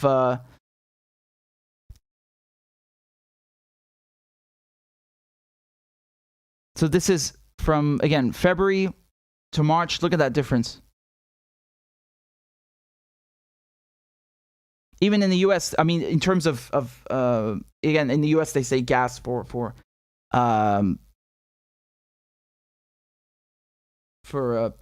petrol, and yeah, obviously that's more expensive as well, right? I wanted to touch on that earlier. I don't remember if I did when I was talking about crude, but I'm talking about European gas, okay? Not the U.S. Wow. It's interesting seeing people's reactions. I saw someone saying, like, this is what you liberals wanted, and now it's like, yeah, that's pretty much it. Hold on, let me see if I can find that that tweet.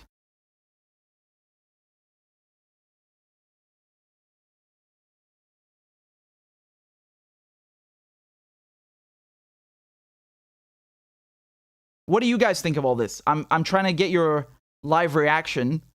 There's no articles about this yet, but trust me, there will be. They were already posting yesterday about how bad it is. And again, one of you sent me this in a super chat about the oil price, about the gas prices rising, and it took me a few minutes to click. I was like, what? That's why I started looking it up. Christ.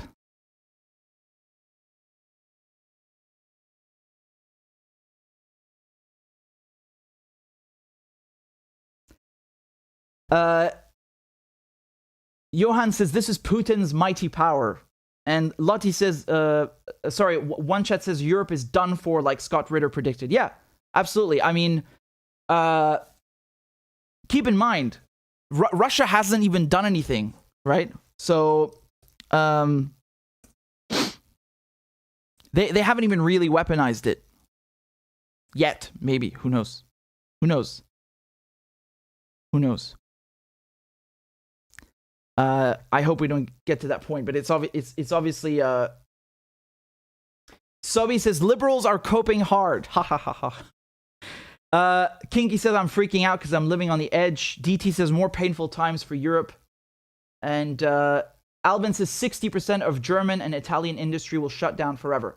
Yeah, I think this is a fucking disaster, because a lot of companies, regardless what business they're in, they cannot keep up with these prices. This is really running a lot of sectors out of business. And Christ. Michael says, but the Russians are suffering too, you know? Can't watch the new Batman movie. That will teach them. Oh. They think that that we're going to pull Netflix from Russia and Disney movies. That will teach them. Oh, really? You're going to teach the Russians a lesson? Who's going to pay these fucking gas prices, you smartass? The Russians ain't going to pay them. We're going to pay the Russians a higher price. And they're not going to, I mean, they're obviously going to get hit by sanctions and experience their own issues. But we're going to get much harder, man. We're going to get hit much harder. You idiots. Kinky says, will you be okay, Richard? Listen, man, as long as I got you guys and electricity, we're going to be good, I hope. Inshallah. So, G. Kagara says consumer goods will rise, no doubt. Of course, they will try to put the cost on the consumer, no doubt. That's if they can stay in business. Monique says Italy is doomed, and they were already crushed from 2013 sanctions. Then COVID shut down on the tourism industry. Doomed. Why did they do this against Russia? Julie says, is there anything that can be done about it now? I really do not know. I really do not know. I don't think we can do anything.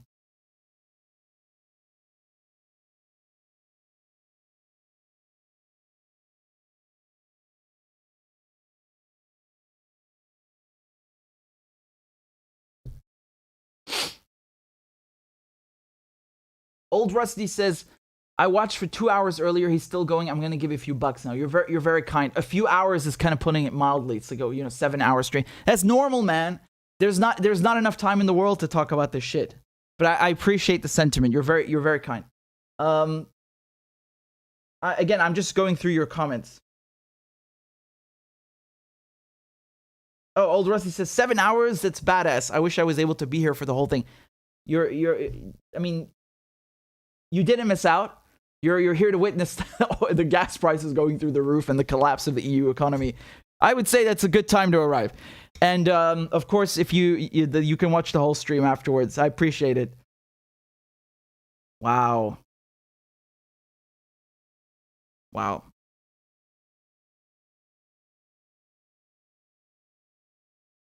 I don't know what to do. I feel like I have to stay here and cover this. I mean, I myself, I'm interested to see what happens. I just don't know what to do, man.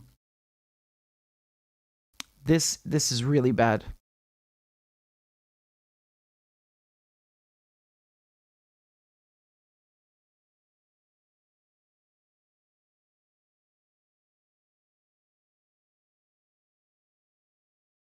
Ha! Do you want to see something funny?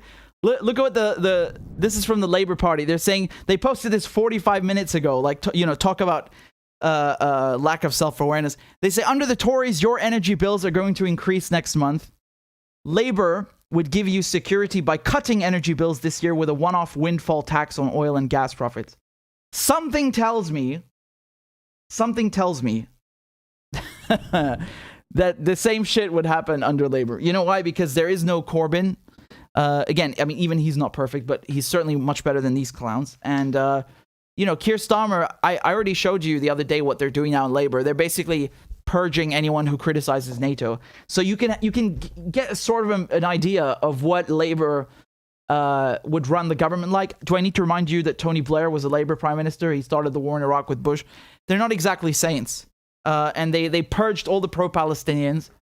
They've got rid of all the socialists and the anti-imperialists, and they're fully on board with NATO.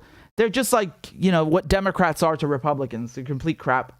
What timing? This is really just, the timing of this is so indicative. It's so, the UK gas prices are going through the roof, and they're like, hey, we'll help you with your energy bills. No.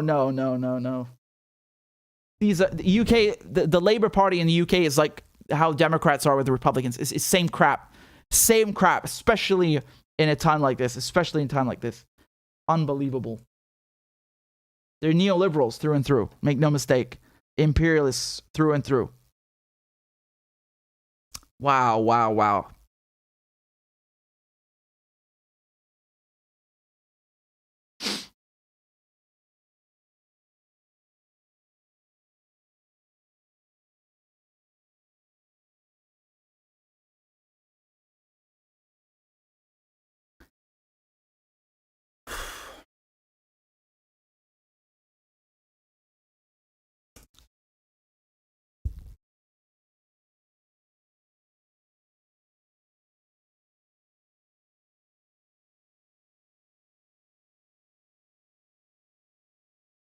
Again, I'm just trying to look some more things up for you. It's funny because a lot of the times I go to do something, I go to talk about, could be anything, any topic, and I'm often looking for things to show you, and I see like mainstream media haven't even published anything, and again, this is one of those times. I don't see anything about this. They were posting a few days ago that, it's like 2,500. Yeah, you're going to wake up for... I think all of us are going to wake up for a shock now. Oh, man. I'm checking also...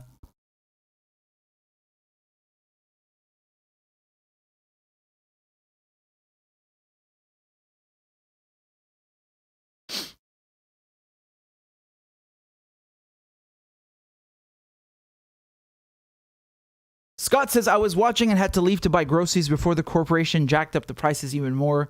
Richard Medhurst is still on when I returned. Badass. Thank you, Scott. I'm happy you came back. Happy to hear it.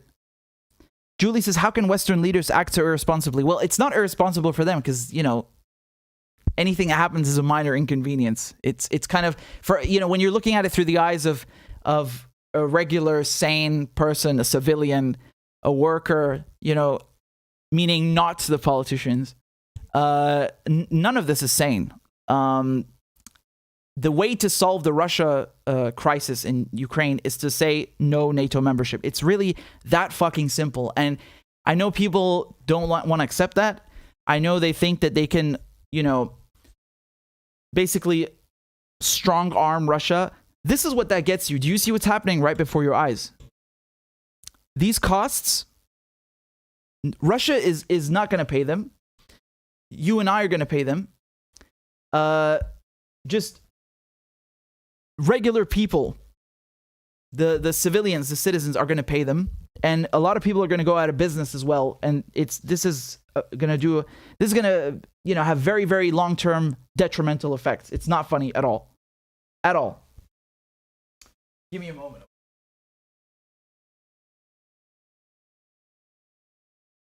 All right. Thank you very much to M. Von L. Says small tip. I appreciate that. You're very kind.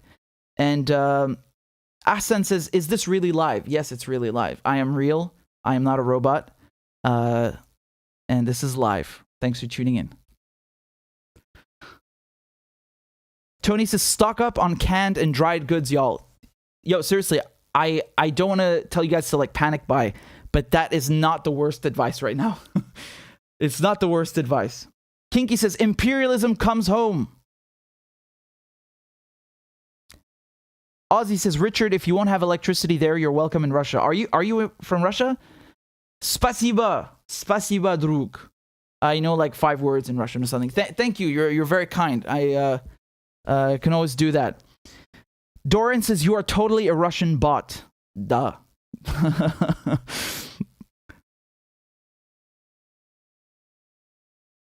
Thank you, Ahsan. You're very kind. Adolf, well, okay, hey, you need to change that username right now. I'm not reading that. Richard says, how do you think NATO is going to revitalize its military during all this? Where will they get the money to do that?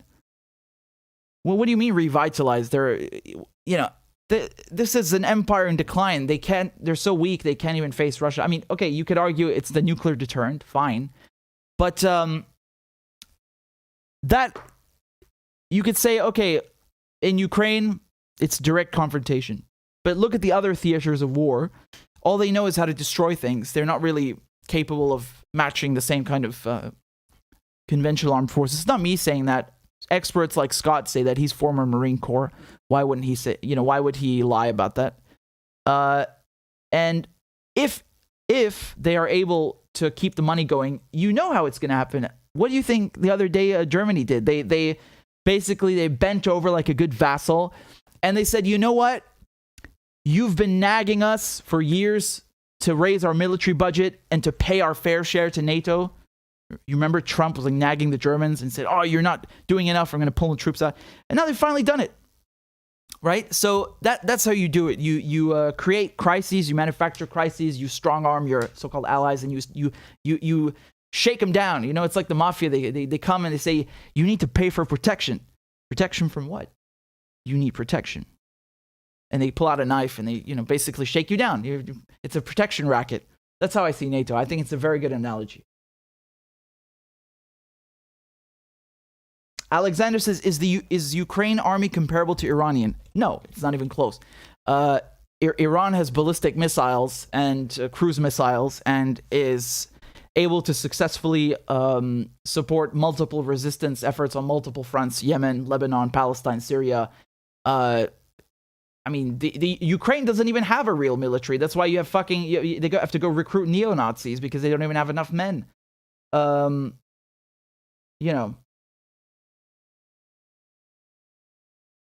Again, I'm not trying to insult anyone, but it's not wrong, is it?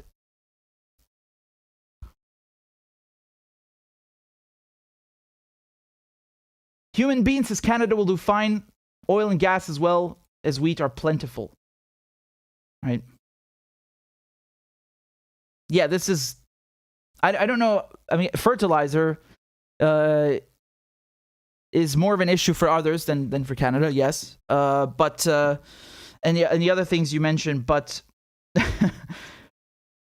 sorry, I'm just laughing because Hassan said, "How dare you compare the Ukrainian army to the Iranian army?" Yeah, it's not comparable. It's a joke. Like, sorry, but you know, again, no offense to Ukraine. It's just no, it's not comparable at all. Like, not in no way. Let me explain something to you. The United States would be fucked if they tried to invade Iran. Like, I'm not even kidding. That's why they've never tried it, because they would mop the floor with them. And again, I didn't say that. Scott said that. You can go watch the other time I interviewed him about that. And it would be catastrophic. So the costs are too high, you know? So let that serve as a benchmark, let's say, right? Okay, so give me a second, because man, my fucking head hurts. Like, I really have a headache. I need to get some water. Hold on. And then I'll continue, because we've got... I found something from Reuters. Oh, my head. Hold on. This is what happens when you read too much mainstream media in one dose. I can't handle it. So, where the hell was this? Claudia is asking me if I'm setting a new record for the stream. You fucking damn right I am. Where else would you get that? Nowhere. Don't even bother. Don't even bother. This is the spot. You know it. that's the best sell, right? The best plug. Where else are you gonna get 7-hour live streams? Nowhere, motherfucker. I certainly hope you would watch for other reasons. But in any case, let me just fix this. And then I'm gonna get some water and continue, because I have some developments for you, right? Christ. Ah, there we go. Boom. Okay, guys, give me 1 minute. I just need to get some water. Don't go anywhere, because this is breaking news. And I'll continue with the developments. I'm just going to put up the intermission screen. Get yourself some water as well. It's good to stay hydrated. And we'll be right back.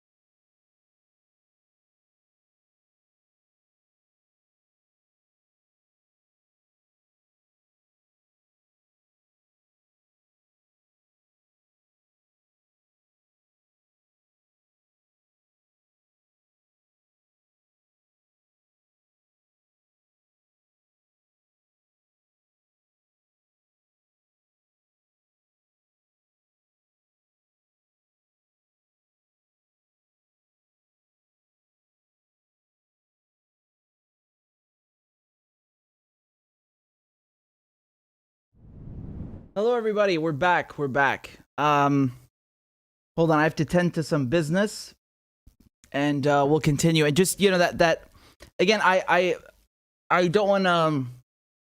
I don't remember who asked me about whether the Ukrainian army is better than the Iranian army or so on. I'm not trying to make fun of whoever asked that. Definitely not. I was just trying to highlight that it's quite different. It's a perfectly fine question. Don't worry. I like when you guys ask, and I'm more than happy to answer. No worries at all. It's just I wanted just to say that it's not a question of like, what weapons they have. Like Iran has ballistic missiles and so on. Because technically speaking, what if the West gave the Ukrainians more advanced weaponry? Does that necessarily mean that they fight better? No, I don't think it's comparable, because the Iranians, they're it's a mindset also, They, for example, Soleimani, like you can't really say he's the equivalent of a defense secretary. I know Senator Chris Murphy compared him to that. I guess, yeah, it's better than saying just a general, but he's also more than that. He's much more important than that.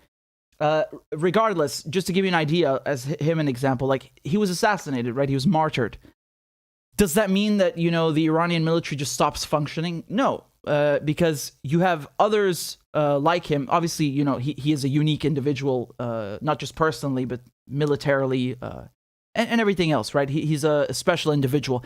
But it's not like, oh, we'll kill the leader or this important guy and then the whole thing collapses. That's not how it works in Iran. The people there have an anti-imperialist mindset. They love their country. They're proud of their country, and they are willing to stick their neck out to help others too. Iran is sanctioned for helping Hezbollah very much.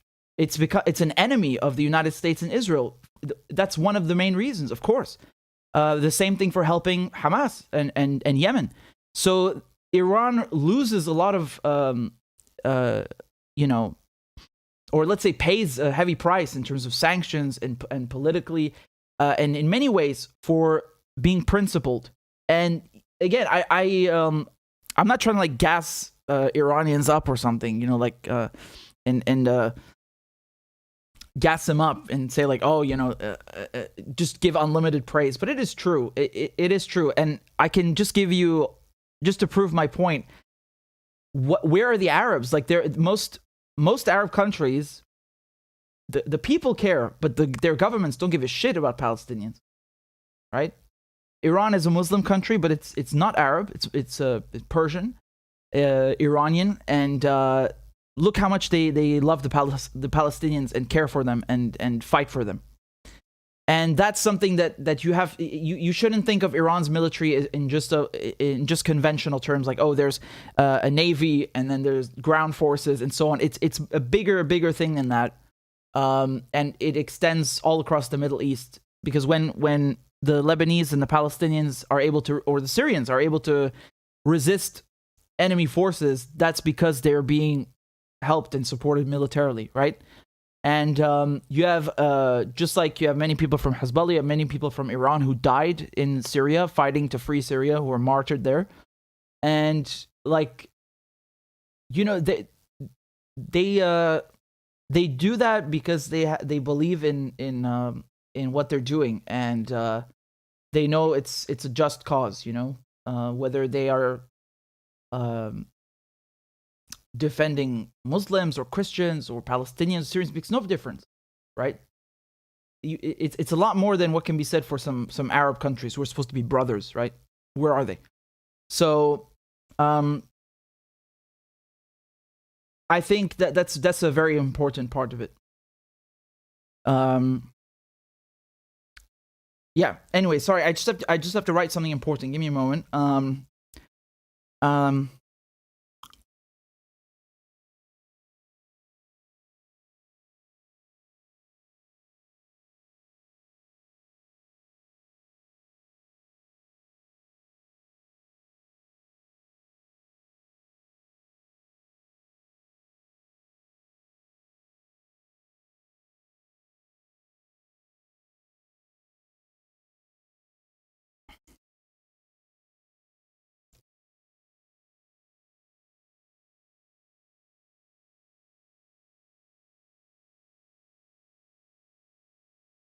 Okay.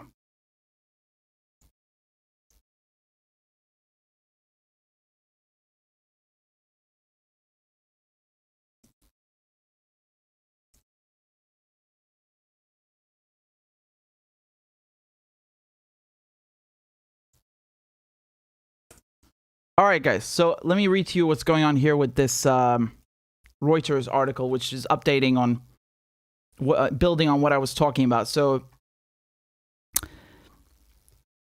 I think you should be able to see that now.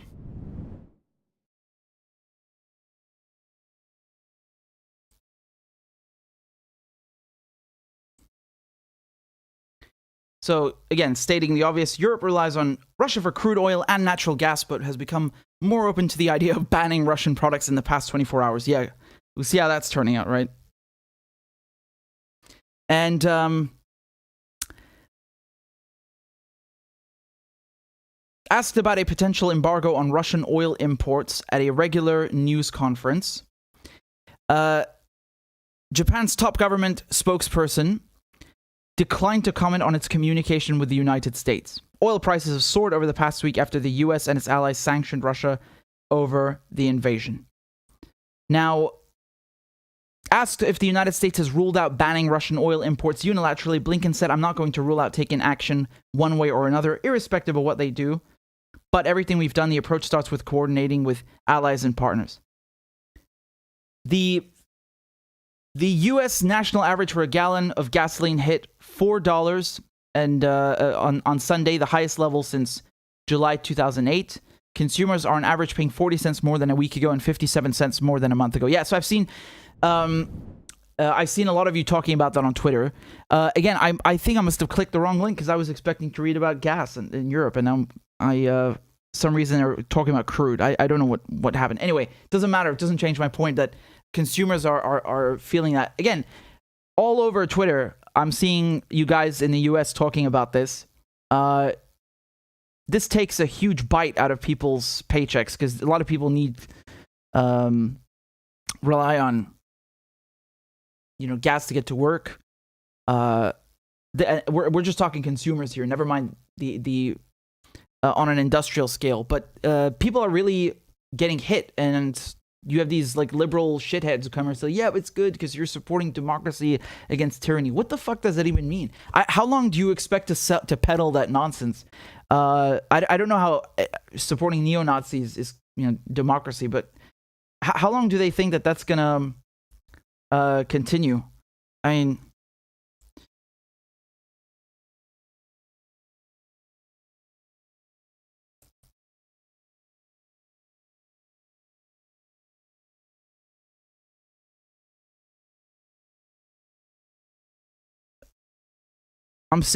let me see if there's anything different here. But do you see how the prices went up just because they suggested banning it?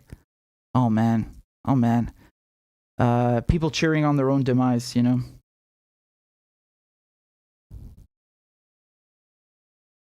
Very sad.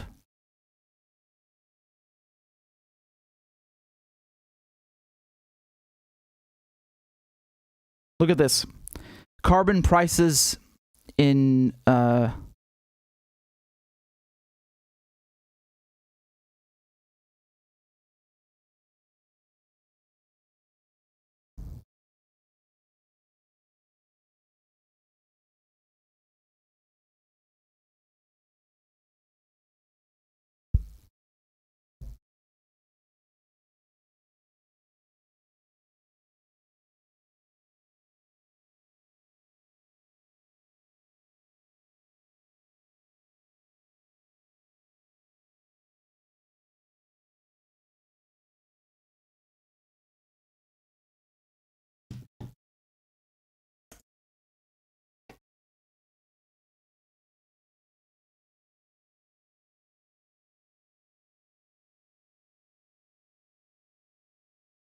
$3,600, $3,700.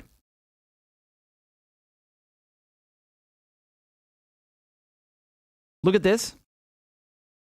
Someone posted this now on Twitter. British gas profits are up 44%. Average energy bills going up 54%. British Gas emailed today showing how much my electricity is going up. Gas also an extra £1,000 a year. How are people going to eat, heat, and pay bills with these price hikes? I can tell you right off the bat, £1,000 extra a year, most people can't afford that. Just straight up can't afford that. That is unbelievable. Here, take a look. Take a look at this now. This is the price of natural gas in the UK. About $6.50 now, right? Wow, wow, wow, wow. Let's look at how that increased. So this is just in the last. I mean, the one I was showing you here is it was 740 a moment ago. You saw when I refreshed, it went back to 650, right?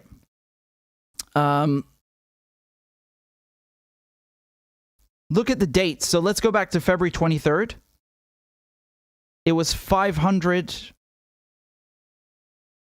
It's already hold on, sorry. Yeah, February 24th, it's 171. So 2 days before Russia goes into Ukraine. And then on February 24th, they slap Russia with sanctions. It goes to 183. Sorry, not 183. It goes to 326. And now it's all the way up at 651. I mean, that is ridiculous, right? That's absolutely stratospheric, I think was the right word as someone described it. Truly stratospheric. Christ.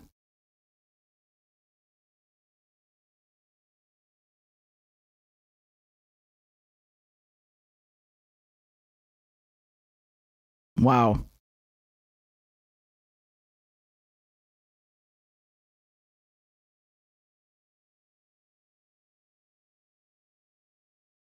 I don't know what to say.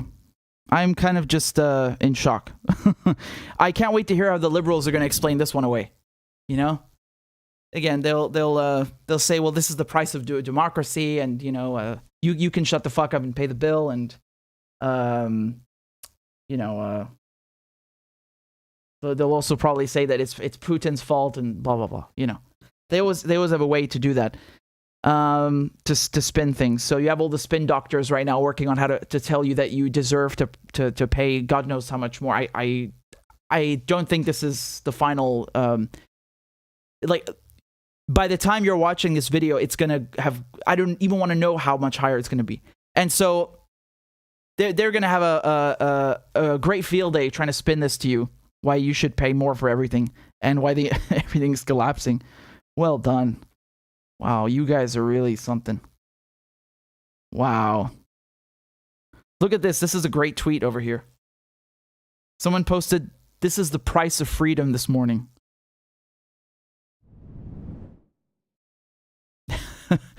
There you go. Gas prices at the gas station in the US, right?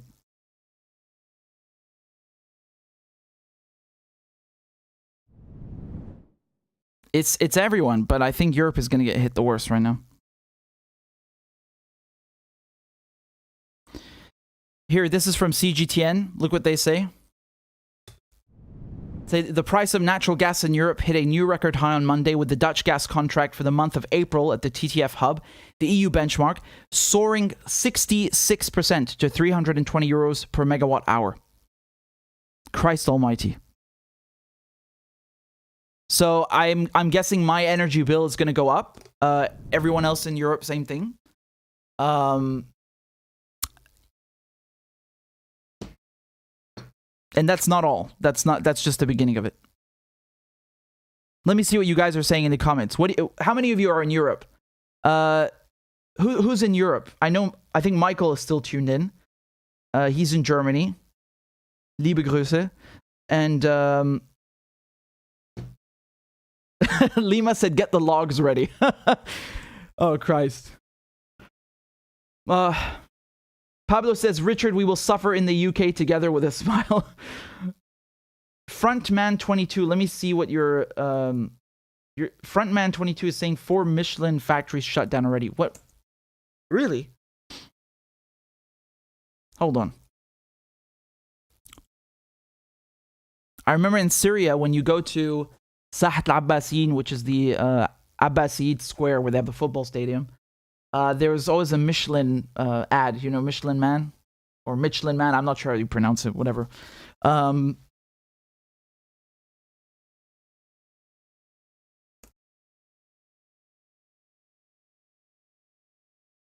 You guys in the comments, you're saying, Russian Bear says, I'm a Russian. Will YouTube ban me? I hope not.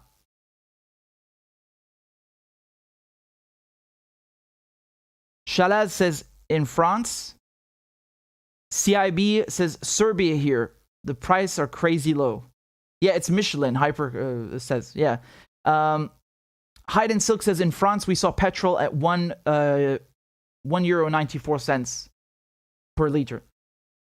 Russia offers oil to India at 20 to 25% discount. Exactly. Yeah, I was talking just earlier about how the price is up, but there's still a discount for that they're putting on it, right?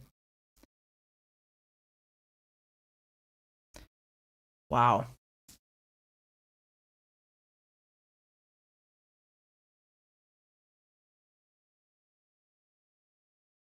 M. Johnston says, Richard, if your channel gets strikes, what's your backup platform? Well, God forbid that happens, but Rockfin is the backup. For now, you guys have suggested multiple times I make a Rumble. I'll see. I think you guys said you'd subscribe, right? So if you subscribe, that's the only condition. I don't care. I would do it for you. But for now, it's Rockfin. I'll just post the link below. The annoying thing with Rockfin, you have to make an account. That's it. But everything is free. It's like YouTube. I'm streaming there right now at the same time. There's all the videos. Yeah, it's great because when I post a video on Rockfin, I don't have to worry, oh, can I write Syria in the title? You know, like, am I allowed to say my own country's name in the title? You know? Yeah. Hold on, I'm posting it again because it didn't post as a clickable URL. There you go. That should work now. So... Dog says Odyssey is good too. I've heard of that. I'll try and do that as well. Okay. I think Odyssey asked me to join. They contacted me about a year ago and asked me to join, and I was drowning in so much work, I completely forgot to get back to them. And I'll do all of them. Okay. Johan says, did you report about Bennett Putin meeting yesterday in Moscow? So yeah, you had the Israeli Prime Minister meeting. I mean, what am I supposed to say, man? The Israelis think that they're going to broker like. They want to see themselves as some kind of peace brokers. Honestly, they should stop occupying Palestine and you know, before dealing with other occupations. I don't know what they seek to accomplish. I mean, some people in the media have said like Israel is the perfect mediator because there are many Russian Jews and Ukrainian Jews there, right? Yeah, okay, I get that, but you know, that doesn't necessarily translate to you know.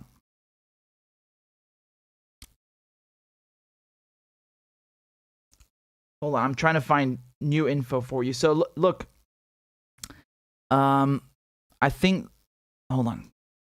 I think there's been a change in the prices. Give me a second.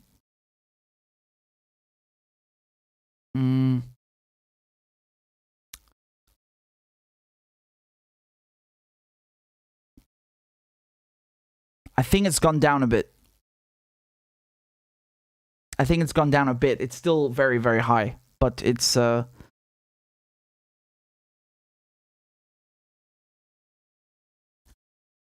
gonna wait a second before I show you, right? But yeah, anyway. Hide and Silk says Israel have said they will accept refugees from Ukraine, but only Jewish refugees. Yeah, I saw someone post a picture before about how you had about 100 Ukrainians or something that were going up the stairs like to get on a plane, and they were saying like these Ukrainians will make Israel their new home, and I was like, yeah, at whose expense? Again, I don't know what to say. It's just like, do you not listen to yourself? Do you not see what you're doing? You know, you occupy Palestine, and then you're like, oh, these poor Ukrainians are escaping Russian occupation. Yeah, where? So they can go occupy Palestinians? What is that? Unbelievable.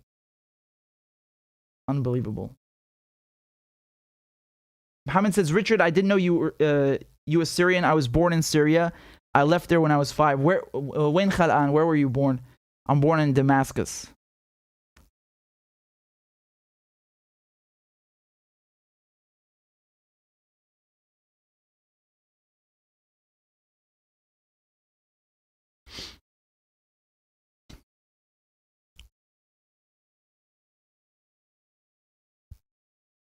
Fate of D says, what will be the future global currency? A gold-backed currency? I mean, I don't know, but I think gold is something that's been consistent and reliable throughout history. That's why the Russians decided to get some of their dollars, get rid of some of their dollars, and make sure they have more euros and more gold, right? I certainly think that it will always have a very important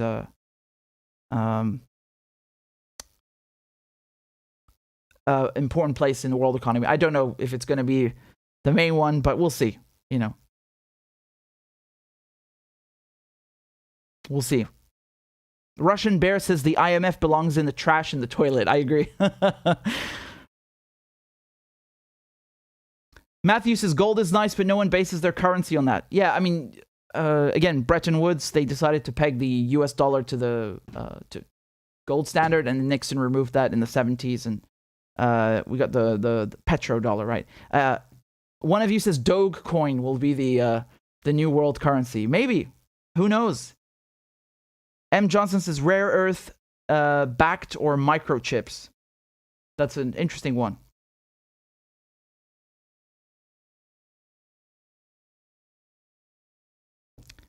All right, guys.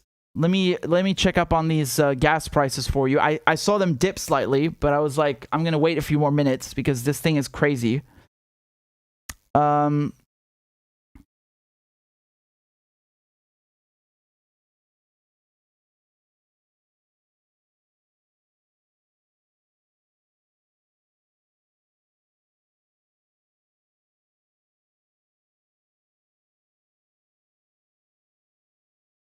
Hold on. Oof. Let's go back and take a look, shall we? Deep breaths, everybody. It's gone down a bit. It's gone down a bit. Remember, it was at 740, 650, 610. Why do you think this is happening, guys? Huh? I honestly think it's the Americans saying that anything's on the table. They might ban the Russian gas and Russian oil. I think that's what's happening. And of course, the Iran nuclear deal, the fact that it's now, it was a done deal, more or less. Everyone was expecting it to be signed, and now Russia stepped in and said, nope, you give us guarantees with Iran that Iran won't be punished for dealing with us, that there's a sanctions exemption. Otherwise, what's the point of getting back in the JCPOA, right? And that's, of course, preventing Iran's oil from coming on the market. And Venezuela, of course, no one knows what's going to happen with that. You can't just depend on the Saudis.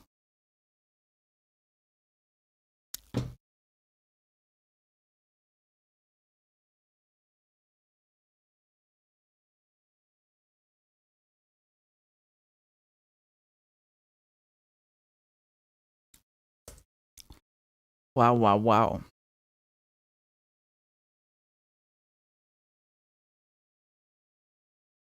All right, guys, let's take some bets. We're gonna speculate like people on Wall Street. Except we're not gonna use real money. We're not messing with people's lives. But what do you think is gonna happen? You think the price is gonna keep going up, or it's gonna stabilize? What do you think is gonna happen? Look, because it's going down slightly, but it's still way higher than it was. I mean, just look at this, right? Again, February, let's go to the 23rd. February 22nd, it's about 195 British pounds, and, now it's 610. I was thinking, like, tripled, Christ. Again, it's gone down a bit. It was 740, 650, 610. I hope everything's going to be okay, but you guys are saying that it's going to go up, up, up. Hidden Sun says oil to the moon. Scott says, I don't think it'll settle for ages. Jerry says Saudi Arabia just bombed Yemen. Of course they did. Bastards. I'm writing an investigative piece about Yemen. Actually, ironically, it's about oil.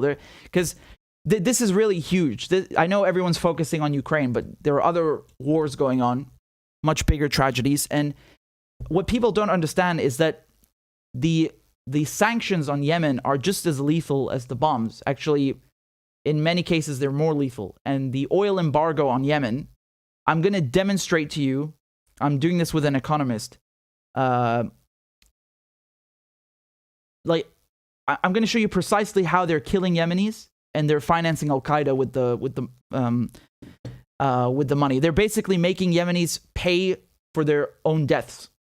You know, it's shocking. So I'll hopefully be out with that soon. In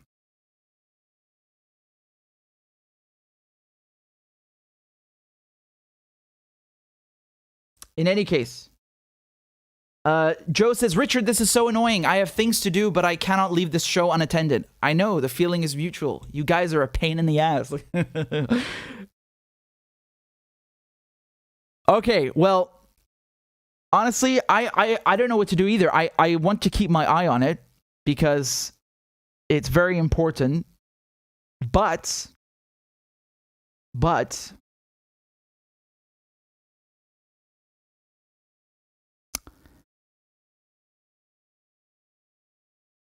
Christ. Minnie asked me, but do Yemenis have blue eyes and blonde hair?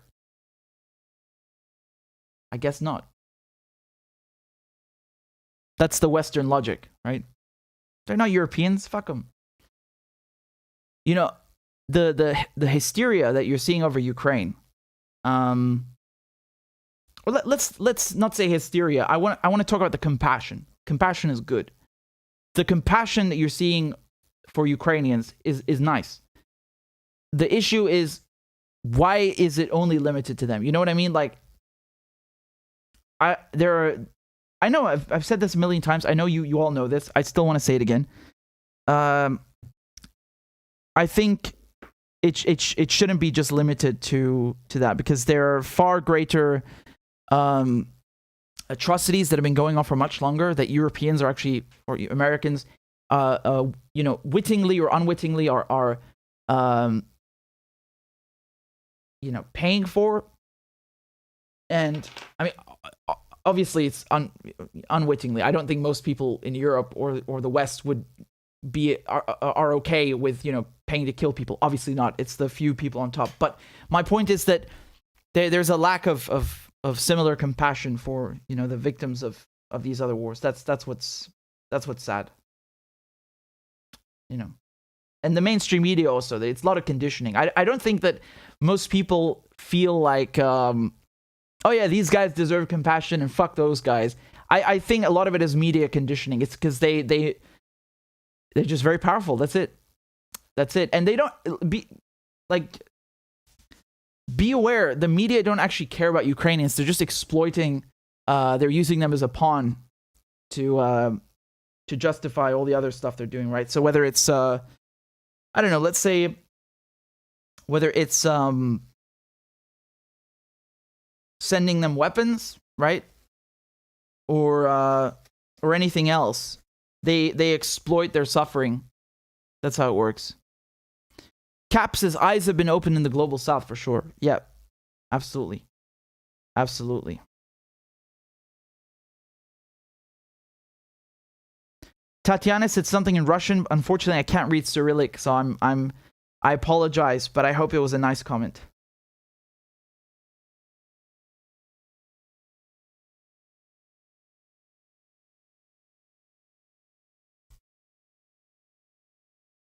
All right, I'm just gonna check the prices again. It's a nice time, right? Watching the economy melt down, World War III. Christ.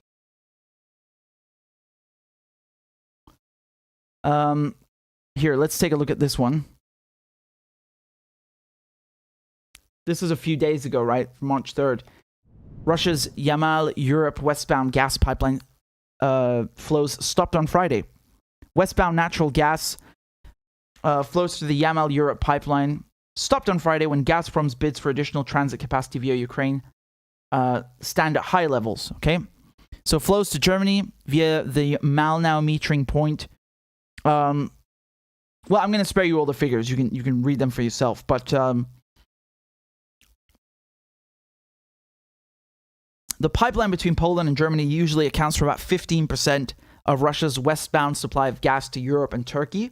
Since December, however, it's been operating in reverse and driving European gas prices higher, right? And now it's just getting worse.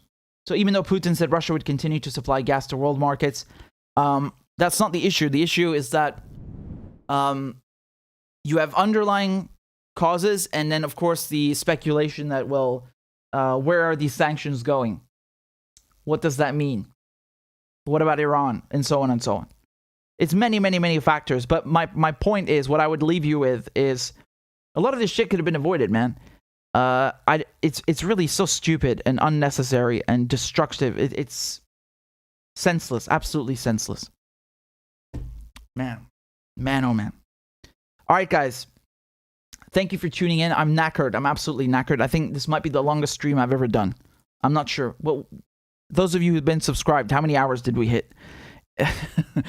But it's been fun, even though the subject matter is quite depressing. Again, thank you all for subscribing. I don't know if you guys want to sign up on Patreon. We might get one more crab dance in. That could be cool.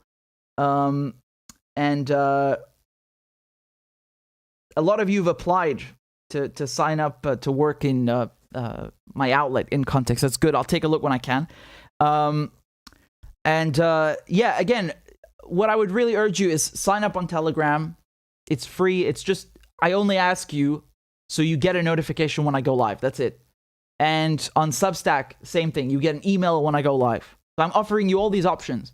And of course, YouTube, you could hit the bell, but I don't trust it. And I think many of you have told me you don't always get notified. So the best way is Substack or Patreon or Telegram. Again, it's totally free. And it's just to circumvent the throttling, and so on. So yeah. And of course, if you'd like to support the show, if you'd like to support 8-hour live streams, no joke, then thank you very much. You can donate on PayPal to finance my political binging. And CashApp and Venmo, we have all options available, sanction-free. And what else was I going to say? Oh yeah, Patreon, of course. I'm waiting to see if anyone joins who can play crab dance. Who fancies a good old crab dance? Yeah? A little crab jingle. So yeah.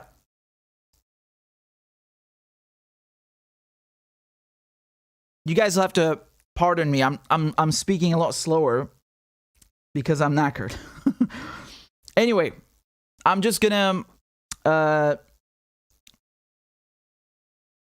thank you very, very much, Mosse. I hope I'm saying your name correctly. Thank you very much. This parting gift, I'll try to make and send you subtitles. That would be great. I appreciate that very much. That's very kind. That's really cool. I love that, and I'll be more than happy to put subtitles in any language. So thank you for that. And anonymous user says, I want to see the crab dance. Have you seen it before? It's quite a sight.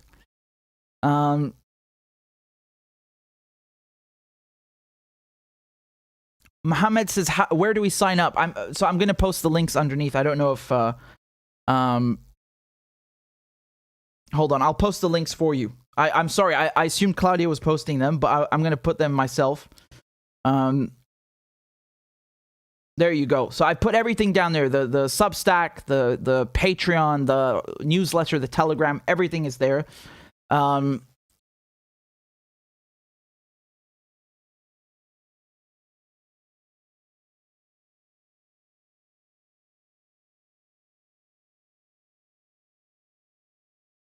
Hold on, I'm giving you the Telegram as well. Here we go. Here's the Telegram link. For those of you who don't know, I think Americans don't use Telegram so much or WhatsApp. They're more on Facebook and stuff.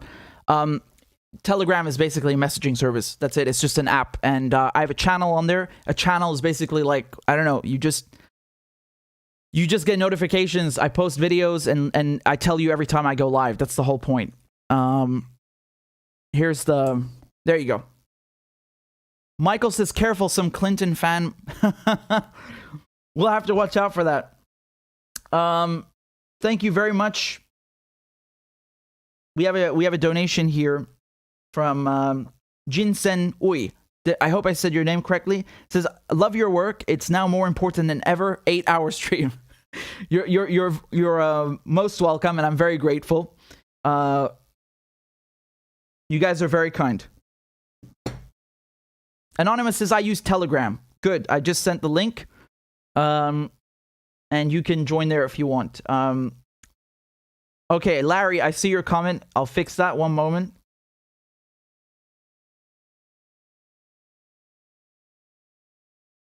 Shalad says, bravo pour ton boulot. De rien, et merci beaucoup. Ça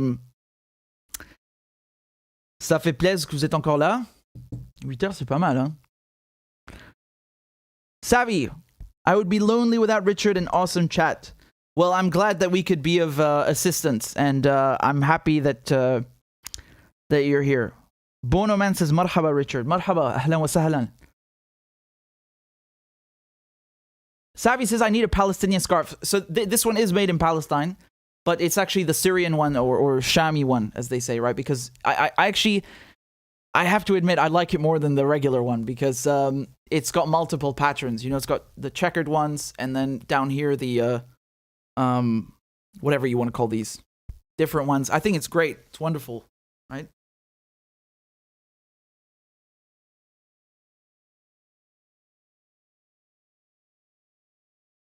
So yeah, they call it the Shami one. Shami is well, in Arabic, Sham has different meanings. Look, I'll just show you on the map. I was thinking I wanted to tell you this, guys, the other day. Here.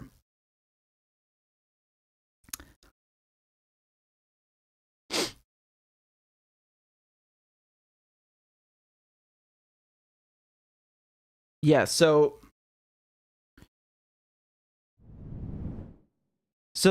this is the Levant, right? Sham. So when we say Sham, it's the whole region, the Levant, and it can mean Syria, and it can mean Damascus. And I think that's really says a lot because the word Syria is you know, El Sham. It is literally, it's interchangeable between Damascus, between Syria, as we know it today with these borders, and the whole region, Surya al-Kubra, Greater Syria, as it used to be before the British and the French carved it up. So that really tells you a lot, right? It really speaks volumes as to how important Syria is, just very simply. So yeah, they call this one the Shami one because yeah, it's that's it.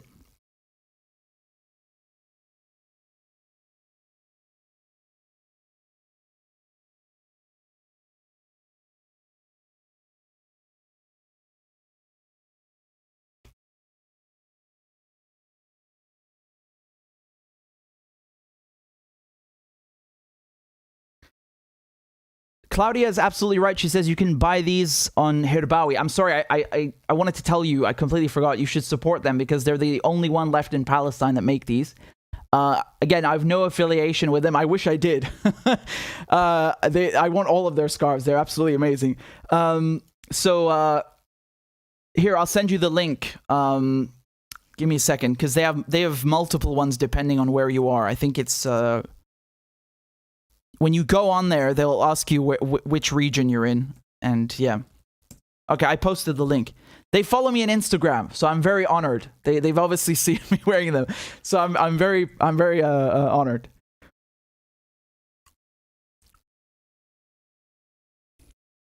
There you go. I've sent you the link. I think it's good to support Palestinian businesses, right? Whether in Palestine or outside.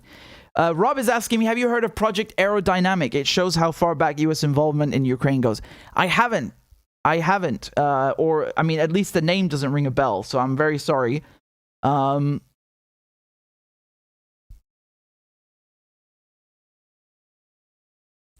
me look into that. I'll try and get back to you guys and give me a second. Let me look over here. I should do a segment on this, maybe. You know, this would be very interesting. So, thank you, Rob. And Disco Phil said, I rejoined your Patreon, crab me. All right. You deserve it. Thank you guys very much. And here we go. Put your hands together. We have a brand new crab dance. Yalla.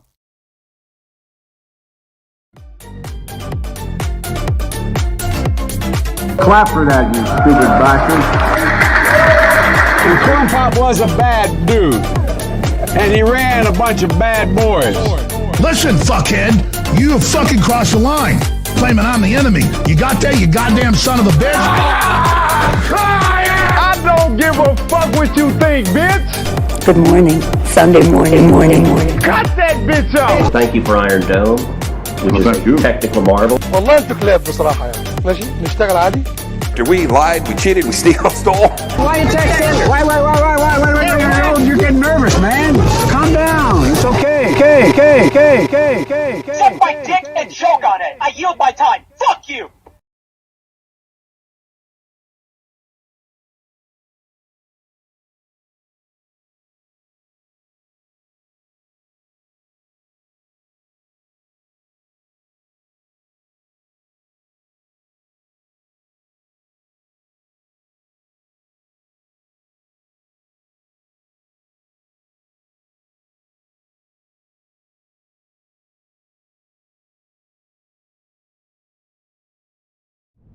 Hooray! We did it, guys. Thank you very much. By the way, I wanted to tell you something. I'm thinking of doing a documentary film this year. I'll tell you what it is later, but how would you guys feel about that? Because the issue is it's expensive and very time consuming. So I was thinking maybe I could set up a GoFundMe. Would you guys be interested? Because I would very like, I could of course ask for, you know, I mean, I could certainly try asking for support from, you know, a couple of news outlets, but I think maybe it's worth doing it or trying it independently. And I was thinking of doing it with my cousin, and we were talking about it earlier, but you know, it needs a lot of planning and money. I'm gonna be frank with you, this shit is expensive. So if you guys are interested, I'm more inclined to do it if you would consider help financing it. I don't know. I think how different is that from what we're doing here, right? It's also financed by you guys, and I'm very grateful. But yeah, what do you think of that idea? Maybe I could do a GoFundMe, and then, you know, even if it's in a few months or whenever it happens, because we haven't finalized the date, but we have an idea when to do it. Would you guys be interested? Ninja says yes, but not on GoFundMe. Well, I don't know. How else would you guys do it? Where would you do it? On Patreon?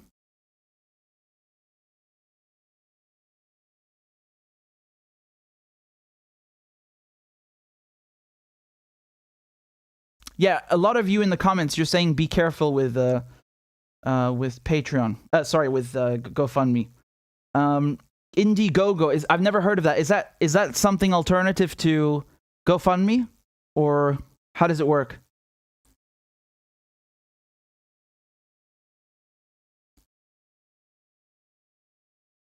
I've never heard of that, but I mean, a lot of you are saying it, so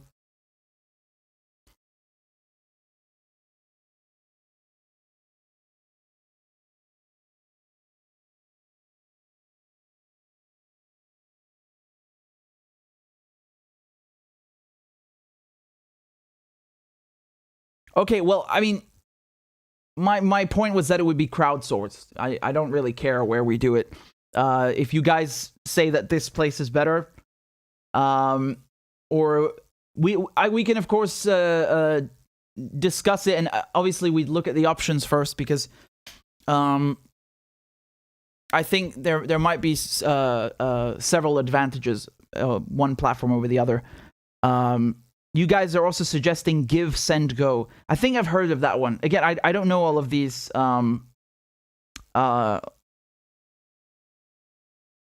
places, but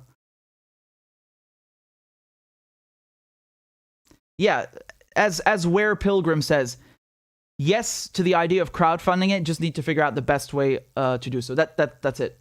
That's really it. I agree. So I haven't made my mind up yet on it. Obviously, when we set that up, I'll tell you what it's about. I have no doubt that you will be interested whatsoever. I just don't want to spoil it yet, and I don't want to get you guys hopes up and then not do it, right? So if we do it, and I think it's quite likely, because you have to consider this shit is dangerous and it's really time consuming, and I'm drowning in fucking work. Like I literally do nothing but work, again, I'm grateful, obviously, but I really need to kind of plan this properly, right? Because I want to do it properly. So yeah.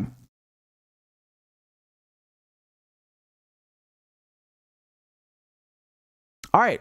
Well, we'll talk about this. We'll talk about this then another time, right? I'm just I'm grateful you guys tuned in. Again, I want to make sure that every time I go live, you get the notification. So please, just do this for me. Actually, do it for yourself. Make sure you do at least one of these things. Just sign up on the newsletter or on Telegram, because they're free, they don't cost you anything, and that way you'll certainly get a notification when I go live. Right? Doesn't cost anything. And, you know, I always let you know. So don't worry. I'll put the links below, and here's the Telegram. And of course, here's the Substack, the newsletter. Same thing. All right, guys. Thank you so much. I appreciate all your kind words. That's it. Thank you. Thank you for tuning in. Really grateful. And I hope you enjoyed the show, and I hope to see you next time. And thank you so much. Take care. Be well. Bye-bye. And ma'a salame.